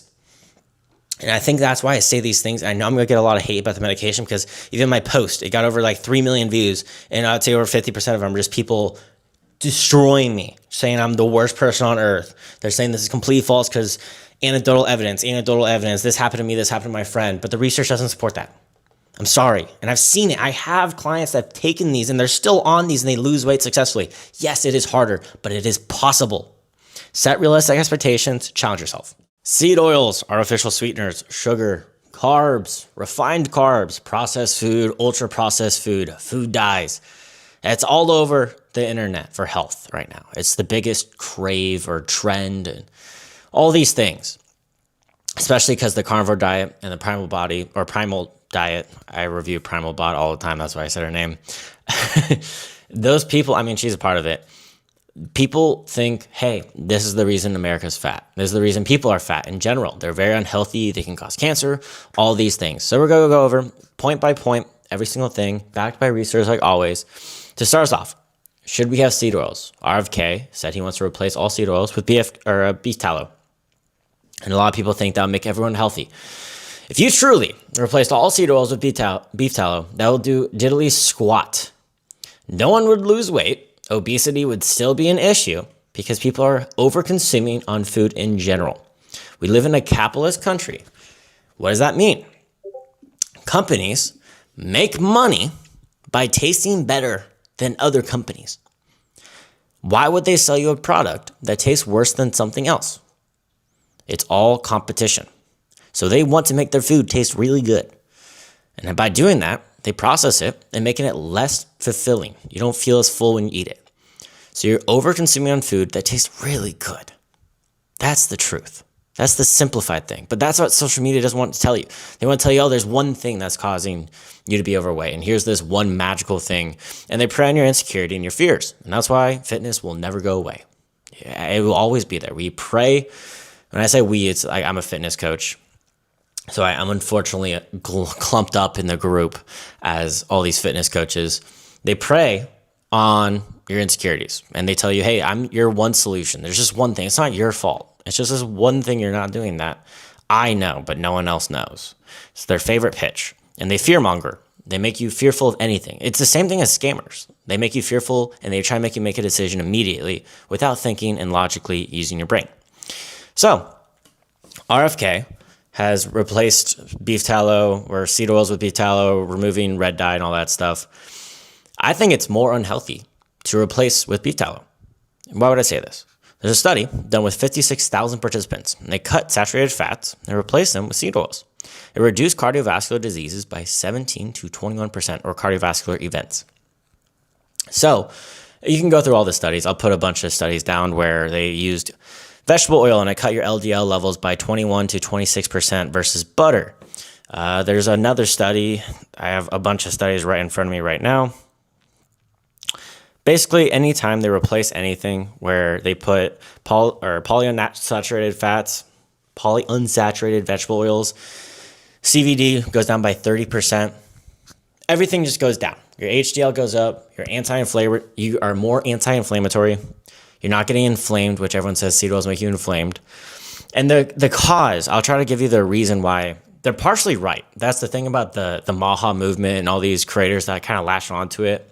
And they kind of made politics their whole personality as with food, which should never be the case. They're partially correct, where a lot of people right now, their omega-3 to omega-6 fat ratio is completely out of whack. It's 1 to 20. That's the average person. Healthy is 1 to 1, 1 to 4. So every 1 omega-3 fat, you should have around 4 grams or 1 gram of omega-6 fats. So seed oils are very dense in omega-6 fats. So that's why we're having so many we have so much inflammation because the ratio is wrong. It's not conducive. It makes your hormones out of whack, makes you more inflamed, makes you more bloated, causes more health side effects. So it's not the fact that seed oils are making you fat. It's just overconsumption of food that is loaded of seed oils. Having it in moderation is healthy. Not just healthy, extremely beneficial. I'm someone, I try to do the 80-20 diet, 80% fulfilling foods, whole foods, healthy foods, 20% foods I enjoy, because truly a diet that you enjoy is the diet you're going to do long term. And I think a lot of people don't think of that. They think the next 90 days, they get obsessed, the dopamine of losing weight, and they go more and more extreme, and it becomes very disorderly, and then they gain the weight back. That's why 90% of people that lose weight, they regain it back, if not more. And everyone references that, saying, oh, diet culture, you break your metabolism, it's impossible to lose weight, you're already failing, and they get this victimhood. And it's truly because you eliminate things like seed oils. Since I do the 80-20, I eat a lot of food at home. But I still have ice cream and things like that, but things are not loaded in omega-6 fats. So I actually have more omega-3 than omega-6 fats, and I have to cook with seed oils to make that ratio good. I unironically have more omega-3s, or unintentionally have omega-3 more than omega-6. And that's because I supplement it, and I'm very intentional about it, because not a lot of people pay attention to their omega fats. And make sure when you're eating it, don't just have the ALA. Make sure it's EPA and DHA, or E. I want to make sure. Yeah, DHA and EPA. Those are the two that you can actually absorb. ALA doesn't really convert that well. Only 10% of it converts to omega fats that you can actually consume. So make sure you're getting it from like tuna and things like that, chia seed, walnuts and things like that. They're mostly ALA source. And when you're having a supplement, make sure it's not ALA sourced. Make sure it's actually absorbable in your body. A lot of bad supplements, really, because ALA is cheap. They put a bunch in there, making it look like there's a lot, but it's not bioavailable. So, and what's wrong with this? When you eliminate a whole food group, like seed oils, because everything has seed oils, your diet's not enjoyable. So you're not going to do it 10 years down the road. You're going to do it for a short duration of time, be really happy with the results, and then realize you can't do this at social events. You can't do this at family events. And when the motivation's gone, now it's discipline, you're most likely to gain the weight back, if not more, because you're going to binge on foods that you fear. There's a psychology. If you fear food, you're more likely to overconsume on it because you're fearful of it. You can't stop thinking of it. It's in your head constantly. It becomes very disorderly. You should be able to fit your favorite foods on a day-to-day basis. That's genuinely what I do with all my clients. 400 plus clients in the history, or in the past year, have transformed their body by fitting foods that they enjoy. And I get texts from clients because I always try to teach them the principles of things like this. Like I try to tell them omega-3s and omega-6 fat ratios. I don't just give them a meal plan. And when I do this, people text me 6 months down the road saying, hey, I lost another 10 pounds. I'm gaining muscle, I'm gaining strength, and it makes my day. It makes me so happy. And they're showing me, oh, I go out with my wife. I go out with my husband. I go out and with my kids. I enjoy these events. I enjoy Christmas. I enjoy Thanksgiving. And they don't have to worry about it because they're finding ways to fit it in their diet, and they're doing healthy habits and things like that.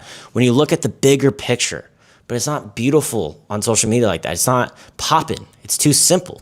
You have to make someone fearful of something and then give them a really easy solution, like eliminating seed oils and just replacing it with beef tallow, when that would do absolutely nothing. If anything, it would make you more unhealthy, especially when you're over-consuming on these saturated fats. Secondly, since we got seed oils out of the way, seed oils are not bad for you. They're actually anti-inflammatory, ironically. Everyone says they're super inflammatory. Artificial sweeteners. People say, hey, diet sodas. They're going to make you worse off than soda. Just drink the soda. If anything, they always say don't drink either, but if you had to choose one, do the soda. And no, research shows that if you have a diet soda versus just water, for 16 weeks, they lost more weight and kept the weight off longer. Think about it logically. You're having 0 calories, and you're actually getting a sweet thing that curbs your cravings, and you're having carbonation. And that carbonation is going to make you feel more full. You're getting that sweet treat for 0 calories. So that's why you're actually keeping the weight off longer and losing more weight, because you can adhere to the deficit better. And you might say the adverse effects. Aspartame, for example. Everyone always says aspartame. Yeah, in the rodent studies, there are side effects. That is true. But they're also giving 100 times the dosage a human being would ever touch. So you're telling me basically if I beat the shit out of a rodent, the rodent gets beat the fuck out of. That's so weird. It makes no sense. I always find the videos are really funny when a carnivore, how carnivores think we're going to react based on the studies, and it's this guy like hitting his table with a rodent inside, like how we treat the rats, and they're like, oh my gosh, it's so unhealthy. And it's like you just abused a rodent. And there's a rodent study that recently just came out saying butter is linked to cancer. I'm not going to use it because it's not in human trials. It doesn't relate to humans yet. I can reference all these studies, but no one wants to do it because it doesn't confirm their bias. Oh, it's funded by Big Pharma. No. Big Pharma and Big Wellness make the same every year. $1 billion industries. People don't realize that. Oh, Big Pharma only can make money from you if you're sick. The wellness space does just as good as Big Pharma by selling you BS supplements, easy, quick fix. Oh, buy my $80 supplement versus just getting checked up at the doctor. Oh, buy this, buy that. No, shut up. No, you're selling the same thing. You're both profiting off people's ill health, and they're both not good. Some supplements are complete BS. The supplement industry, there's so many bad things where they don't even do the dosage. Another video. Now we're going to the dyes. Europe is so much healthier because they don't have the red 40. No. Europe health, I mean, it's because they're healthier overall. Their lifestyle is better than ours. It's not just this one magical solution. The food dyes, so much research. The dosage is ridiculous. Same with aspartame. I would have to have 44 cans of Coke or around 50 cans of Coke until I had the smallest adverse effect. Oh, it causes cancer. Steak, aloe vera, being a hairstylist are all higher on the carcinogen list on the official cancer website. You can look this up. It's a possible carcinogen. All those things I listed above, burnt toast, are all higher on the carcinogen list on possible cancers. Genuinely, research before you say something. All these things are way worse than diet soda. Diet soda is very helpful. Don't have 50 cans a day. I would have more adverse effects from the caffeine and the liquid volume alone. These things are not causing obesity. People are really good at oversimplifying things, so people think they are like the chosen one. They're the only ones that know the solution. They prey on your insecurity, saying, oh, okay, you're fat, right? You're fat. We're identifying that you're fat. You've tried these fad diets. Every time you do a fad, girlfriend's calling me. Every time you do a fad diet, you regain the weight.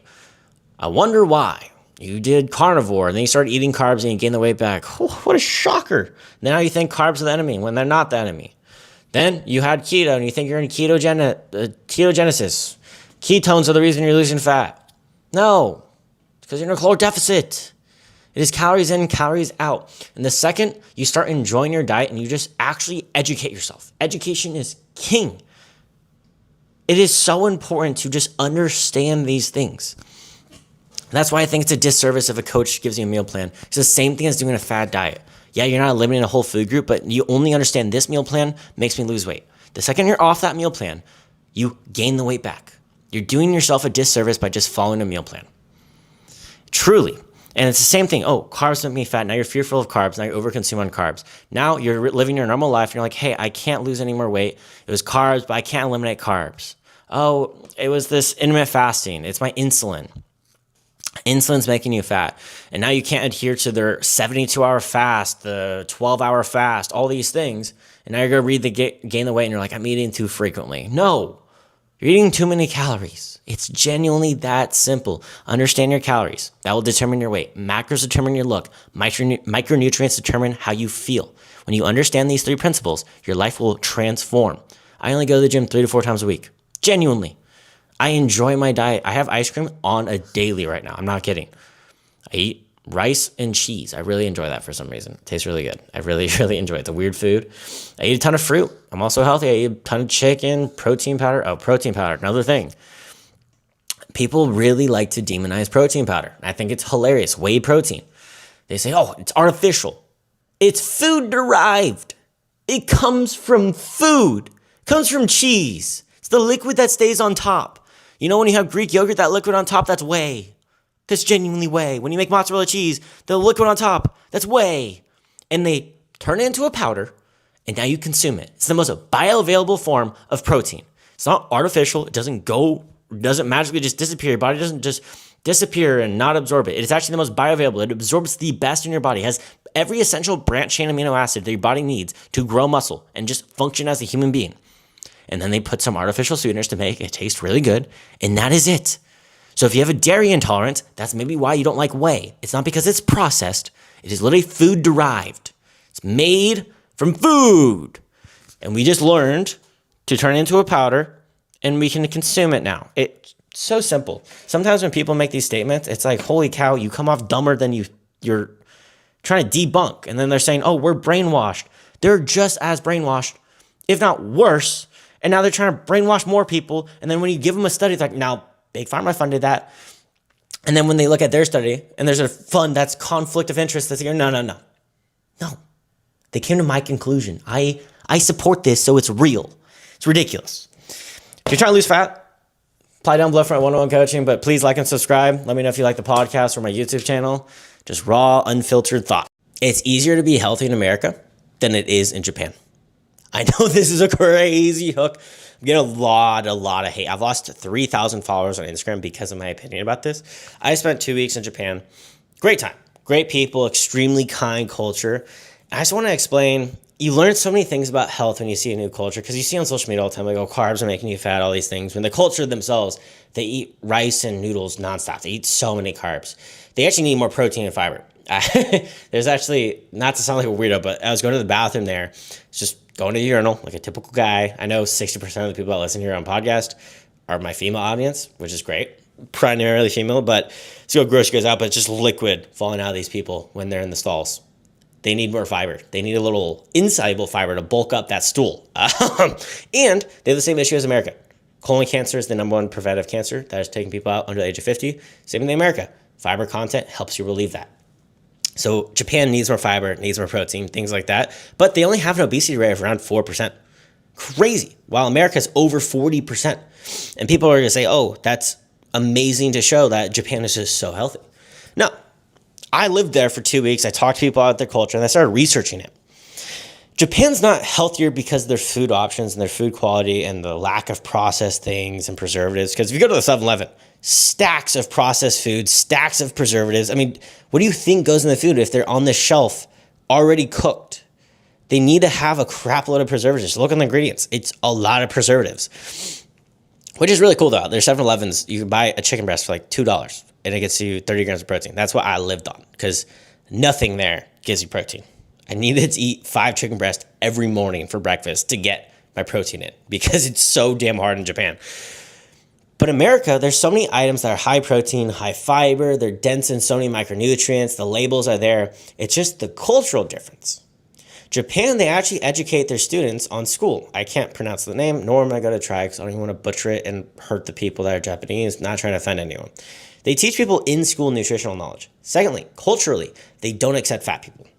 They have this thing, if your waist is over 34 inches, every single year you have to do a health test thing, and they scrutinize people that are overweight. It's just a part of their culture.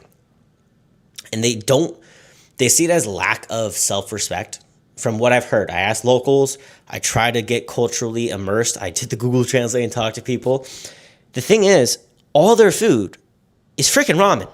I know I'm getting so much hate because everyone's like, oh, what a piece of crap. He's saying all they eat is ramen. Speaking on behalf of all Japanese people. Speaking on behalf of myself of how I saw for the past 2 damn weeks. Gained 18 pounds in Japan. It's because all their food, they love fatty food and they love, I even asked him, I was like, why is everything pork and wagyu? Why don't you guys serve chicken breast? And he goes, pork is delicious and cheap. That's all he said. And that was really funny. He's just cheap and tastes good. And I was like, all right, do you guys have chicken breast? He's like, no. I was like, damn, that's crazy. And then we went sushi. I only found 2 sushi spots. I was looking. And shockingly, it wasn't as good as I thought it was going to be. I don't know if I went to the right places. Maybe I went to a really tourist place. But it was cash only. They barely spoke English. I was really trying to go to those. Didn't work out. And I know I'm probably going to get a lot of hate on this one. But ramen is the primary food you eat when you're going out. They do a lot of portion control, and they walk like crazy. People say, oh, I'm not bloated when I am in Japan or Europe and all these places after I eat. I'm not puffy. Well, you're doing what you're supposed to do. You walk around for 10 minutes after you eat. It aids in digestion. And in the cultural thing, I had tea in every meal in Japan. They serve tea. They don't serve water. And that's going to give you caffeine, which is going to stimulate your digestive tract. So it's going to give you better digestion. You're walking, so you're actually stimulating the digestion.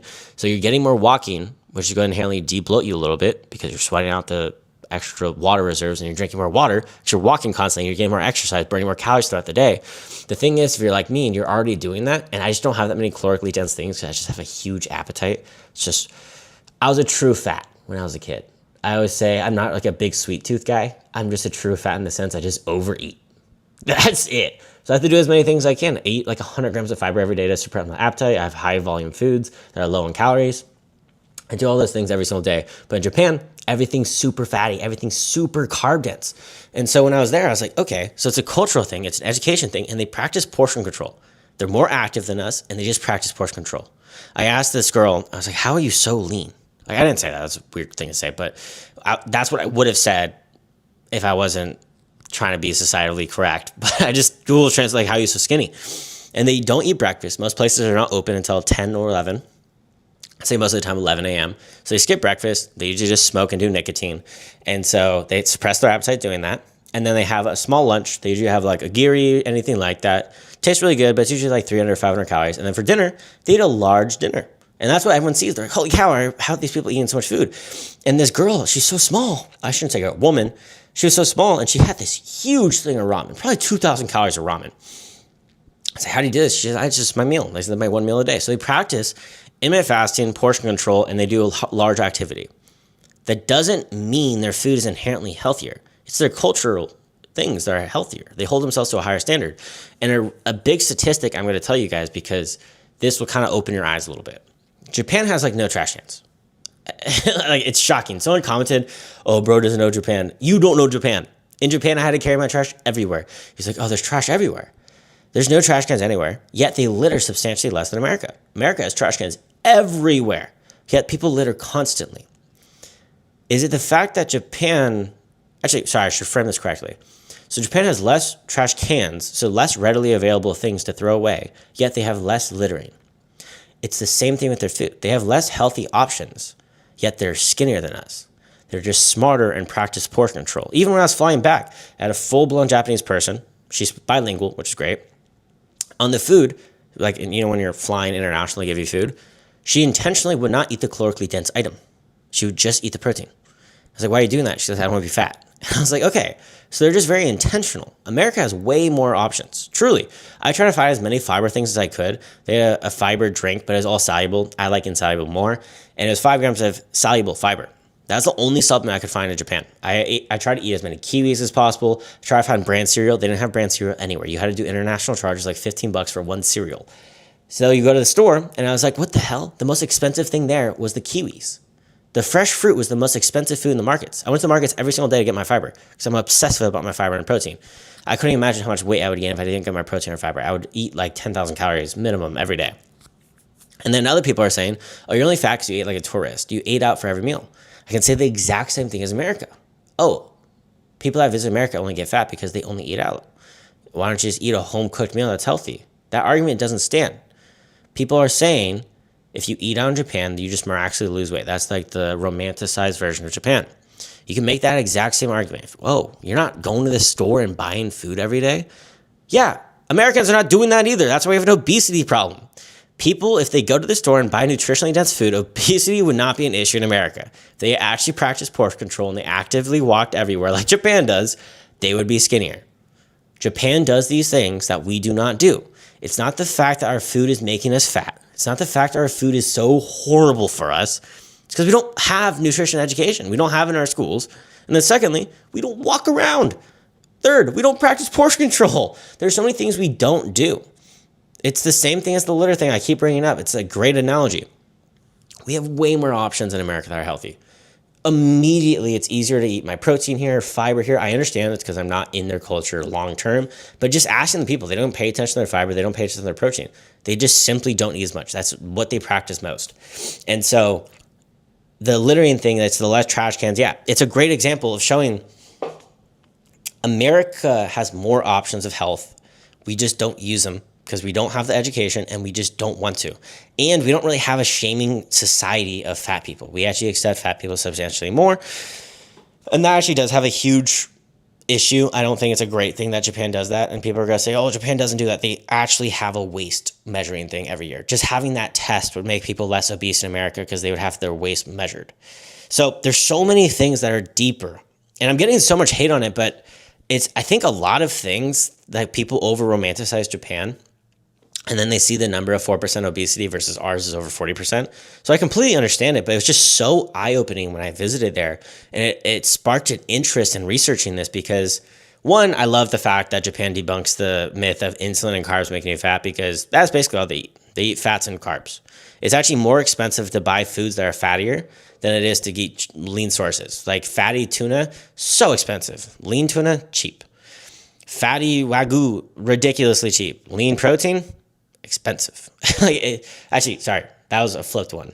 That one's not as expensive, but the Wagyu is shockingly cheaper than lean protein at the shops. It was shocking. I was blown away. My girlfriend was so funny because she was like, why is everything fucking pork and wagyu? Because she hates both those. And I was like, I'm so sorry, I don't know what to do. So she would eat like miso soup and stuff like that to get around it. So the culture is the biggest factor. They culturally don't litter. They culturally don't become fat. They portion control. It's not the fact that America is trying to make you fat. Please just educate yourself and practice these things that you do in Japan, and you will actually be healthier in America because there's more options. I mean, hell, our cereal is loads of micronutrients. Our desserts are loads of micronutrients. Like, people are trying to make you healthier. It's just overindulging on foods that you really enjoy, and America gets paid for making foods taste better than other companies. So we choose the food that tastes better. It's capitalism. It's literally what it is. They're not trying to make you fat. They're just trying to make you choose their food. It's hyper delicious food that we overeat on constantly. And I know I'm going to get a crazy amount of hate saying Japan's healthier than America. Sorry, America's healthier than Japan. But it's not the people that live there. It's literally just the food itself and the availability. Truly, it is the case. Because in Japan, everything is packaged too. Everything is frozen. Everything. If you go to the store, oh, bro didn't go to the market. I did go to the market every day. So many different markets. I even went to the damn fish market, which I learned afterwards was a tourist trap because it was really expensive fish that shockingly wasn't as good as I thought it was. Fat loss is not only what you eat, it's how you recover, how you train, sleep, inflammation, building muscle, the lever most people skip completely. Let's talk about sleep. The best thing ever. The best thing to ever exist. The all-cause mortality preventer. The disease preventer. The fat loss aider. It aids in your fat loss journey. This is the most important thing you could possibly do. And the phrase or the people that say, like, I'm so hard, I sleep 2 hours a night. It's slowly dying. I don't know if they're dying or they just understand that philosophy is horrible. Even people like Elon Musk and people like Mark Zuckerberg and people that are high-performing people, even Jeff Bezos, they talk about their sleep and they actually get a normal amount of sleep. It makes you think better. It helps you perform better. It is just your life source. And a lot of people deal with insomnia. I deal with sleep issues. So I'm so obsessed with sleep. Here are going to be the ways that improve your sleep quality, make you stay asleep longer, and helps you fall asleep faster. And these are proven by science. But then again, who likes to read research? I understand not everyone knows how to read a PubMed study and things like that. So we're going to dumb it down to layman terms. I'm so tired of people always just referencing data and just regurgitating it. Understand it so you can teach people. That's what I learned as a pilot. So that's what we're going over today. So number one, when you want to fall asleep, I know you're going to hate this one. Wake up and go to bed at the exact same time every day. And not even kidding, if you go to bed 2 hours late, wake up at the same time. Take that hit because it takes 3 to 5 days to get back into your rhythm. So you're actually losing more sleep in the long run rather than that 2 hours of sleep. So lose the 2 hours, even if you're 2 hours late, wake up and go to bed at the same time. Helps your body build a rhythm. Your body's a habitual person or a habitual thing. You need to do these things. And you'll start noticing a lot of these things are habits. Number two, unfortunately, if you live in like a 1-bedroom apartment or a studio apartment, this might be hard, but do not watch TV. Do not do anything in your bed.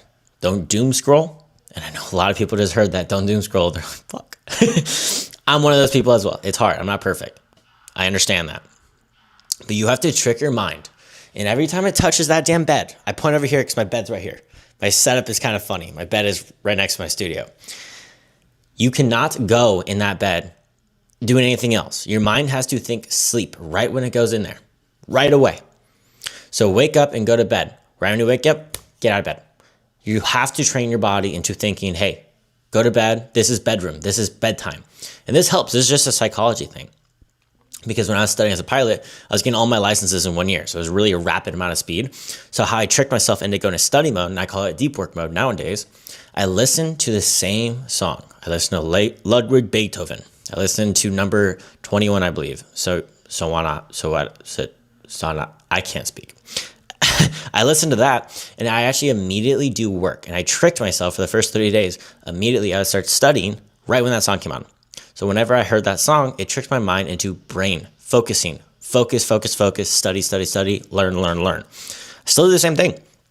I listen to Beethoven and I work. I work really hard and I don't get distracted because I trick my brain into thinking, hearing that, I'm thinking, oh, this is going to be study time. It's kind of like Maslow's dog, where every time they ring that bell and they fed the dog, over time they just rang the bell and the dog started salivating, like as if the food wasn't presented in front of it, showing that you actually could train someone in that way. Train yourself the same way. Trick yourself. So go to bed and don't do anything. Don't watch TV. Don't have a TV in your bedroom. Don't have any form of entertainment in your bedroom.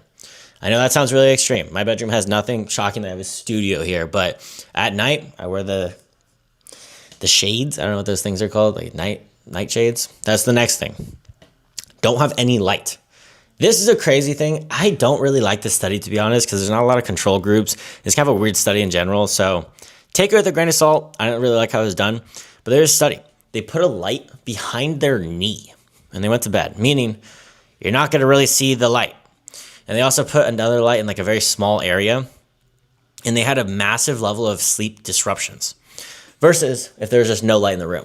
Granted, there's just a weird study, but that is a thing out there. Showing any form of light disrupts your sleep. Just try to have all black. I just wear the covers. They fit really nice. They're great. I think I got it for $3 on Amazon. Super cheap. Now, the food. I get asked this all the time as a fitness coach. How late should I eat? Because I always think, oh, after 6 p.m., fat mode. Anything you eat turns into fat, which I think is really funny. It's like our body somehow instinctually thinks, oh, we know what time zone we're in. We understand all these things. So if we eat at this time, it's fat mode. Doesn't matter. But what does matter is if you eat 2 hours before bed, a heavy meal could disrupt your sleep quality and falling asleep and stay in a deep sleep because you're digesting your food, your blood's in your stomach, and your body's working. So it doesn't allow you to go into deep sleep as well. Research has shown that. So I always try to have dinner at least 2 hours before bed. I try to rock 3 hours before bed, no food. Personally do that because I have sleep issues. And this is something a lot of people have issues with. They go to the bathroom a lot. This is not research. This is anecdotal, what works with my clients and what works with me. Try to save your carb source foods. I know this will go back and forth. People think, oh, you're spiking your insulin before bed, all these things, whatever. This is what's worked for me and my clients.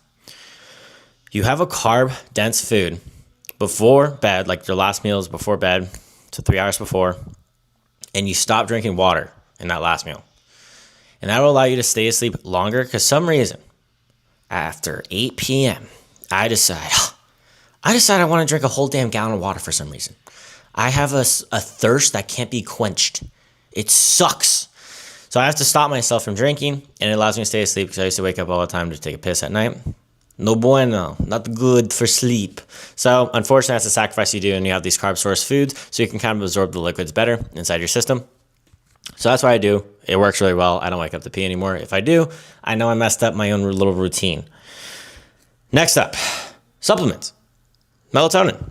A lot of guys specifically hate melatonin because like, it's going to lower my testosterone. Andrew Huberman told me I'll go hypogonad. I'll lose my test. Melatonin or not, when you naturally secrete it in your body, your testosterone goes down. That allows you to go to sleep. You get morning wood because your testosterone spikes to wake you up. Whoa, crazy. It's your body fluctuates constantly. There's no level of testosterone. So when Huberman said, oh, when you take melatonin, your testosterone plummets. Yeah, I mean, it's true, but it goes down for an hour or two. It fluctuates all day. So that's objectively a true statement, but it's misleading. Nothing against Huberman, but he's even correct that nowadays. Melatonin does not affect it. There's actually a study. People took a mega dose, 50 milligrams of melatonin for over a year. For the day after they stopped, they went to bed fine. They had no adverse effects. Their circadian rhythm didn't get messed up. Their hormones were out of whack. No addiction. All fine.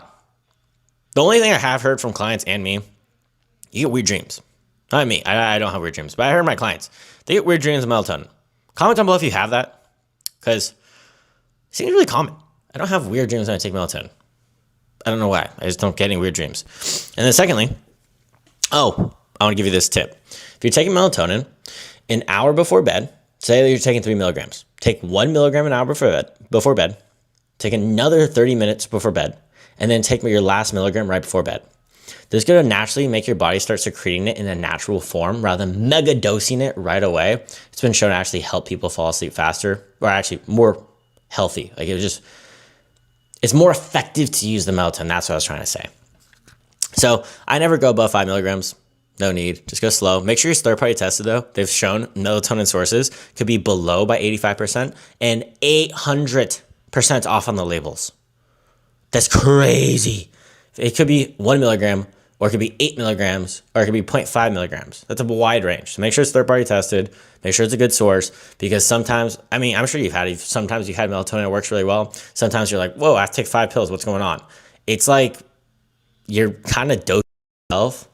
It's like you're having a little fun time. You went into a fun bag and you're just trying random stuff and see what happens. That's literally what it is like with melatonin, of how effective it is for sleep. But if you just want to be cheap, relatively good, I'd recommend taking magnesium glycinate. Not any other form. I don't want you to crap yourself before bed. Magnesium glycinate.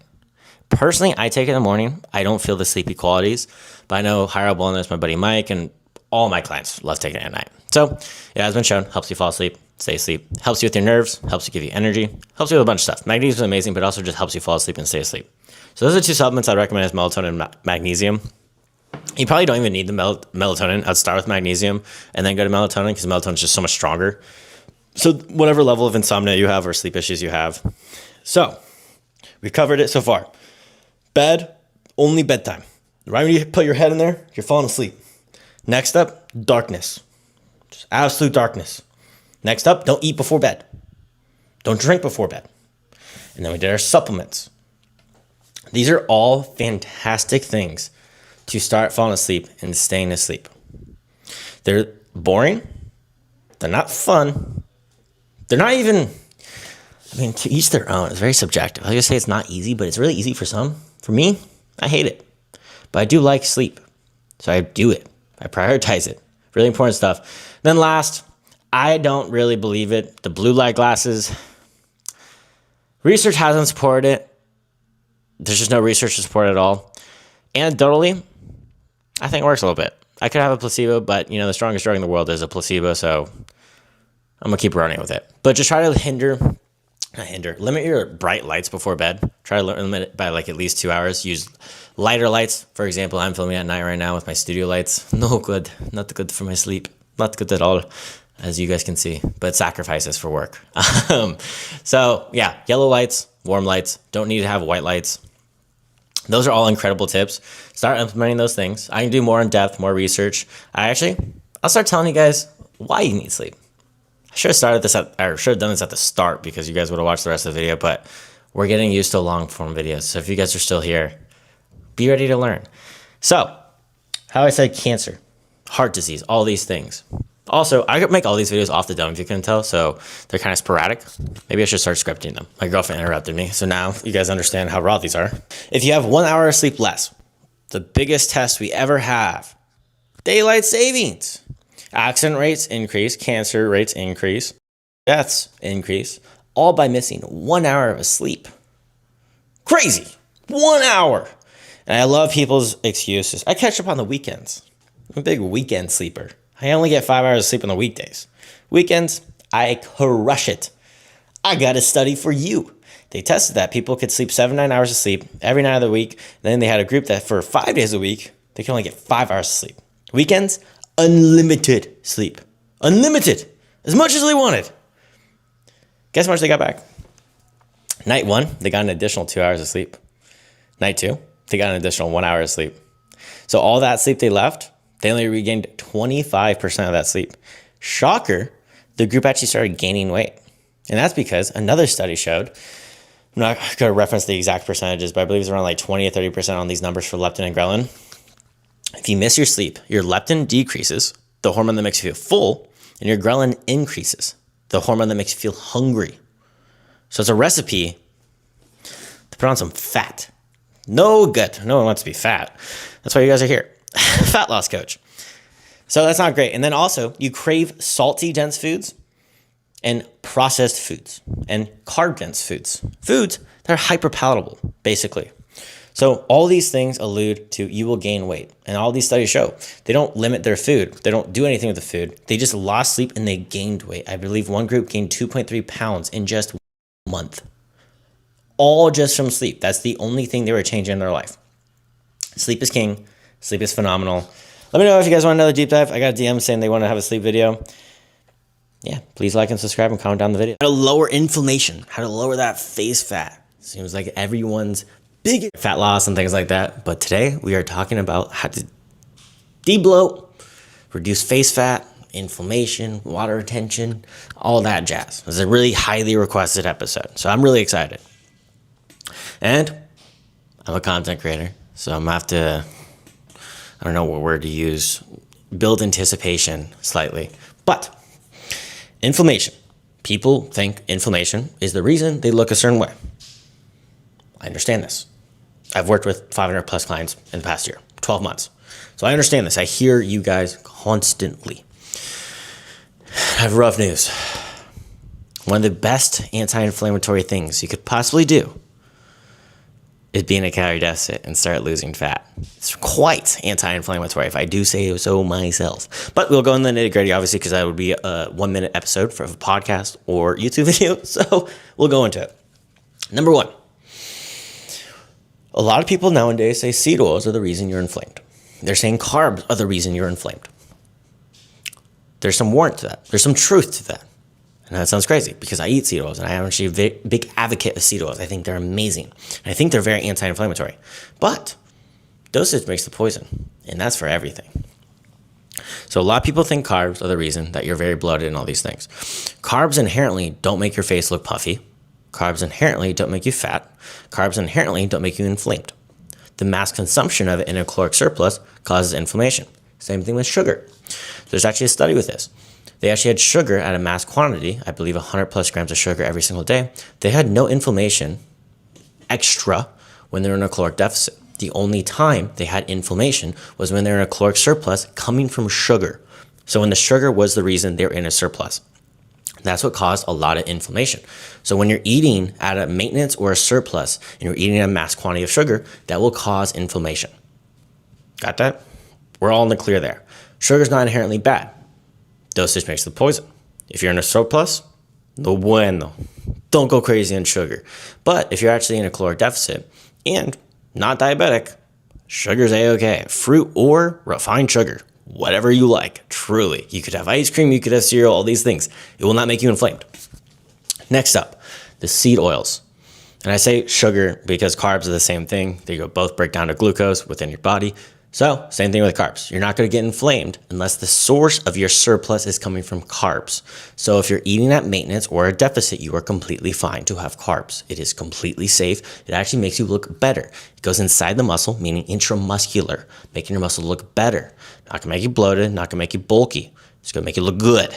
I promise you. And that's why when you're in a fat loss phase and you pull carbs right away, that's the carbs or like your calorie source, you actually look worse before you look better.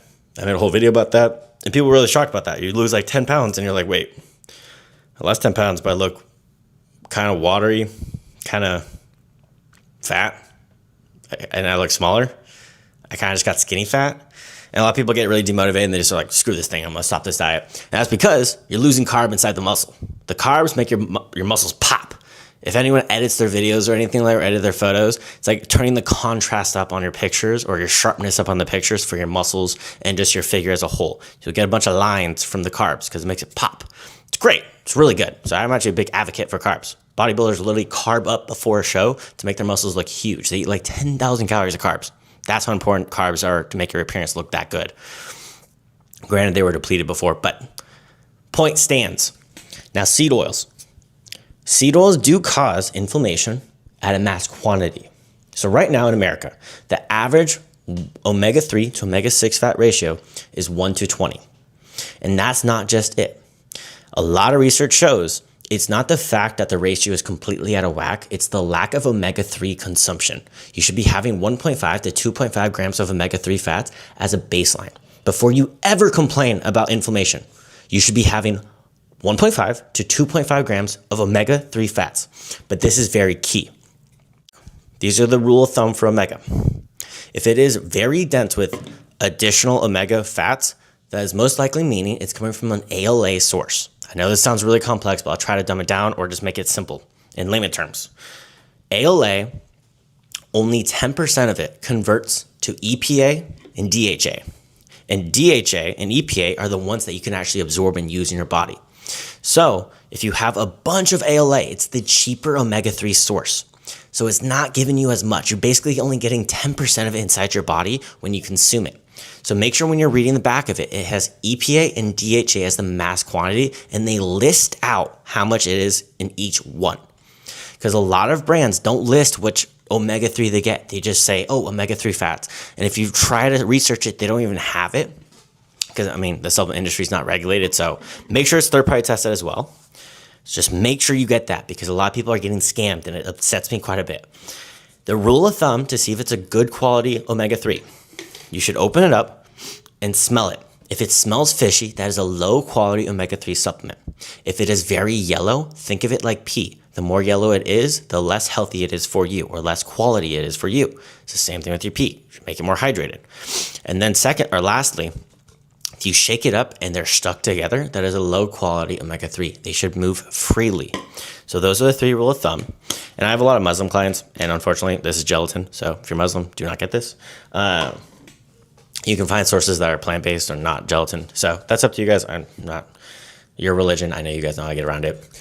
So making sure you get your omega-3s, 1.5 to 2.5. I want to harp on that very heavily, because if you complain about inflammation and you don't even know about your omega-3 consumption, you're in the wrong game. You're not even understanding. It's like talking about fat loss and not understanding what calorie is. It is so hard to do that if you don't understand the principles, or at least sustain it. You might accidentally lose some fat, or might accidentally get anti-inflammatory, but you can't sustain it long-term because you don't know the source. It's like having too many variables at once. You don't understand it. You don't know which one's the actual variable. So now we have that. Omega-6 is actually quite anti-inflammatory. It's very good fats. And so a lot of people think it's really bad, but it actually lowers your LDL and raises your HDL. Very good health markers for you. And it will lower your inflammation. Omega-6 fats are genuinely anti-inflammatory. So make sure you get that. Then lastly, a lot of people get a lot of work. Not lastly. Why did I say lastly? Next up, sleep. You should be having 7 to 9 hours of sleep. You get more water retention, and it makes you actually have a spike in your spike in your ghrelin, a decrease in your leptin. Leptin is the hormone that makes you feel hungry or full. Ghrelin is the hunger hormone. So it's a recipe to feel more hungry. But not only that, you overconsume on salt, and you overconsume on processed foods, and you overconsume on carbs. 3 things that don't make you feel that full. So you actually gain weight. They did a study where they lost just 1 hour of sleep, and they actually gained almost 2 pounds of fat in 1 week. No good. You don't want that. And it causes more water retention, making your face more puffy and things like that. You don't want that. Make sure you don't do that. And then lack of movement. That's the next one. Your body needs movement to drain in your lymph nodes. A lot of people want to get these lymph node drainage, these massages, and all these things. Exercise and movement is genuinely the same as the lymph node drainage. The only time a lymph node drainage massage is actually useful is when you're in an accident or any surgery and your doctor prescribes it for you. For example, I had surgery on my chest area, and I actually had to get lymph node drainage. Very beneficial. But if you don't have surgery or a very specific area, it is not needed. Movement is the king, because it actually drains. It moves things around, and it allows you to actually move that fluid into your lymph nodes and drain it out throughout your body. It's very anti-inflammatory and lose that water retention. Incredible. There's another study. A lot of people like to do it all in one go. I've been asked, the number one question I get from my clients, can I do 10K steps all in one go, or should I spread it out throughout the day? I said, hey, just getting your 10K steps as a whole, all power to you. A lot of people are not doing that. Secondly, it's actually better to do it every hour, walk for 10 minutes. They did a study on this. They did 8.8 thousand steps versus 10,000 steps, but they got all in one go on the 10,000 steps, and then 8.8 thousand steps every 10 minutes, they got their steps. And they actually got more health benefits from the 8.8 steps when they were just constantly moving throughout the day and getting that blood flow, getting the blood moving, getting that lymph node drainage, and all those things. So make sure you're moving constantly and don't be stationary for too long. And I understand if you work at an office, try to go to the bathroom, try to get water, things like that. Get an excuse to get up or start doing calf raises in your seat. I know that sounds weird, but it's actually beneficial to get some blood movement and things like that. That actually helps a lot. So all these things, they're all important. And I'm not going to say choose one because I think that would put too much emphasis on one. Just make sure you pay attention to all these things and you'll actually start improving your life. Last, Not that important, but it could help. If you have a mass amount of water retention, you can have a lot of vitamin C. You can mega dose on vitamin C and drink a lot of fluids. Ironically, the more water you drink, the less water retention you have. A lot of people think for some reason the more water they drink, the more water retention they have. It's actually inverse. Your body holds less water the more water you drink. So just drink plenty of fluids, drink a lot of vitamin C. Don't do lemon juice, just have a supplement that has vitamin C. Lemon juice is not that dense in vitamin C. Do all these things, and I promise you, you will start losing. Actually, I shouldn't say I promise you. You will get results. The results may vary, but this is all backed by research. And I've done these with my clients and they get incredible results. So try. Every week, I meet women that spend hours doing lunges, hip thrust, squats, yet their glutes look the exact same as last month. Here's the truth. The problem isn't your effort or the specific exercise that you're doing, but rather your training frequency. You see, glutes are not a small muscle group. They're built to be trained frequently. That's why cyclists and sprinters have massive lower bodies, and women in the gym, they stay stuck. Now you may be thinking, all right, why is this dude telling me this? Well, because 50% of my clients are women, and I've personally helped them grow their glutes to be stronger and rounder using science-based methods backed by research that has nothing to do with training harder. And I'm sure I can help you do the same. So if that sounds familiar, then let me show you the exact protocol. I've seen women grow their glutes like professional athletes. Before we get started, let me guess your current approach. You probably train your glutes once a week, maybe twice if you're really dedicated. You do your squats, you do your hip thrust, you do your lunges, and you absolutely destroy your glutes for 45 to 60 minutes. After that, you're sore as shit for the next 3 days. You can barely sit down, you can barely walk up the stairs, and you think soreness means you had a great workout. Well, here's the problem with your approach. You train your glutes like a small muscle group when they're actually one of the largest in your body. Think about it logically. Your glutes are a massive muscle group and you use it every single day. Walking, standing up, climbing stairs, and almost every movement. You're designed to handle frequency and stimulation and recover quickly. To be exact, every 48 hours. Yet, most programs have you hitting them once a week with an absolutely brutal workout and then do nothing for the next 6 days. That's not how you build them correctly. For reference, look at sprinters, Olympic level sprinters. They have massive lower bodies because they sprint every single day when they train. Don't get me wrong, they have a lot of weight training as well, but they don't absolutely destroy their body each time. They allow space for recovery. And something really cool, if you look how a sprinter actually sprints, that motion is basically doing a leg press with your foot elevated really high, targeting your glutes. That's why most of them have huge glutes. This is called high frequency training. Now, for those that are unfamiliar, high frequency training means you hit the same muscle group multiple times in a week instead of once. And before you panic and think I'm gonna kill you, this doesn't mean 6 brutal workouts every single week. It means spreading out your volume throughout the week with varying intensities in different body parts or different parts of the glutes. Here's what this looks like in practice. Let's take Monday. You do 2 to 8 sets, doing 6 to 10 reps, training to failure very intensely on your glutes. Next, you rest your glutes. Then Wednesday comes around and you hit a different part of your glutes. Say Monday you hit upper shelf, now you hit the lower part of your glute. Same thing, 2 to 8 sets. Then Thursday and Friday, rest days for your glutes. You can be hitting upper body and other body parts, of course. And then Saturday, you hit your glutes again with a different body part. So you're hitting your full glute throughout the whole week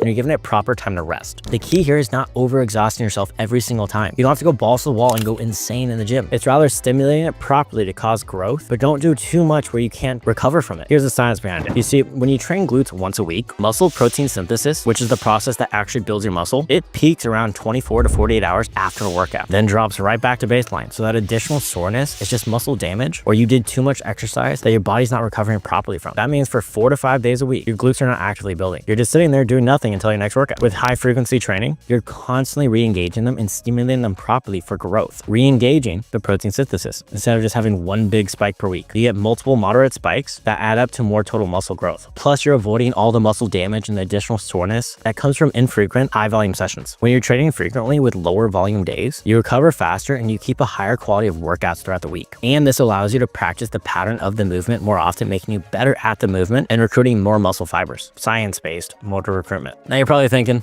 okay, this sounds great in theory, but what exercises should I be doing? Well, let's talk about that now. I hinted at this earlier on in the video. The key here is hitting different parts of your glutes throughout the week. For example, you should separate it with upper glute, side glute, or shortened position. You can be doing hip thrust, glute kickbacks, and single leg press, or abduction. The beauty of the system is you're hitting your glutes from different angles throughout the week while managing your fatigue properly. This is where most women completely fuck up their glute building process. They nail the training, but they completely ignore the nutrition side. This is my wheelhouse. The harsh reality is you can't do an aggressive cut or be in a severe deficit if you're really trying to grow your glutes properly or optimally. Your body needs energy to recover from these workouts and to build new tissue. Protein, absolute non-negotiable here. You need to have 0.7 to 1 gram protein per pound you weigh. And if you're oversized a lot, I would say your goal weight. When I mean daily, I mean daily. Protein is there for recovery, muscle growth, and it's good for your hair health, skin health, your nails, so many other things that people don't even think about with protein. And your glutes are not going to grow if you're not getting protein in. But here's what most coaches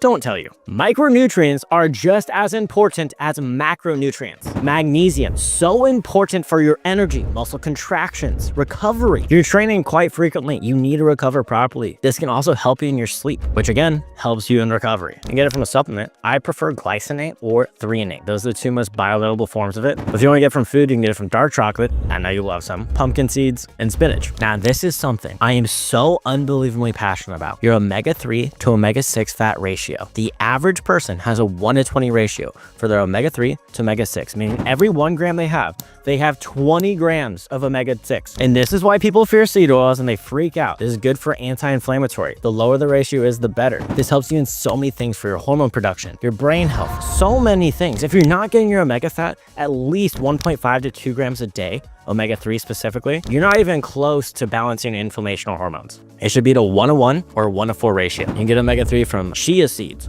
salmon, walnuts, or just a supplement. I found it's actually cheaper to get it from a supplement than eating salmon every single day, or you can get it from tuna, a lot of fish. If you're inflamed from your shit diet, you're not gonna recover properly from high frequency training. Fiber is essential for your gut health. If you constantly are feeling bloated, stomach pain, cramping, your fiber intake could be trash. I think it's really funny. There's a trend going on right now where a lot of girls are eating a dragon fruit on TikTok specifically, and they're thinking it's a laxative. And the crazy thing is the dragon fruit only has 3 to 5 grams of fiber. You should be having upwards of 30 to 40 grams of fiber a day, showing the deficiency of fiber. Just 3 to 5 grams is turning into a laxative. Colon cancer is the #1 thing that is a preventative cancer, taking people out under the age of 50. And #2 for women, eat your fiber. Colon cancer can be alleviated by fiber consumption. It's one of the most preventable cancers. You're way too attractive to be dying from butt cancer. I stole that. That was from a shirt I saw. I thought it was so ingenious. I will say, caution about the fiber. If you've never had fiber before, start like 5 to 10 grams because you shoot up way too fast. You can get constipated because you're not used to the water consumption.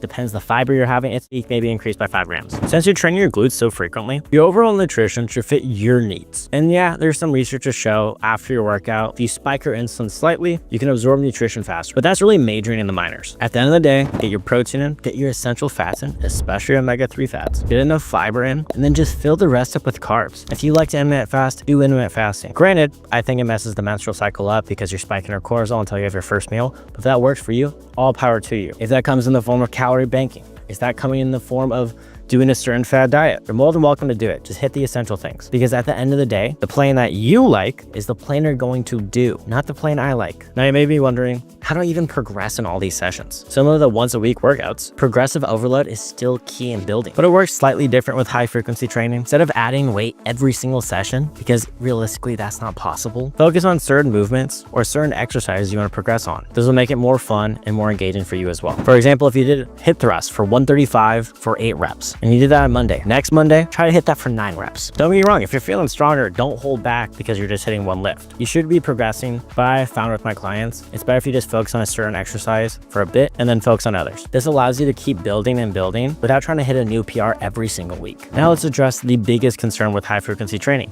Recovery. How can you train a muscle group 3 different times without overtraining in a single week? And it was answered earlier. You spread the volume out that you would have done that one exercise throughout the week. So you're not absolutely destroying your glutes each time. You're stimulating enough so they can recover for the next workout. Not to mention sleep. It is a non-negotiable 7 to 9 hours of sleep a night. This is where you're recovering, releasing growth hormone. This isn't just for fitness. This is just the all-cause mortality preventer. Your sleep is everything. It's your superpower. If you're not getting your sleep in, you're not gonna have enough energy to put in the gym, not gonna recover properly. You're definitely not gonna do high frequency training. And the next step, this is really key and a lot of people sleep on it.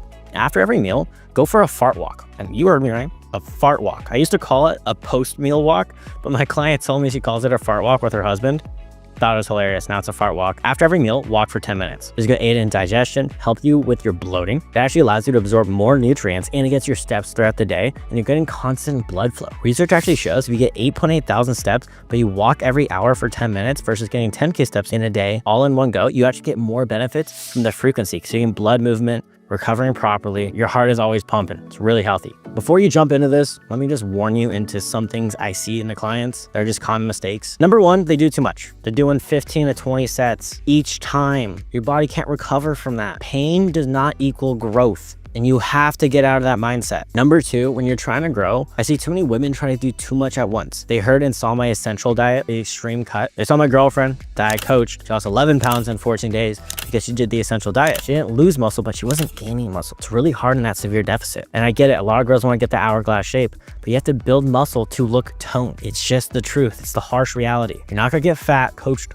hundreds of women. You can be in a slight surplus or a slight deficit and still gain muscle and not be huge and bulky. Number three, they pay attention to calories and protein. That's it. They wonder why they lose their menstrual cycle because they're overtraining, they have too much fatigue, too much stress, they're not getting the essential fats in their diet, so many things like that. And they wonder why they have brain fog and they feel like shit when they're trying to get their dream body. You should feel good and have your dream body. It's not pick or choose. They're neglecting the micronutrients. There's so many things. And number four, they start too aggressively. I said 3 to 4 times a week you could train glutes. When you first start out, you're gonna be sore as shit if you just do 2 sets. Don't train when you're sore. Your body needs to adapt, especially if you're a newbie in the gym. And you have to get used to the movements. Soreness comes from when you're doing a foreign exercise or a foreign movement. That's where most soreness comes from, or overtraining. Soreness could mean a good workout, but soreness does not directly mean it's a good workout. And mistake number 5 is they're not tracking the progress. They're not doing progressive overload. They're not tracking what they did last week. Granted, it's not gonna be a linear path, but you should be trying to get stronger each time. You see, your glutes are capable of incredible growth, but they need consistent stimulation and proper fuel to reach their full potential. Stop treating them like a small muscle group and start training them like a powerhouse that they are. Look at these Olympic women. Now I know there's a lot of information in this video and it's hard to piece all together, but it's essential for real progress. Is it possible to lose fat and gain muscle at the same time, or better known as recomping,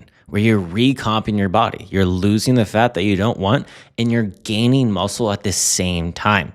This has been talked about in the fitness space for years, and this is the number one goal people want to do. They want to lose fat and gain muscle. Who doesn't? I want to do that right now too. So how are you able to do it? Because yes, it is 100% possible to lose fat and gain muscle. And there's actual scientific research behind it supporting this. So it's not theory anymore. And you don't actually have to see your favorite influencer constantly berating you with these transformations that took 10 years and they say, hey, do this in 60 days. They're just lying to you. So this is how you actually do it. A step-by-step process of how to recomp properly. Number one, you do not have to be in a caloric surplus to recomp. And this is a big misconception a lot of people think. They think they need to be in a surplus to gain muscle. Couldn't be further from the truth. You can actually be in a deficit and still gain muscle. There's no requirement for muscle growth for calories in a surplus. You can do it at maintenance. You can do it in a deficit. Your body can actually use the fat stores on your body as the surplus. It's incredible what your body is able to do. And if you really boil it down and simplify it, it makes complete sense that you're able to do this. Your body's not like, hey, we have to be in a surplus to gain muscle. What causes the growth is stimulating the muscle and having enough protein. That's truly it. So how to stimulate the muscle? You train at the gym 3 to 4 times a week and you give it ample time to recover.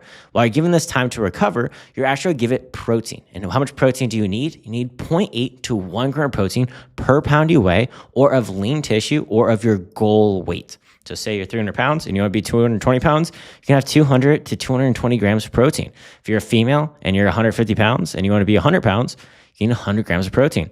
If you eat more protein beyond that, it's just gonna make you feel a little more full, which I think is great.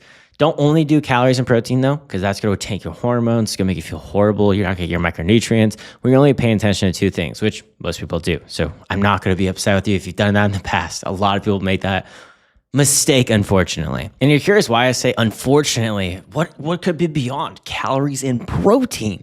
Well, your fats to actually regulate your hormones, your fiber to actually regulate your gut health, make you feel more full. So many nitty-gritties, but today's just about recomp, not the nitty-gritty. So once you get the training down, all these things, your body, like I said earlier, is going to start using that fat tissue on your body and actually make it so you can grow muscle. The thing is, your body has to think it needs that muscle. A lot of people, when they go in a deficit, they think they do high rep when they're in the gym. It's not the case because they love that burning sensation.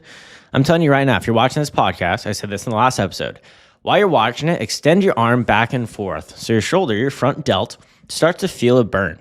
If you do this the whole podcast, is your shoulder going to be huge? No. You're just getting lactic acid. You're just getting oxygen leaving the muscle, calcium buildup, lactic acid, things along those lines that give you that burning sensation. It's not causing muscle growth. So doing these super high reps and you're gonna burn more calories and things like that, you're actually doing the opposite. You're losing muscle mass, which is lowering your metabolism. You don't want to do that in a deficit. So when you're recomping, it's the hardest thing to do in fitness is gain muscle and lose fat at the same time.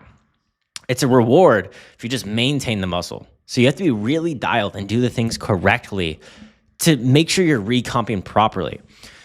And then lastly, the third step. So we got 1, calorie deficit. 2, training properly. 3, the recovery. I want to make sure you're getting 10,000 steps a day, and you might be saying, why? That's not recovery. You're getting rid of the lactic acid throughout your body, getting better blood circulation. You're actually getting a certain amount of calories you burn throughout the day. It's consistent. Usually when you're in a deficit, you get more tired. When you're more tired, you burn less calories throughout the day because you don't move as much. Your non-exercise activity decreases. So since you are actually getting 10K steps a day, your NEAT is not decreasing as much as it would if you weren't paying attention to it. And then also, when you're recovering, you're actually going to sleep 7 to 9 hours a night. I say 6 to 8 because who actually gets 9 hours of sleep? But make sure you prioritize your sleep so you're recovering properly. Your muscle actually needs just as much time to recover. It's just as much importance as actually training it. Overtraining is a real thing. So you should be aware of this. Recovery is so important and so slept on. These are the things you should be doing to recomp properly. And a lot of people think you shouldn't be losing weight. And I hate to be the bearer of bad news. If that scale is not budging and you're in a calorie deficit, you are not gaining muscle at the same rate you're losing fat. That is the harsh truth. You're not going to accelerate fat muscle growth just because you're in a surplus or a deficit. Same pace, you should be losing fat substantially faster than you're gaining muscle. So if that scale is not budging, you are coping with yourself. That is the truth. You are just coping and using it as a coping mechanism, saying, hey, I'm recomping right now. I'm gaining muscle and losing fat at the exact same pace. Muscle weighs more than fat. You've heard that before. Muscle weighs more than fat, so that's why the scale is not moving. No, you're not in a deficit. That's just hard. I know buddies that are on the performance enhancement, male or female, and they are still losing weight in the caloric deficit, and they're at a super physiological level of muscle being grown, tissue being made out of nowhere, and their scale is still going down. So I promise you, if you're in a caloric deficit, you are losing weight. Hopefully losing just pure fat. That's the freaking dream. And you're gaining muscle at the same time. That is the goal. And that's how you recomp properly. I know it's short and sweet, but it is really that simple. That's how you recomp. It's the same thing as calorie deficit. You can recomp at really any deficit. It's just a slight deficit. That's really the biggest difference is it's around 100 to 200 calorie deficit when you're recomping. And the thing that everyone always thinks it needs to be done at maintenance. No. Recomping is not done at maintenance. Be in a caloric deficit because you can burn fat and gain muscle at the same time. So why accomplish 2 birds at 1 stone or kill 2 birds, 1 stone? That's a phrase, right? Yeah. Don't do it at maintenance. I think that's the dumbest thing. I don't know why people do it. Don't do it at maintenance. Caloric deficit. Now I'm going to put them all together. This is one complete system, start to finish. If you only watch one chapter, make it this one. You try to lose fat, you start going to the gym, you started a diet, you started a really hard diet, but the fat didn't seem to come off. Or if it did, 95% of people, which is most likely you watching, gained the weight back. If not gained the weight back, gained more weight than they originally started with. And on top of it, a worse relationship with food. There's going to be an in-depth analysis on how to lose fat, how to keep it off, a bit or me on short-form content. So, fat loss. Why is fat loss such a hard thing for people to do? I'm going to tell you to buckle down. It's going to be a long episode, really in-depth, and I'm going to talk about a lot of the deeper things that people don't really mention that much because they profit off it. That's just the harsh truth. I hate to say it. It's a business at the end of the day. I'm a business person as well, but I want you guys to hit your results as much as possible. I understand some people need accountability and that extra nuance with coaching, but this should do the job. Number one, a big red flag, and a lot of people will hate this because I know a lot of people are saying, oh, it's inflammatory, it's your cortisol, it's your PCOS, it's your insulin resistance. I've heard it all. Truly, I've heard it all. It's a different trend every time certain coaches really fixate on certain things, and that's their specialty. That's all fine. You could work with your niche. The harsh truth is, even if you have hypothyroidism, PCOS, things along those lines, it is way harder for you guys to be in a caloric deficit. That is the truth. And you guys respond better to a lower carb diet. Research supports that. I've worked with a lot of PCOS clients, people with hypothyroidism, and that works amazing. I mean, even my business partner, another business venture I do, Brandon Clark, he's a hypothyroid man, he has it. And he has the best physique I've ever seen in my entire life as a natural bodybuilder. Truly, like, I'm not exaggerating. Man looks like a sculpture. It's wild. And he has a hypothyroid. His T3s are underperforming.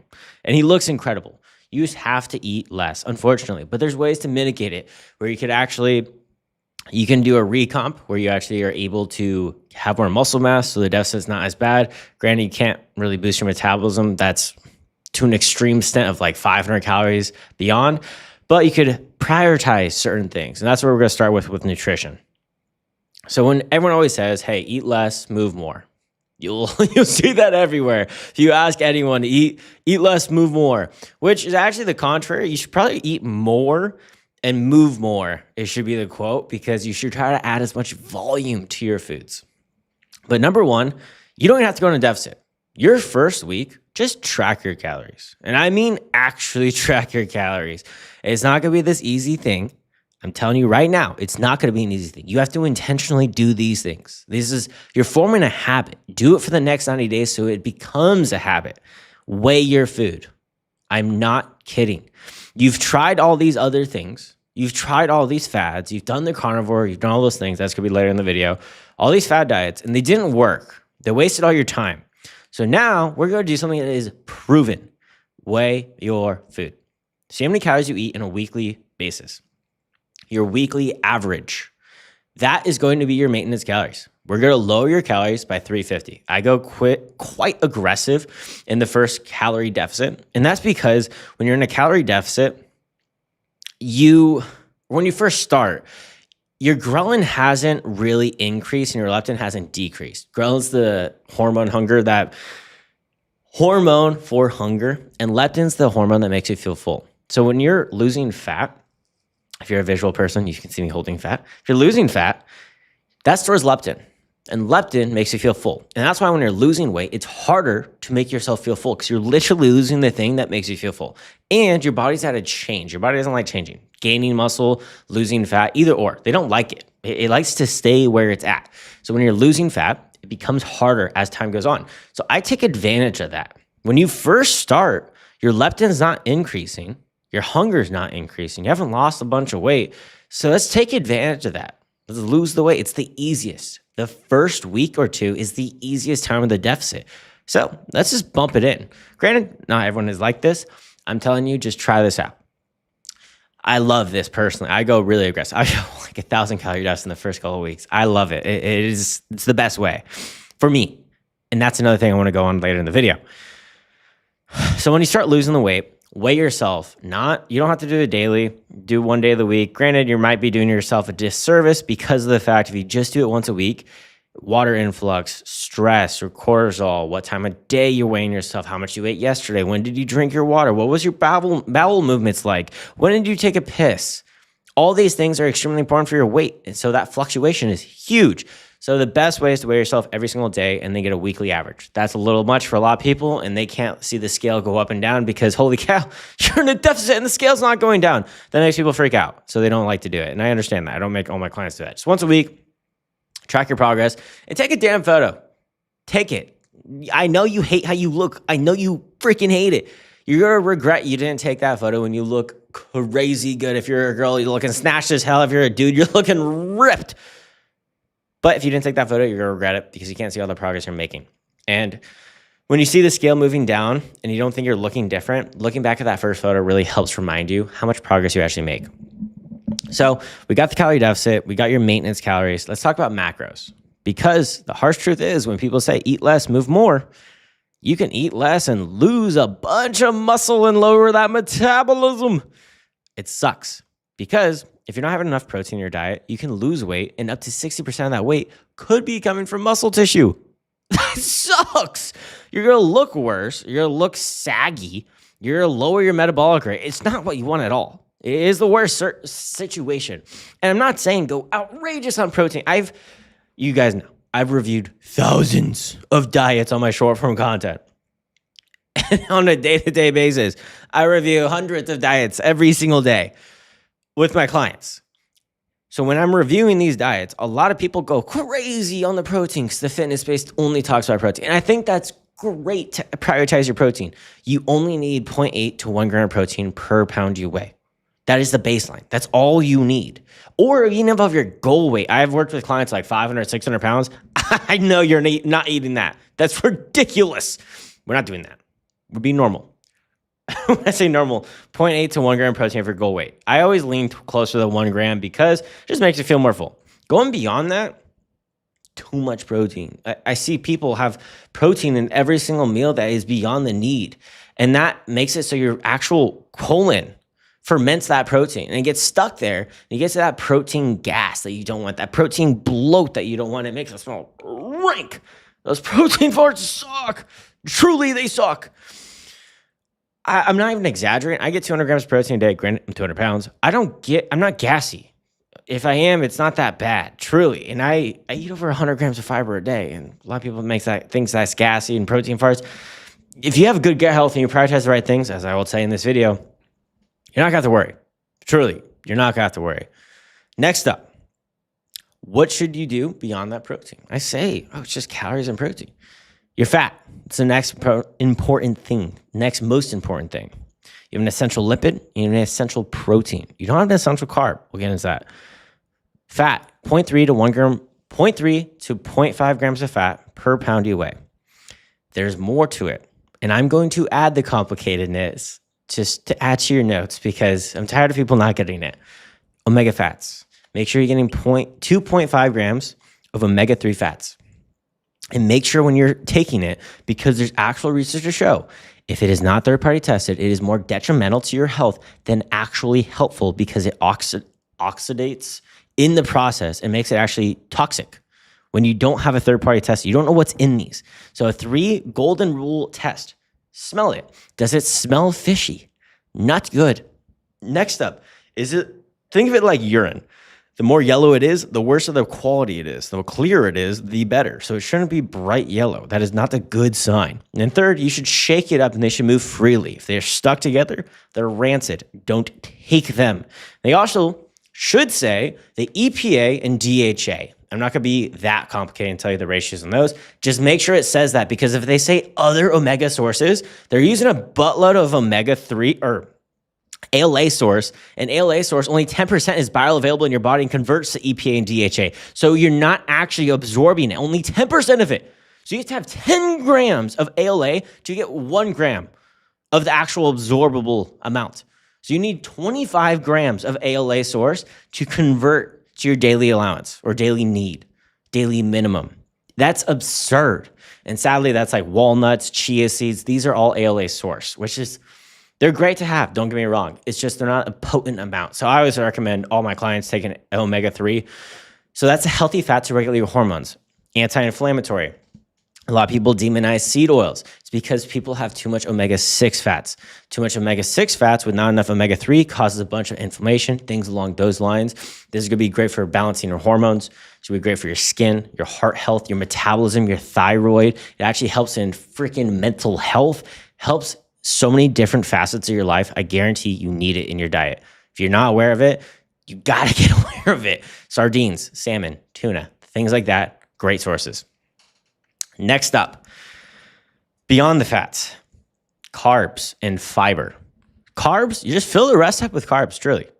That's truly the case. Granted, there's nuance. Like everyone's a little different, especially when I'm coaching people one-on-one or my assistant coaches are. When you're one-on-one with someone, like there's a difference in the macros, but this is a good just starting point, truly.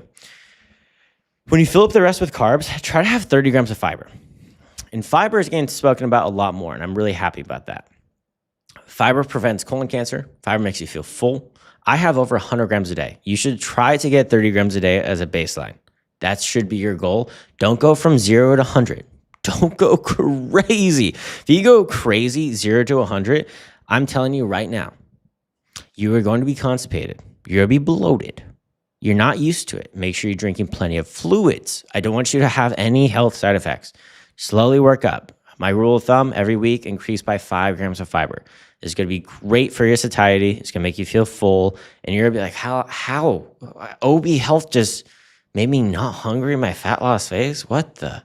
How's that even possible? I know, I'm the best. What can I say? Next up, in your diet, find things you enjoy. I know that sounds crazy. 80-20 is the golden rule.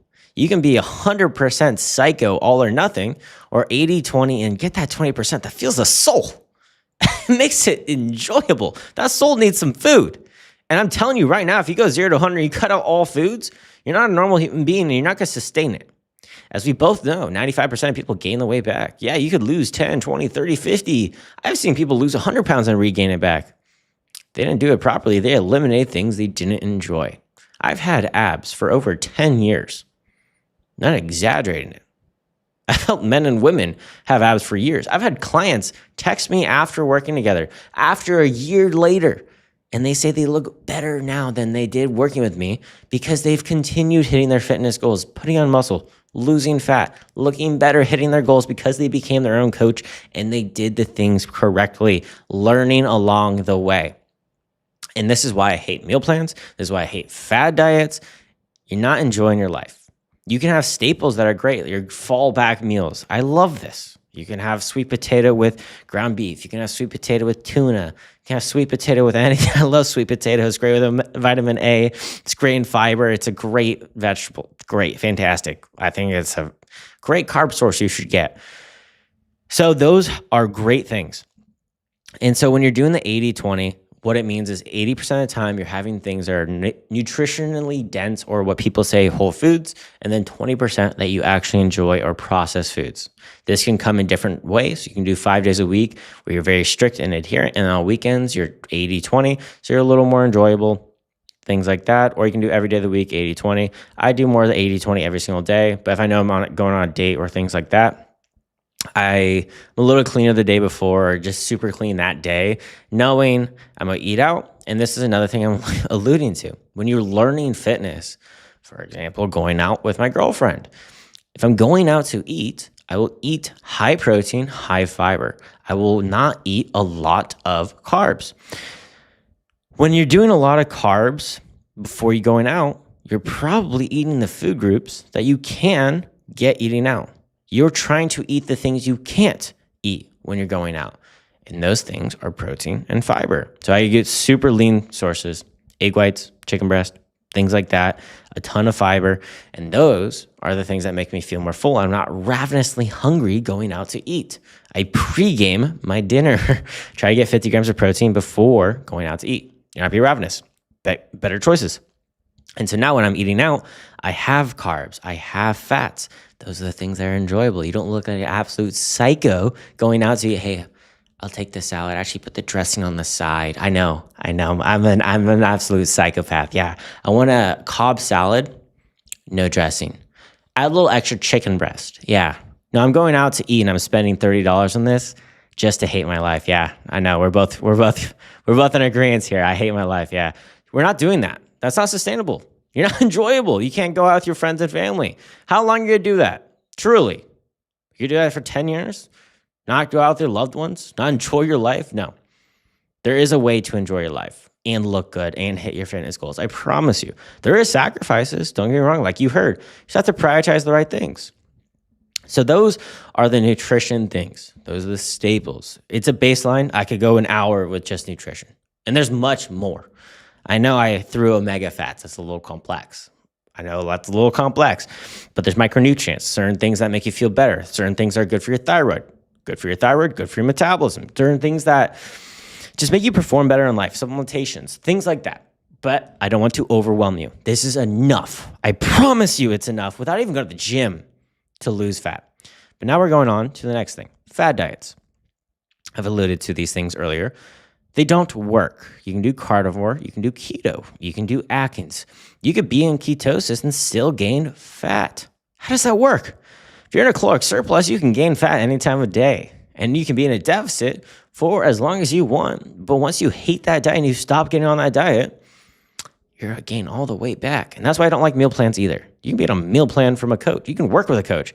I actually have heard some horror stories from clients of mine, from other coaches, that they were on a meal plan the whole time and they didn't ask any questions. If they did, the coach was very hostile.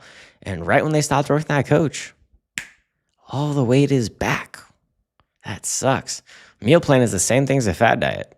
Truly. And a lot of coaches don't like to say it. It's bad for business. It really is. I feel the pain of it sometimes. Truly. I mean, I'm very blessed. Very, very blessed because social media has got an abundance of leads. But it's not a good business model to have your clients become their own coaches because they become their own coaches and leave. They don't need you anymore. But it's the only way you can ethically coach, in my opinion. So when you're following these meal plans and these fads, you have to think long-term. Are you enjoying this? Are you actually able to do this long-term? Are you able to go to a wedding? Are you able to do these emergencies? Are you able to function as a husband or a wife? Are you able to function as a human in society? Are you able to go to work? Are you going to work events? I work with clients that are salespeople, and they have to take clients out to sales meetings. You think you're going to take a client out and do that whole Cobb salad ordeal? Fuck no. Come on. We're normal human beings. We're functioning members of society. We're not just influencers that our whole day, we can just cook whatever food we want. Have our meals just served to us, look fantastic, and get paid out of this wazoo to look fantastic. You're not in that situation. So why are you taking advice from those people? Doesn't make any sense. Bothers me so much. I'm very passionate about it.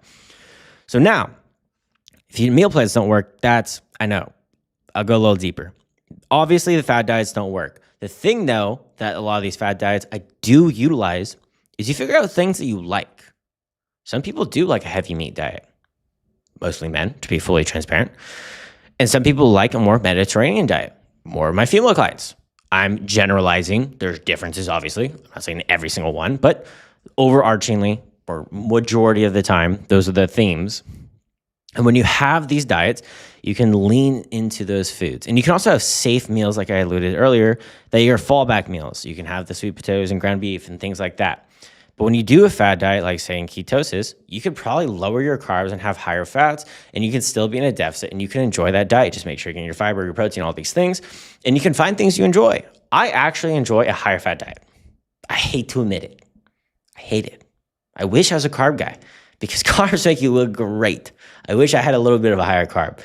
But I do, sadly, lean on fattier foods. And so I adjust my macros to fit those goals. I enjoy those. I'm sacrificing those glorious pumps in the gym with those extra carbs because I enjoy my diet quite a bit. And that's more important to me. Some people might take that sacrifice and want to have more carbs and get that juicy pump at the gym and look fantastic. And you're a little drier, I'll be honest, when you have a lot of carbs, a little drier looking, a little more pumped up, your muscles a lot pop. It's a little better. So when you do a fad diet like ketosis and you really enjoy it a little fatter, just introduce carbs and fiber and don't be fearful of those foods. Because a lot of people think when you're on a fad diet, hey, I can't eat carbs because carbs make you fat. Hey, you can't eat, carnivores think everything makes you fat. Atkins, can't eat carbs because it makes you fat. A lot of these diets lean on carbs. Carbs are not the enemy.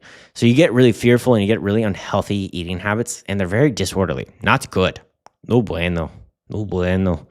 So I'm just saying, don't fear these foods. Slowly introduce them back. If you've done a fad diet, you know those work. And if you've done intermittent fasting, things like that, you can still do intermittent fasting. I've known people that intermittent fast irregularly. Don't get me wrong. They're not every single day intermittent fasting, but they'll fast until noon most days. They'll have a caffeinated beverage in the morning, blunts their appetite, and they can make it till noon. And there's side effects to it. But holy cow, the pros of staying in a deficit and staying your fitness goals and enjoying it outweigh the cons. I'm so tired of the fear-mongering on the internet. I personally like to intermittent fast a little bit till 10 a.m. And I know for a fact it's not the best thing for going to the gym. But I'm not going to force feed myself calories when I'm trying to stay lean before I go to the gym. Yes, there's better performance with carbs. I understand that. You ain't catching me forcing myself to eat food when I'm trying to lose fat. No. The pros outweigh the cons. No, every time. So you don't have to intermittent fast. You don't have to do all these fads. Just find the thing you enjoy. Some people like calorie banking. Some people like protein fasting. Some people like a little higher fat diet. Me. Some people like a higher protein diet. It makes them a little satiated. They don't mind the gas. I don't like that. But some people like crazy fiber. I have over 100 grams of fiber. People do different things and it works. Just find the thing you work. That's why you have to have someone that actually is experienced and try different things and have professional guidance so you're not messing up your health trying these things and see what you like. Next up, getting out of the fad diet because they work until they don't. That's just the best way to describe them.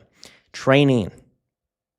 This part I think is very simple, but people really overcomplicate it. And I understand why. You see a jacked person on the internet, female or male, doesn't matter, whatever your dream goal or gender is, you get tricked. They do these crazy workouts. They're constantly changing everything. You think you have to change your workout constantly? No. I've done the same workout for probably 5 years now. Crazy. Same split. A split is what you do in a week at the gym. I train 4 days a week. I do push-pull legs, personally, and it's an extra day of the week, whatever I want to hit. Women, I do a little higher frequency with a lot of my female clients because you want to grow your glutes. You're a lot more isolated than men for a lot of the goals.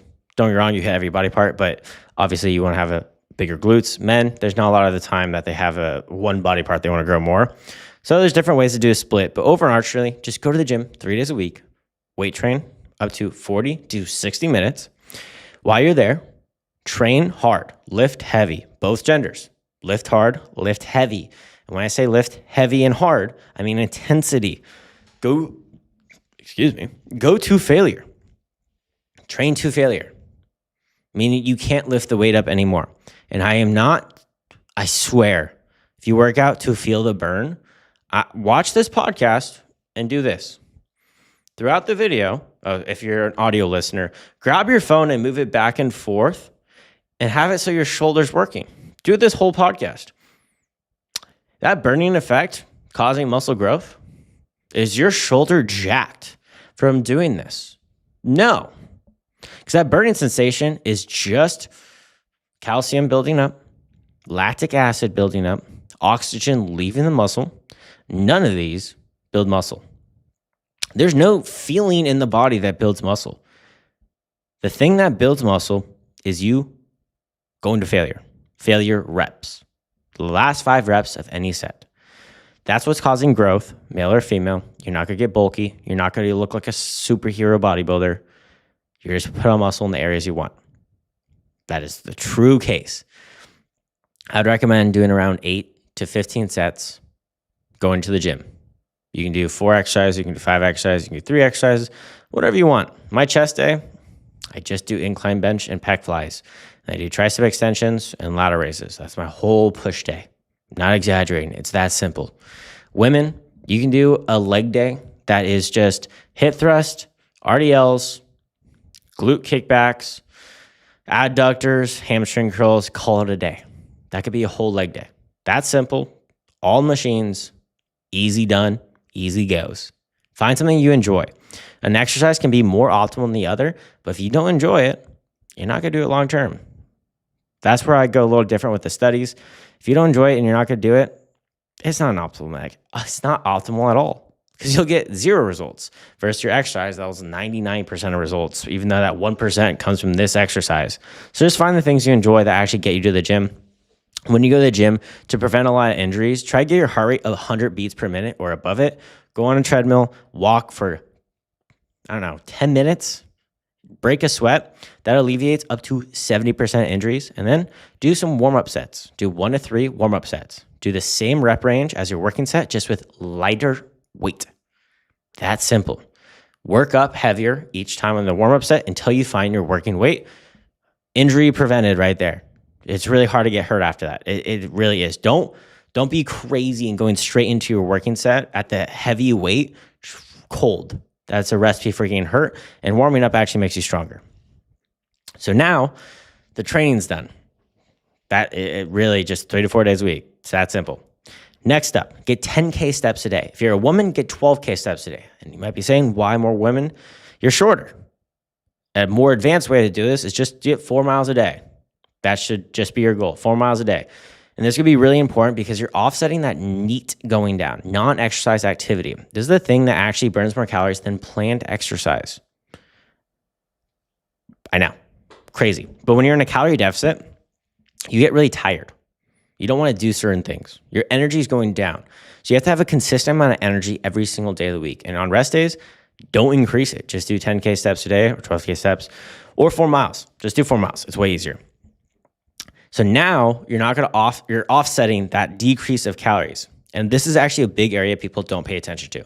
When you're in a calorie deficit, being more tired, people don't account for the fact that they don't track their steps.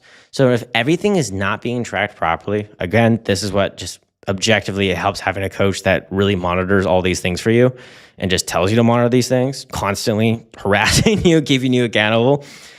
If you're in a calorie deficit, and say before you're in a calorie deficit, you were getting around, let's say 6 to 8K steps, that's the average American. So now you're in a calorie deficit, let's say you're in a 100 to 200 calorie deficit, you stop gaining those steps because you're more tired than you would before. So now you're expending less energy throughout the day, and now you're still at maintenance. So you're like, what the fuck is going on? I'm eating less food like everyone's telling me to do. I think I'm moving more, and you're not actually, because you're just more tired. So you're like, what's going on? My metabolism is broken. What the hell? No, you're just not paying attention to your steps.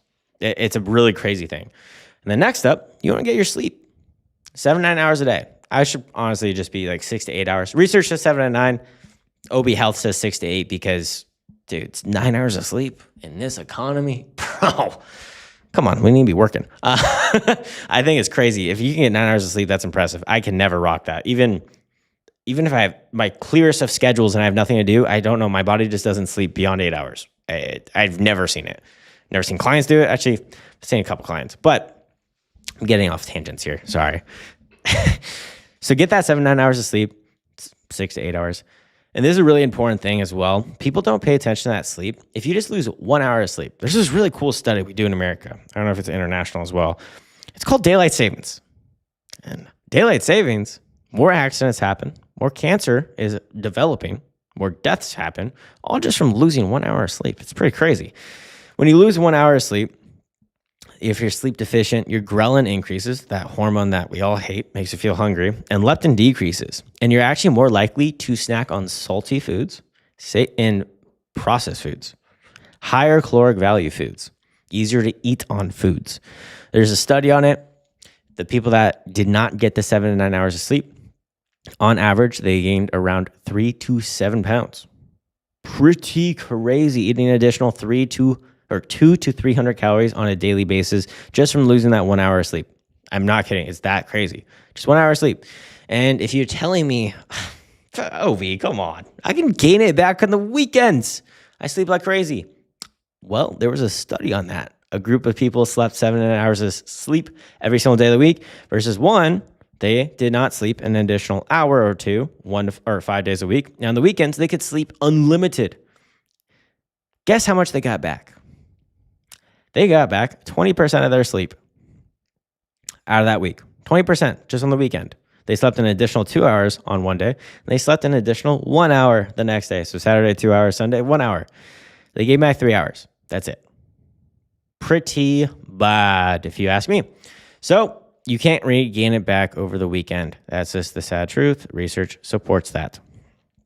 And then this is the part that people don't understand.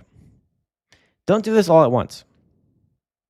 Go slow and steady. I'll be transparent. This is what I do with my clients. You go week by week.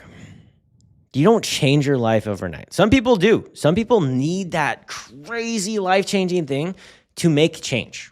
And that's actual true as well.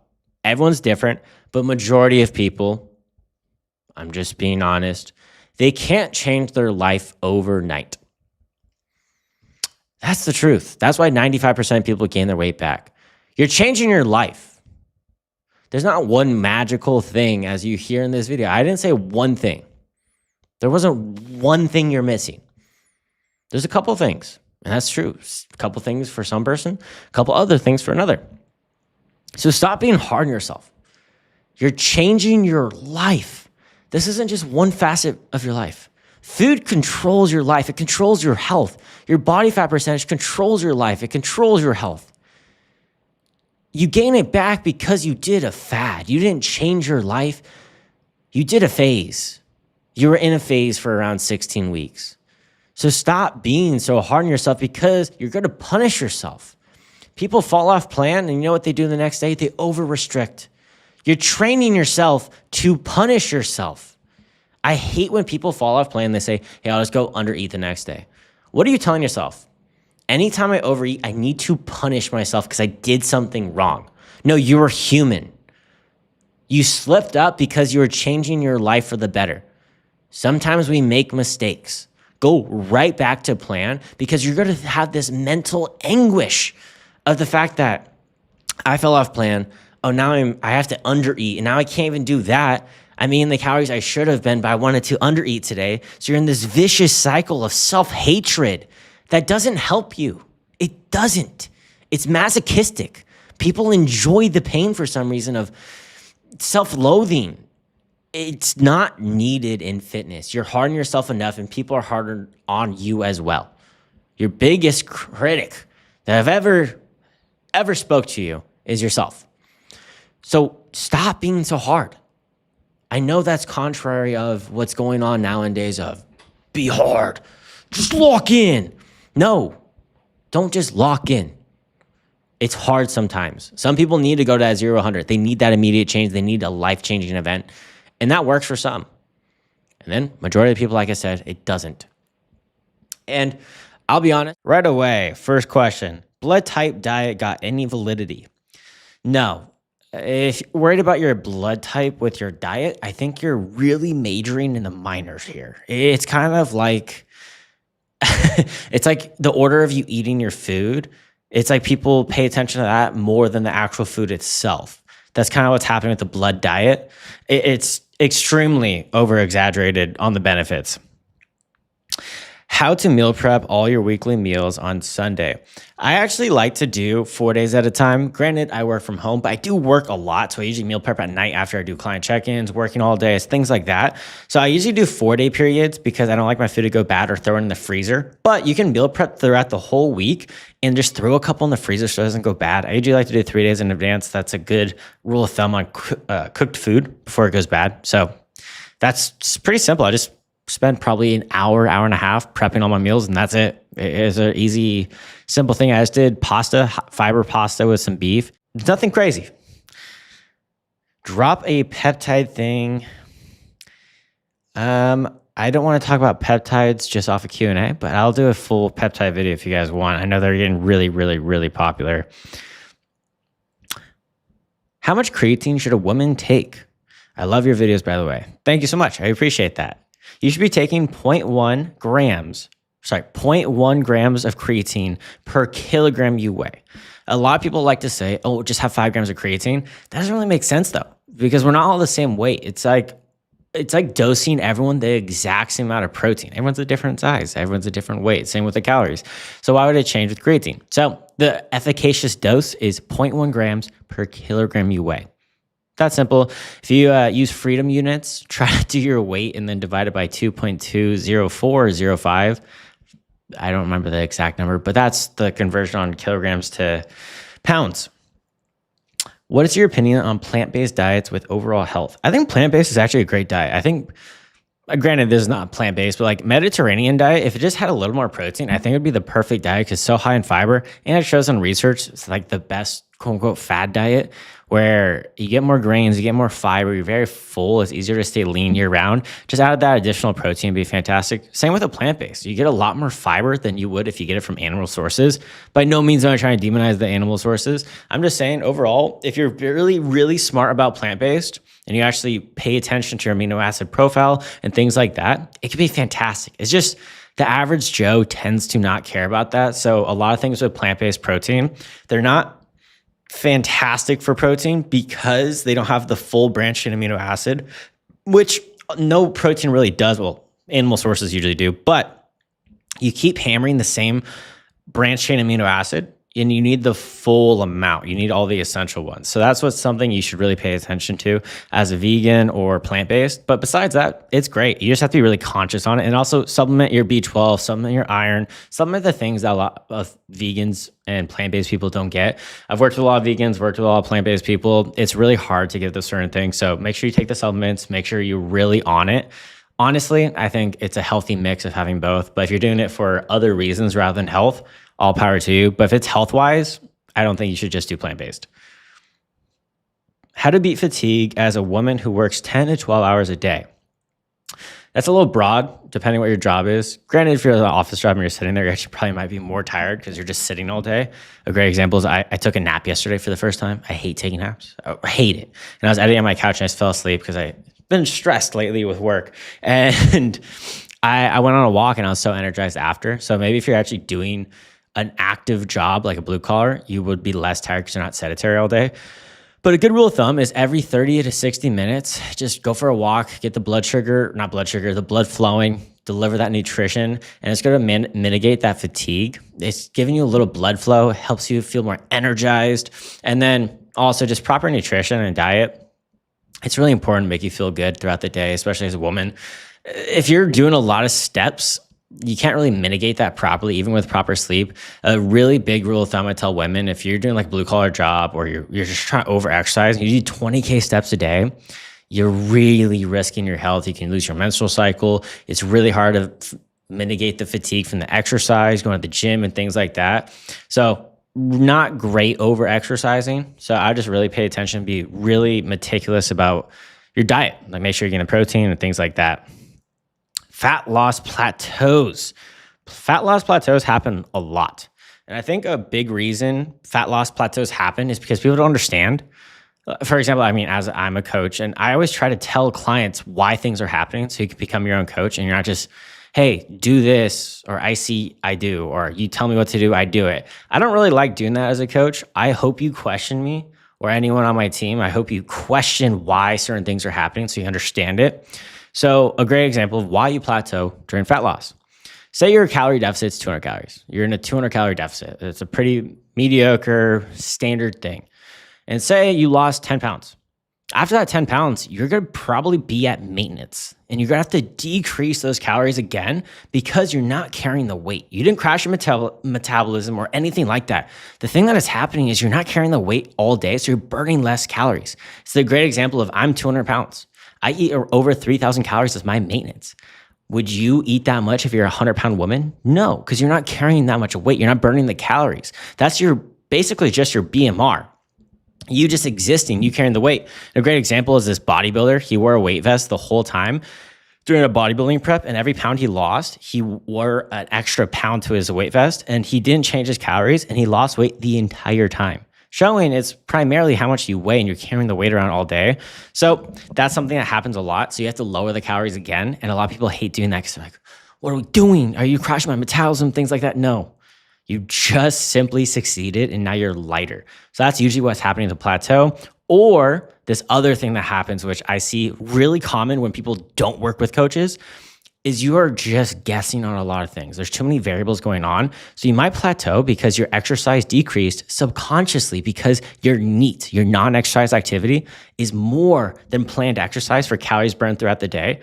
So when you're not tracking your step count, when you're not really meticulous about certain things, you actually will just lower how many calories you burn throughout the day because you're tired. You have less food in your system. So since you have less food in your system, you're just not going to do those things. Like maybe rather than taking the trash out every day or going on a walk with your dog 3 times a day, you might lower it. Hey, whenever he has to go to the bathroom, I'll just take him out and then bring him back in. Hey, maybe I'll take the trash out tomorrow. These small things really add up on your calories burned and the less fidgeting. So all these subconscious things that a coach would monitor or tell you to monitor, you're not doing it anymore. So you're plateauing due to the fact that you're decreasing your calories, but you're also decreasing the calories you burn throughout the day. It's a unfortunate situation to say the least, but if you're really meticulous and pay attention to really small things, it won't happen as much. So those are usually the two options of why people plateau during fat loss.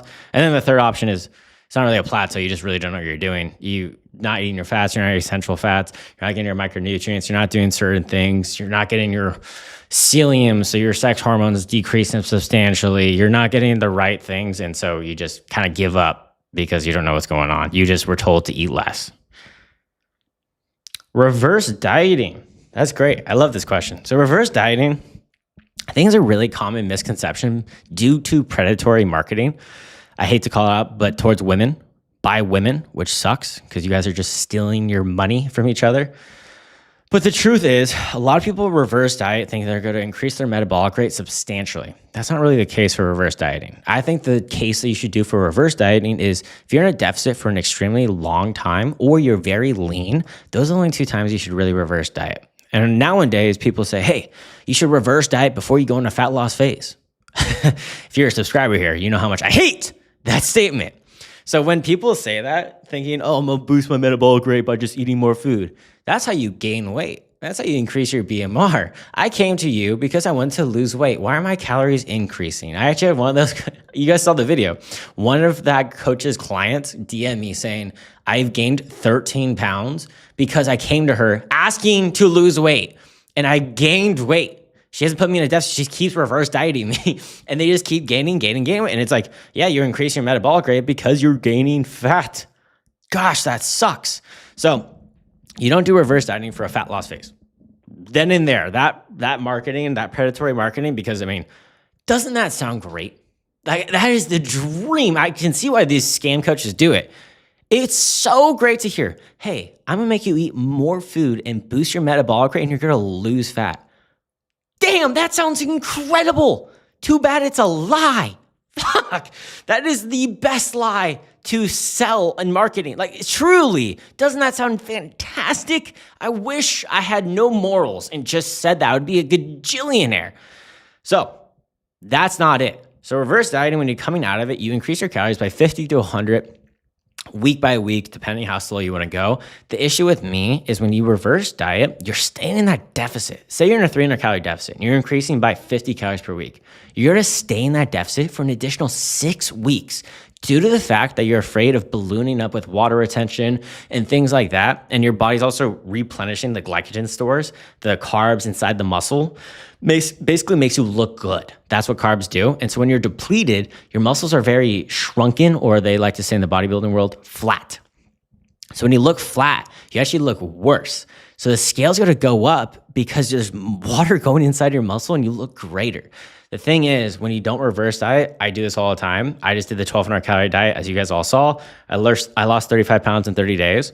You balloon up. I gained 16 pounds by going back to my diet without reverse dieting at all. Granted, super extreme. I increased my calories by 2,000, but I did an extreme cut. I did a very untraditional thing. And so I gained that 16 pounds and I looked super watery. The thing is, I've done this for years, so I didn't freak out. Changed absolutely nothing. And a week later, I'm 192. I gained around 7 pounds, I would say, but I look incredible. I didn't gain any fat. I look better. I feel better, all these things. So I basically ballooned up and a lot of people would freak out, and it's because I didn't reverse diet.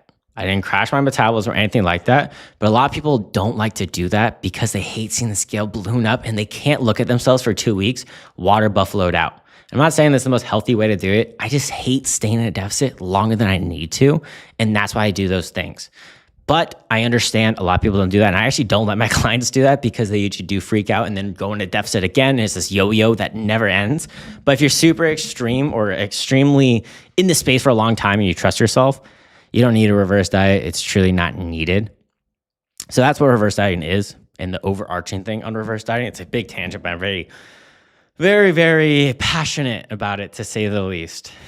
Are there cons to lifting fasted if you're working out early and don't feel hungry before? Yes, there's cons. I want to be fully honest. But the harsh truth is, force feeding yourself, and if you're in a fat loss phase, is not needed. And I like to look at the grand scheme of things rather than focusing on the minors, because whenever people do that, I think it's the funniest thing. So when you don't get carbs before a workout, you should have around 20 to 40 grams of carb. There's actually been shown in research, you improve your performance by a decent amount in percentage. The thing is, if you're not hungry and you need to work out before going to the gym, that is not, you just going to the gym is the most optimal thing. You force feeding yourself and now you're feeling a little bloated, you're a little lethargic because you have food in your system. I work out fasted majority of the time. It's not a big deal. I get stronger. I still progressively overload. That's the big important thing. You may be changing 1 to 2% on the speed of result by having carbs before the gym versus not, but that's it. It's more optimal to have carbs before the gym, yes. But it's also more optimal to just do something that your body actually enjoys, not forcing yourself to do things that you hate, because you're not going to do that long term. So a lot of people get freaked out because on the internet, you have to have carbs before the gym. It's not needed. Yes, it's more optimal, but it's not a necessary thing. If you don't enjoy eating in the morning, don't eat in the morning, especially if you're in a fat loss phase. Damn, that's incredible. Your leptin is skyrocketing in the morning or your insulin's low, so you're not hungry. It's a great thing. So I hate when people say like, oh, you have to force feed yourself. No, you don't. It's the dumbest thing. And last, for the women watching, your hormones and your cycle change the game. Here's how to work with them instead of against them.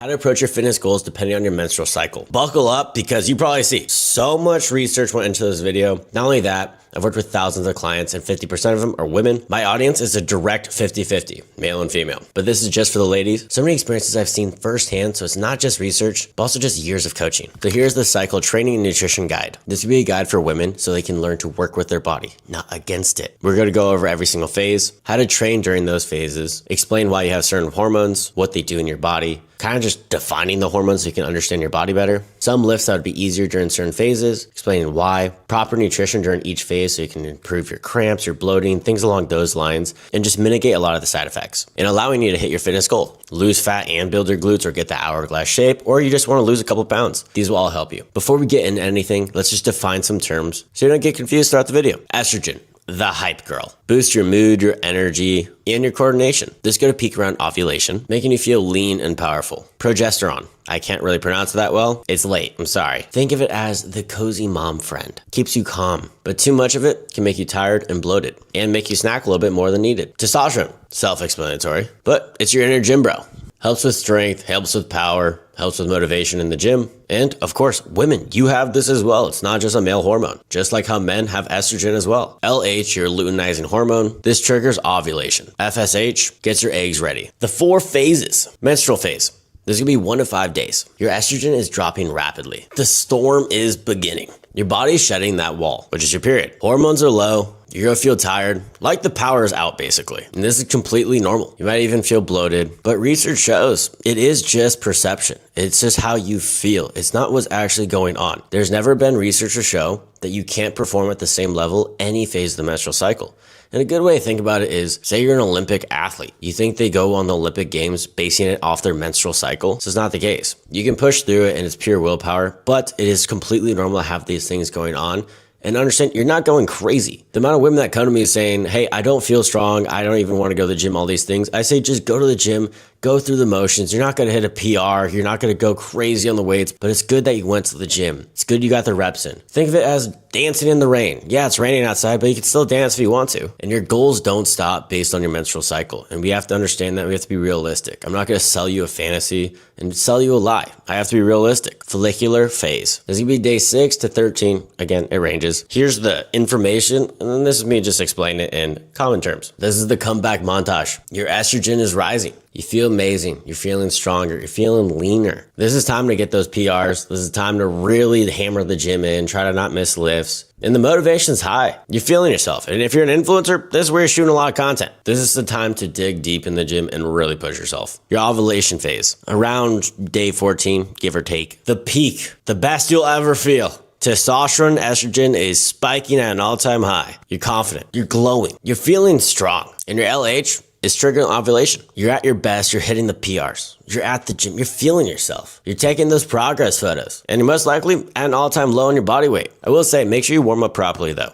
Because during this time, you're a little more bendy. More likely to get soft tissue injuries. Luteal phase, day 15 to 28. Plot twist, shit's going bad. Feeling bloated. You're feeling tired. Feeling moody. This is the time you gotta understand. You're the main character in the story. You're trying to hit the PRs. You're trying to get that hourglass shape. You gotta think of the goals at hand. So stick to the routine. Go to the gym like we know. Research shows no matter what phase you're in, it does not affect performance. It's all in the head. So power through it. That dream body will thank you. So don't fall for that weak little lie your body's telling you. It maybe doesn't feel too weak, but it's a weak lie. It's wrong. The thing is, you're gonna be bloated, you're gonna be having cravings, you're gonna be more fatigued, you're gonna be more irritable. In some extreme cases, I've actually given a week period where I just say the period week. I call this the luteal phase workouts. You're not really feeling yourself. So you're just doing more enjoyable things, more exercises that are machine-based, more isolated exercises. So it's not a lot of setup. You can just go right in the machine. It's isolated exercises. So the glutes can grow. You're not getting too tired picking up the weights, putting the weights down. They're all pin loaded machines. There's a way to mitigate this. A good coach knows what to do here. And like I said, I want to have a keynote here. I did so much research. There's no consistent evidence showing that you're weaker or lose any performance during your cycle. I said that earlier, but I want to really enforce that thought. It affects your perception. That's the main thing that's happening. Your body's still going to support muscle growth. Your body's still going to support you to lift weights and all these things. It's mind over matter in this situation. So be aware of these things, but just don't underestimate yourself. Don't let your hormones take over. Don't lose that battle to your body. And now, what I am most passionate about. Exercise is cool, but we know 89% of the body comes through nutrition. If you guys follow me on short form content, you guys know how much I am obsessed with micronutrients and nutrition. So no matter what, we should always dial in our micronutrients. We should always get your essential micronutrients, your macros, your essential omega fats, all these things at all times. So remember this. So be dialed 24/7, 365. Obviously, we're not perfect. We're not robots. But each phase demands different things. And I'm aware of this. And I want to teach you that. So this is going to be how to match the foods for your hormones and supplements to match your hormones and why it matters. It's my whole coaching philosophy. I want to teach you the why behind everything. Menstrual phase. Due to the blood loss, we need more iron. It's going to help prevent a lot of that fatigue you're feeling. So you're getting this from red meat. You're getting this from spinach. Cook with a cast iron pan. Things along those lines. Next up, vitamin C. So a lot of things come with micronutrients. A lot of micronutrients make other more bioavailable. So having more vitamin C coming from oranges, peppers, fruits, berries, things like that make iron more bioavailable and you can absorb more iron. So having more vitamin C will actually help you with that fatigue and all the other benefits as well to vitamin C. But I think it's pretty cool. They're like working together. Next up, magnesium. But make sure you really pay attention to that magnesium because some magnesium can make you shit yourself and then other ones help you fall asleep and help you with cramps. So make sure you're getting magnesium glycinate or threonate. Those are the most bioavailable forms, help with cramping. So make sure you're reading that label. But magnesium is going to help you with that cramping. It's going to improve your sleep. It's going to help with tension. You can get this from pumpkin seed, dark chocolate. Come on. We know we're dialing in there. Our body's so smart. I always tell my girlfriend this. Your body craves chocolate because it knows it has magnesium. It's one of the rare things that have magnesium. So fucking go crazy on the chocolate. And then next up, get your omega-3 fats. This reduces so much inflammation. So your body is omega-3 and omega-6 fat ratio. So everyone always talks about, oh, seed oils are so unhealthy. They're so bad for you. That's not the case. It's actually your omega-3 and omega-6 fat ratio. So seed oils have a lot of omega-6. I understand that. But to balance that out, you just have a lot of omega-3. So that ratio, you want to have a 1-to-1 ratio or a 1-to-4 ratio for your omega-3 to omega-6 fat ratio. The average American, 1-to-20 ratio. So that's why they're so inflamed. So just max out as much omega-3 as you can. Salmon, flax seeds, chia seeds, eggs, chicken thigh, things along those lines. Follicular phase. During this time, since we're going crazy at the gym, make sure you're prioritizing that protein. We all understand that protein should always be there. 0.7 to 1 gram protein per pound you weigh, or lean tissue you have, or goal weight. We're getting that the whole time. But during this phase, let's lean towards that 1 gram of protein per pound or weigh. If we're pushing ourselves in the gym, we feel freaking great. Also, let's get those complex carbs and quick acting carbs. Both. So before you work out, let's get those quick acting carbs because they actually help you perform in the gym and you're already feeling freaking good. You're not bloated. So those carbs are going to give you a better pump. So if you're working glutes, your glutes get bigger. Carbs are amazing. They basically just fill up the muscle. So like say this is my arm with no carbs, this is my arm with carbs. And then having complex carbs is going to help you with digestion. It's going to help you fuel your workouts as well, improving your gut health. So like sweet potatoes, oats, very fibrous foods. Berries. It's going to help detox that estrogen naturally. Comes from broccoli, kale, things like that. And then last up, antioxidants. Berries. It's going to help with recovery and cell repair. So get it from berries, citrus. Next up, ovulation. Let's blast some zinc. Supports ovulation. So if you're trying to pop a baby, make sure you're getting that zinc in, but don't go too crazy on it. Zinc overdose is a real thing. It's going to improve your immunity, help you with metabolic function. So shellfish, beef, things along those lines. And then this one, every phase you should be doing this. Quick acting carbs and protein, help with recovery, help with that muscle gain, and anti-inflammatory foods. Protects joints and manages swelling. Olive oil, turmeric, luteal phase. If you're in it right now, take some notes. I understand you want to rip my head off, but I'm here to help you. Magnesium plus B6 improves your mood, helps reduce PMS. Bananas, spinach, things like that. Calcium is going to stabilize your mood and reduce cramping. Everyone always gets calcium from like almonds, milks, things like that, very dairy-based products. The thing is, get some eggshells after you use the eggs. Bake it in the oven so you don't get the salmonella. We don't want that. And crush it up and put it in your protein shakes. You're not going to taste it. You're not going to get that crunchiness, but it's basically pure calcium. I do this constantly because dairy makes me flame up. I have eczema. I have an autoimmune disease that just sucks. My skin always gets messed up for it. And dairy just messes me up like that. And a lot of people can't have dairy. I understand that. So just get eggshells. It's so cheap because everyone eats eggs. Save the eggs so you're actually recycling. You're being more eco-friendly. And it's so damn dense in calcium. And the next up, soluble fiber. This is going to help your stool get softer, so you can go to the bathroom easier. This is going to help with constipation. Chia seeds, lentils, probiotics. It's going to improve your gut health and fight bloat. Kimchi, anything pickled or fermented. Yogurt, sourdough bread, things like that. So why are you having cravings? Why are you bloated? What the fuck's going on? How do we fix it? Great example. Why are you craving chocolate? Your body wants serotonin and magnesium. Your body is so smart. So a lot of women come to me and they want to heal their relationship with food, and they usually have foods that are on their fear list, or they overconsume on these foods really easily. And a great example is I had a client just obsessed with dairy products. And the thing is, they were just deficient in calcium. They never really tracked their micronutrients that properly. So they're deficient in calcium and they're deficient in protein. Boy, oh boy, most dairy products, like for example, whey, protein powder, this stuff comes from milk. So it's very dense in protein, and dairy products obviously have calcium. So it's the same thing with chocolate. You're craving chocolate on your period because you need magnesium and you need the serotonin. So instead of shaming yourself, fit it in your diet, track your food, understand why these things are happening, and it's actually making your complex micronutrient profile, making you extremely healthy. Just go for the 70% dark chocolate. It's more magnesium rich. So this is satisfying two things: your hunger, your urge for the food, and it's actually helping your hormones. I'll be realistic with you guys. I'm not gonna sell some BS. I don't need to sell some BS. You're gonna be bloated. I don't know what, I hate seeing those videos where it's like, oh, you'll never be bloated. Take this magical supplement, take my greens powder, take this thing. It's gonna magically fix the issue. No, it's not. It's natural. You're gonna be a little bloated. It's fine. I promise, as a man, I don't notice. Truly, I don't notice my girlfriend at all ever bloated. But I understand women are harder on yourselves than men are onto you. Did I say that right? But it's just your progesterone. It slows digestion and leads to water retention. You can't fix it entirely, but you can ease it. Hydrate constantly. After every meal, go for a walk.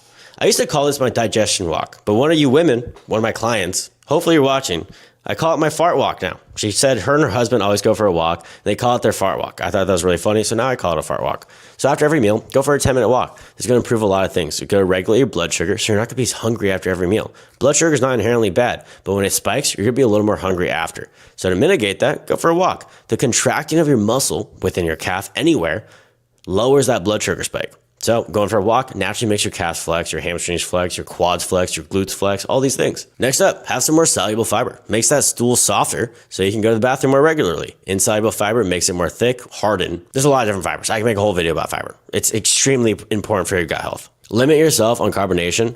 The thing is, I love carbonation. It makes you feel way more full because it expands in your stomach. So it feels like you have more food in your system for 0 calories. For example, diet sodas and things like that. It's so incredible for your fat loss journey. But if you care about the bloating, it's kind of pick and choose. You can be slightly more hungry and not have the carbonation. It's up to you. And then try to lower the high sodium foods that cause just excess bloat and water retention when it's not needed. Like I said, don't beat yourself up. Just learn to manage it better. Now, we're going to go through common myths I see in my DMs constantly. You lose strength on your period. Like I said before, not a single study shows a strength loss during the period.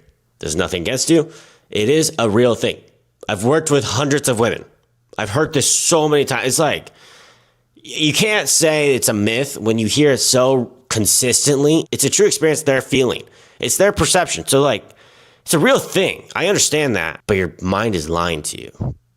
That's how you should interpret it. Next up, if you give in to your cravings, you're weak and you have no discipline. The truth is your ghrelin is rising, the hunger hormone, your leptin is decreasing, the thing that literally makes you feel more full. So it's the worst combination. You feel less full and more hungry. And your body's craving these certain micronutrients like I explained earlier, so it's not your fault. Just fit it in properly and mitigate those cravings. Next up, bloat means fat. No.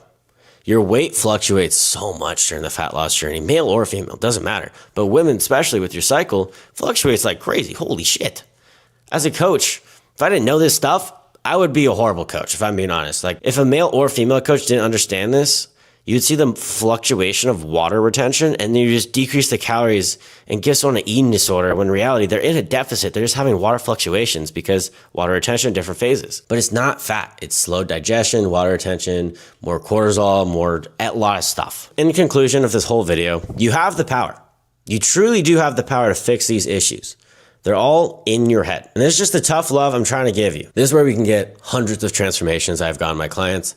They lose a bunch of weight, even women that want to gain weight, fix their relationship with food that's in a sustainable way. And they learn why through micronutrients and just making their body feel good and training properly to hit any fitness goal that they want. If you're a woman and you've lost your period, that means there's something unhealthy in your body. This is a great way to tell if you're just being a healthy woman. In general, if your hormones being regulated, it doesn't matter if you're trying to lose weight, gain muscle, get the hourglass shape, build your glutes, anything like that. You should always care about your hormones. Health comes first, visual appearance comes after. And if you feel healthy, you can get the results after substantially easier. So not only am I going to give you a step-by-step on how to actually improve it. I'm OB Health. I've transformed over thousands of people's lives through fat loss and improving their health for sustainable and long-term results. I've unfortunately had to fix a lot of women's hormonal health through dietary intervention and multiple other things. A lot of women go to other coaches that plummet their hormones, make them very irregular, or they try to diet on their own and they lose their period and now they're stressed. So this could be a combination of multiple women that have fixed their period and the step-by-step process of how we fixed it. Not only have I done this with legitimately hundreds of women and it has been proven to work with these women, there's also research backing all these statements I will be saying. And at the end of the day, you should be going to the doctor and getting your blood work done constantly and things like that. This is here to just help you, not take away from medical practice. How to get your period back. So to get it back, we have to understand why we lost it. Number one, your body can be too stressed from too much activity. This happens all the time. When people have eating disorder-like habits or they try to lose a bunch of weight, they think activity is king, which I think activity is this amazing thing. It improves your health in all markers, but it can have, at the end of the day, dosage makes the poison. If you're exceeding 20,000 steps a day or even near that number, it's way too much for your body to recover from, especially if you're doing weight training on top of it. There's a max level of stimulation until your body shuts down and has too much stress where it can't function properly. This doesn't just happen with women, this happens with men as well. Men can go hypogonad, meaning they won't produce as much testosterone. It's because they're doing too much activity. The same thing. Our body's not meant to do that much. I actually experienced this as a male. I went hypogonad and had 100 points per deciliter because I was doing too much cardio. On the outside, people must have thought I was the most impressive looking man, having six packs, veins, everything like that. But in reality, I had the testosterone of someone that was 80 years old. Next up, everyone always talks about protein and calories. That's a great thing and a great way to start. No one talks about fats or the micronutrients. These things are key and vital for your health. I talk about this so much in my short form content, but there's so much more nuance that I want to talk about that short form just does not let me do. So it's not only just healthy fats,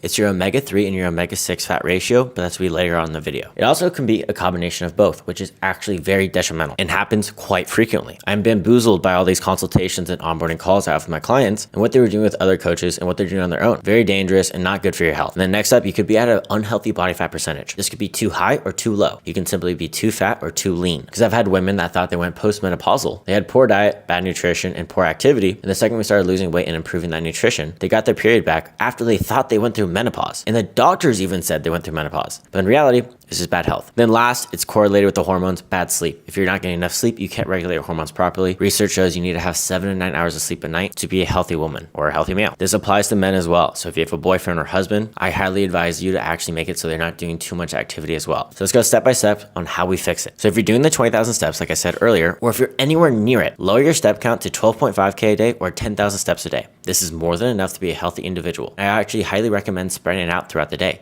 Every hour, try to walk for 10 minutes. Try not to do it all in one go. It's hard for your body to recover that way. And if you do it every single hour, you have more nutrition delivering throughout your body, more constant blood flow, debloats throughout the body, and so many other benefits. Research actually shows they compared the two. You got 10,000 steps in one go versus 8.8 thousand steps in a day, but every hour they spread it out. They got more health benefits from the 8.8 thousand steps when they spread it out throughout the day, showing it's more important to spread it out rather than do it all one go. This is a bare minimum, especially if you're doing 2 workouts a day. If you're doing Pilates, yoga, and weight training, that is a ridiculous amount of load in your body, and you should spread that out. You should do weight training in the day first, so you're not tired and give as much output as you possibly can, so you can build the booty, you can build the muscle parts that you want to grow. Cardio, you don't need as much energy because you're not pushing as hard as you would if you're in the gym. And I actually don't recommend doing those both in the same day. I would say weight training one day, Pilates the next day, or yoga the next day. It's good to have variety, just don't do so much in one day. Next up, you should improve your recovery. Make sure you're having proper nutrition, proper protein, having your healthy fats. These things are so instrumental in the recovery process. Having things that will actually de-stress you if you meditate, getting a massage, anything that makes you feel relaxed. Then it actually shows that if you have a significant other, you can decrease cortisol levels up to 50% just by spending quality time. Again, if you're single, that's unfortunate. I would crack a joke, but it's a very serious topic. And then like I said, the number one thing to help your recovery is sleep. So 7 to 9 hours of sleep if you can. Really great ways to do this. This is going to be my 101 sleep protocol, rapid fire right here. Try not to eat for 1 to 2 hours before bedtime. Digestion hinders you from getting deep sleep or REM sleep. Try to have no bright lights for at least 2 hours before bed. Having bright lights makes it so you're not producing melatonin. Melatonin is the thing that makes you fall asleep. So suppressing that and burning that off before you go to bed, it's a recipe for you staying in bed and just sitting there looking at your roof or doom scrolling. So if you have any lights, I'd recommend doing a warm light and limit the brightness. Next up, research actually shows you should have your room at 65 degrees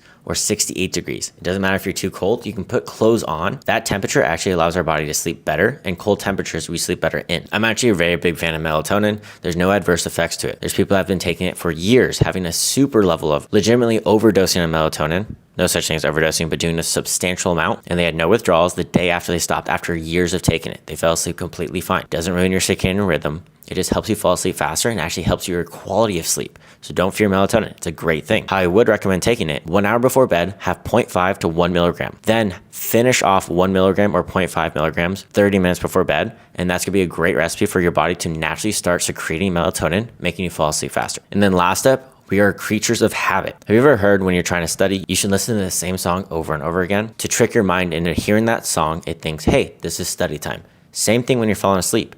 You should not watch your TV. You should not doom scroll if you're in your bed. You should switch your mind into thinking, hey, this bed is to fall asleep. You should only spend time in your bedroom when you're trying to sleep. You're tricking your brain into thinking, hey, head on pillow, sleep time. Those are very simple tips that you can implement right now, all for free. So like I said earlier, the fats. No one talks about healthy fats in their diet. Everyone's focused on calories and protein, which makes complete sense. Calories would dictate your weight if you're gaining weight or losing weight. Proteins will actually improve your muscle mass. So you're trying to build that booty, you need to have the high protein. But no one talks about the fats. And actually people fear fats because they're 9 calories per gram rather than 4 calories per gram like carbs and protein. That does not mean you should avoid them. Not only is it going to help you with your hormone regulation, it's actually going to decrease ghrelin, the hormone that makes you feel hungry, and increase leptin, making you feel more full if you get your healthy fats in. Not only that, you're going to be more energized. And if you have poor hormones, you're not going to sleep. So it turns into a snowball effect. If you have really bad sleep, your hormones will be out of whack. If your hormones are out of whack, you're going to get poor sleep quality. So the cycle repeats and repeats and repeats, and it gets worse, worse, and worse. So you have to catch it early on. And then next up, like I said earlier, you can be too fat or too lean. I've had it in both cases. Some women came to me and they're borderline anorexic, or they were too lean, almost post bodybuilding show. And I've also had women that come to me that they're too high of a body fat percentage, and they both regain their period back,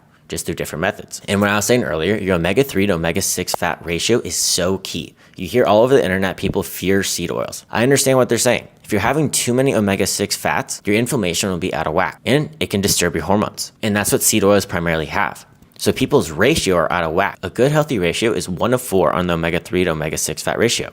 So every 1 gram of omega fat should have 4 grams of omega-6. A very healthy ratio is a 1-to-1 ratio. That's what you should shoot for. That's perfection. The unfortunate truth is the average American has a 1 to 20 ratio. For every 1 gram of omega-3, they have 20 grams of omega-6. Absolutely ridiculous. Not only that, there's 3 different types of omega-3 fats. There's ALA, DHA, and EPA. We should avoid ALA because we only convert 5 to 10% of it. It's a very low source and a bad source of omega-3. And I'm sure you hear chia seeds are great and walnuts are great for omega-3. They really aren't that good because only 5 to 10% of those fats are converting into your body for EPA and DHA, meaning it's bioavailable. These are great if you're vegan or you don't consume fish. DHA, this is essential for your brain and eyes, especially if you're pregnant or if you have an infant child. This will help improve your memory and long-term cognitive function. EPA, this will be found in fish, salmon, things along those lines. This is going to reduce inflammation, improve your heart health, and improve your mood overall. And there's a lot of research backing that it improves your mental health substantially. And here's gonna be a quick list of things that are gonna improve it. Here's a really cheap list of omega-3 fats that I use with all my clients that I highly recommend. You can pause on the screen right here and screenshot it, and I highly recommend it. And then these are the best overall sources that are bioavailable in our body. Not just overall, bioavailable in our body. So screenshot that again. I promise you, if you decrease your activity if it's too much, or you lower your body fat percentage if it's too high, and you increase your activity, you will get your period back. And that will be a great sign of you being a healthy woman. Once you do those things, you will lose fat like nothing. You'll build that hourglass shape. You'll build the glutes. You'll build the muscle that you want. You have to be healthy first before you can achieve these goals. A lot of women I notice lose the mission. You want to be healthy first and then look healthy after, not vice versa, not look healthy and then become healthy. Because I promise you, no matter how good you look, feeling like trash all the time will be so significantly bad for you, for your mental health, your relationships, and longevity. It won't be worth it. I promise you, you can have a healthy body and look amazing at the same time. I've done it with thousands of women. You just have to be very intentional with your micronutrients, your macronutrients, and your daily activity. I know we didn't mention micronutrients. I didn't want to make this video too long. And if you're interested, everyone always wonders, hey, why am I so bloated? All these things. Bloating is natural. You're putting volume in your body. It's physically impossible to consume something and go, I don't want my stomach to show that. Where's it gonna go? There's ways to mitigate it, but if you just had a huge meal, the tough truth is, it's a natural thing. So just don't have a massive meal if you're about to wear a bikini or go out. It's a naturally occurring thing. You have to expect that. We're not Houdini. We're not gonna make it just vanish. But number one, fart, walk. I didn't actually coin this term. My client did. She said, oh, I love my fart walks. I used to call it digestion walk. I think this is way funnier. So if you just went and had a huge meal, massive meal, borderline, big backed, you have to go on a walk after. It's gonna help you digest your food. You're not gonna have as big of an insulin spike, so you're not gonna be as hungry after. When you spike your insulin, it's not inherently putting fat in your body. It makes it so you're hungry again. So to mitigate that, you have to flex the muscle, contract the muscle. You can, if you want, you can just do some calf raises, but I usually say get a walk because you get the blood flowing, you get the nutrition to deliver to the right parts of the body. Very key things. So go for your fart walk, and it actually makes you relieve some gas. That's what my client calls it, her fart walk. She does it with her husband constantly. So if you have a husband as well, bring him on your fart walk. It's healthy. If you guys just had a meal, let's do it together. Support systems are huge. If you have a boyfriend, if you don't have a significant other, have an imaginary friend. I don't know. This is also going to help you get skinnier because you're getting more step count, you're getting more activity, and it's just healthier for your body. Next up, fiber. This is something no one talks about. Get your fiber, girls. Come on. Do you see the big thing up there? See all the fiber supplement? I'm a big advocate for fiber. So this is actually counterintuitive. When you first have more fiber, I would be lying to you if I said it made you debloat. It makes you debloat in time. So I think it's really funny. I saw a trend on female TikTok or girl talk or women TikTok. You guys were having a dragon fruit and you guys were saying this is a laxative. You guys were going to the bathroom after. The funny thing about dragon fruit, they only have 5 grams of fiber. 5 grams. You're supposed to have 30 to 50 in a day. 5 grams to make you guys go to the bathroom? That means you guys are severely low on fiber. Not to make you fearful, but the #1 preventative cancer for the under the age of 50 for men is colon cancer. The #1 thing for women, #2 thing for women is colon cancer. The #1 preventative thing for that is fiber intake. Men should be having 50, women should be having 40 in a day. Get this gel-like wall in your stomach and gets toxins out of your body. You feel more full. So many benefits to having fiber. The thing is though, this is the caveat no one talks about or understands. #1, there's different types of fiber, but that's a video for another day. We could be talking for 30 to 60 minutes. So let's just go bare bones, fiber. When you're having your fiber, increase your water intake. When you are having your fiber, it's going to make things thicker. Down there, your stool is thicker. You need to have water to push it out, or else you're gonna get the counter effect and you get more constipated. Also, you have to get used to fiber. All the women I work with, I start with 10 grams of fiber because if we went to 50, you might have to get hospitalized. It does the opposite effect if you're not used to it. Your body has to adapt to it. So a female client of mine, she went up and she goes, I'm so bloated. I was like, I promise you, give it time, trust the process. Now she never has bloat. She's regular. She's going to the bathroom every day. That's what you're supposed to be doing. You're supposed to go to the bathroom once every day or every 3 days, but realistically, once every day. It's healthy. It's normal. It's good for your gut health. It's a sign of being healthy. every day or one every 3 days, but let's lean towards one a day.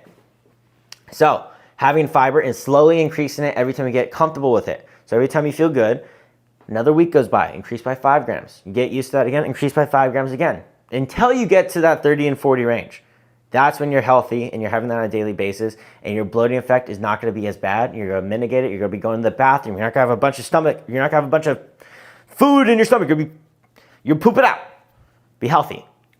Good. There's a lot of TMI information, but worked with thousands of people. It just happens when you're a fitness coach. You talk about your periods. You talk about bloating. You talk about your stool. Should have titled this. This actually, the title's probably be like 3 things to debloat. Didn't think of that. How to debloat 101 or 3 things. Next up, you ready for this? Drink more water. I am so tired of seeing women drink the bloom powders, the AG1s. You know how expensive that is to do nothing. Nothing. It is an underdosed multivitamin, an underdosed fiber supplement. You know the quote, I probably don't know the quote, but Bruce Lee said, he's more fearful of the man that's practiced one punch 10,000 times than the man that's practiced one punch 10,000 times. Or, sorry, one punch 10,000 times versus 10,000 punches one time. Showing the form, if you're a master of everything, you're a master of nothing. So they tried to do a multivitamin inside a fiber supplement. They failed at both. It sucks. It sucks as a multivitamin. It tastes like trash, and it's horrible for your gut health. It doesn't even tell you what's in it. It says it's a blend. That's how you know it's bad. On the back of a thing, it says, oh, a blend. It is horrible. No fiber, no vitamins. It just tastes like trash. Underdosed and overexpensive. When reality is you should be having your multivitamin, which is going to be great for overall health. You should get your vitamin C. You should also get your protein. Protein is going to make your skin look good. It's going to give you more muscle. More muscle means you can have better muscle contraction, store more carbs. Getting sidetracked. We're talking about gut. These go hand in hand. Fiber and drinking water, like I said before, very key. This drinking water is going to make it so you're not holding as much water. You might be saying, hey, I'm drinking more water. Your body's not going to hold up as much water if you're drinking more water. Shockingly, you actually hold more water on your body when you don't drink enough water, if that makes any sense. You're not flushing anything out. So I would drink more water after every meal and during these meals. And that's going to make you feel more full because it's expanding your stomach, making you feel more full. And if you go for a walk, it's going to help mitigate that. So these 3 combos, real simple, super simple stuff. Just drink water, drink more fiber, or eat more fiber. You can drink it with a supplement. And go for your fart walk. This is a recipe to debloat substantially. It's free. It's free. It's literally free. No supplement being pushed here. This is just genuine information. And then also get a gut health test. I have an autoimmune disease called eczema. I have flare-ups from certain foods that I learned from my gut health test. These are not that expensive. They're very cheap. And I recommend it because it actually lets you know the foods that inflame you more than others. Some people might have, I know a lot of ladies have IBS. Check the test to see what flares your IBS up. It is very key. It is case by case. You can't give a say all be all. This helps everyone. I can't give nuanced information like I do with my clients because I have them get blood work done. I have these things done and I meet them where they are. For this, for anyone that just wants the free info, do these 3 things and I promise you'll notice a difference. I know this is short, simple, but it could change your life, genuinely. Having good gut health can lead you to make you lose more weight because you're actually healthier, you're more satiated, you're not going to eat as much food, leading to more fat loss. This thing, so many things that snowball into health with your gut health. It makes your skin look amazing. Once you have good skin health, you're just more confident. The snowball effect is so key. So I highly recommend taking care of your gut health and debloating. They're hand in hand. If you're getting very bloated, your gut health is probably out of whack. And these things will help you so much. Oh, I almost forgot.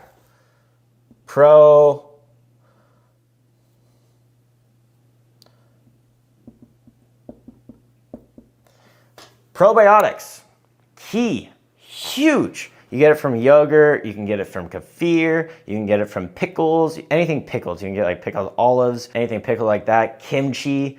All these things are great for your gut health. You're adding more bacteria to your gut. It's this complex thing. It has so many different bacteria, good and bad. I'm not saying to take the frickin' probiotic supplements. There's no research to show that helps you. You have to think of it. How am I going to put a bacteria in your gut that I don't know if you have or not? Everyone's gut health is like your DNA. No one has the same gut health. No one. It is unique to you. It is like your DNA strand. So how the hell am I going to give you a supplement that fixes your gut? The only time it has been beneficial is when you're on antibiotics. And that's still not that strong of evidence. So if you just got off antibiotics, it just cleared your gut. There's no bacteria in there. That's why you always feel really crappy after. You have no bacteria in there. You have to rebuild that really complex system in your gut. So probiotics, adding those things, having sourdough instead of normal bread. Sourdough, it is fermented. It's great for your gut. So these things, fixing your gut health fixes your bloating. So have some Greek yogurt, add some berries to it. That's a recipe for everyone. If you had some chia seeds, blueberries, and Greek yogurt, that is the best gut health recipe on earth. You'll get some omega fats from the chia seeds, you're getting protein from the yogurt, you're getting a probiotic from the yogurt, you're getting more fiber from the berries and the chia seeds. Holy cow, is that a recipe for debloating and looking like a slim little lady getting an hourglass shape? Amazing stuff. That's everything. You saw why most people gain it all back. Now you have the system so you won't. If you want one-on-one coaching with me or my team, apply down below so you build a plan that fits your life and you can stick to it. Click the link in the description, go up, show up for yourself, like and subscribe, and thank you for watching this 6-hour video.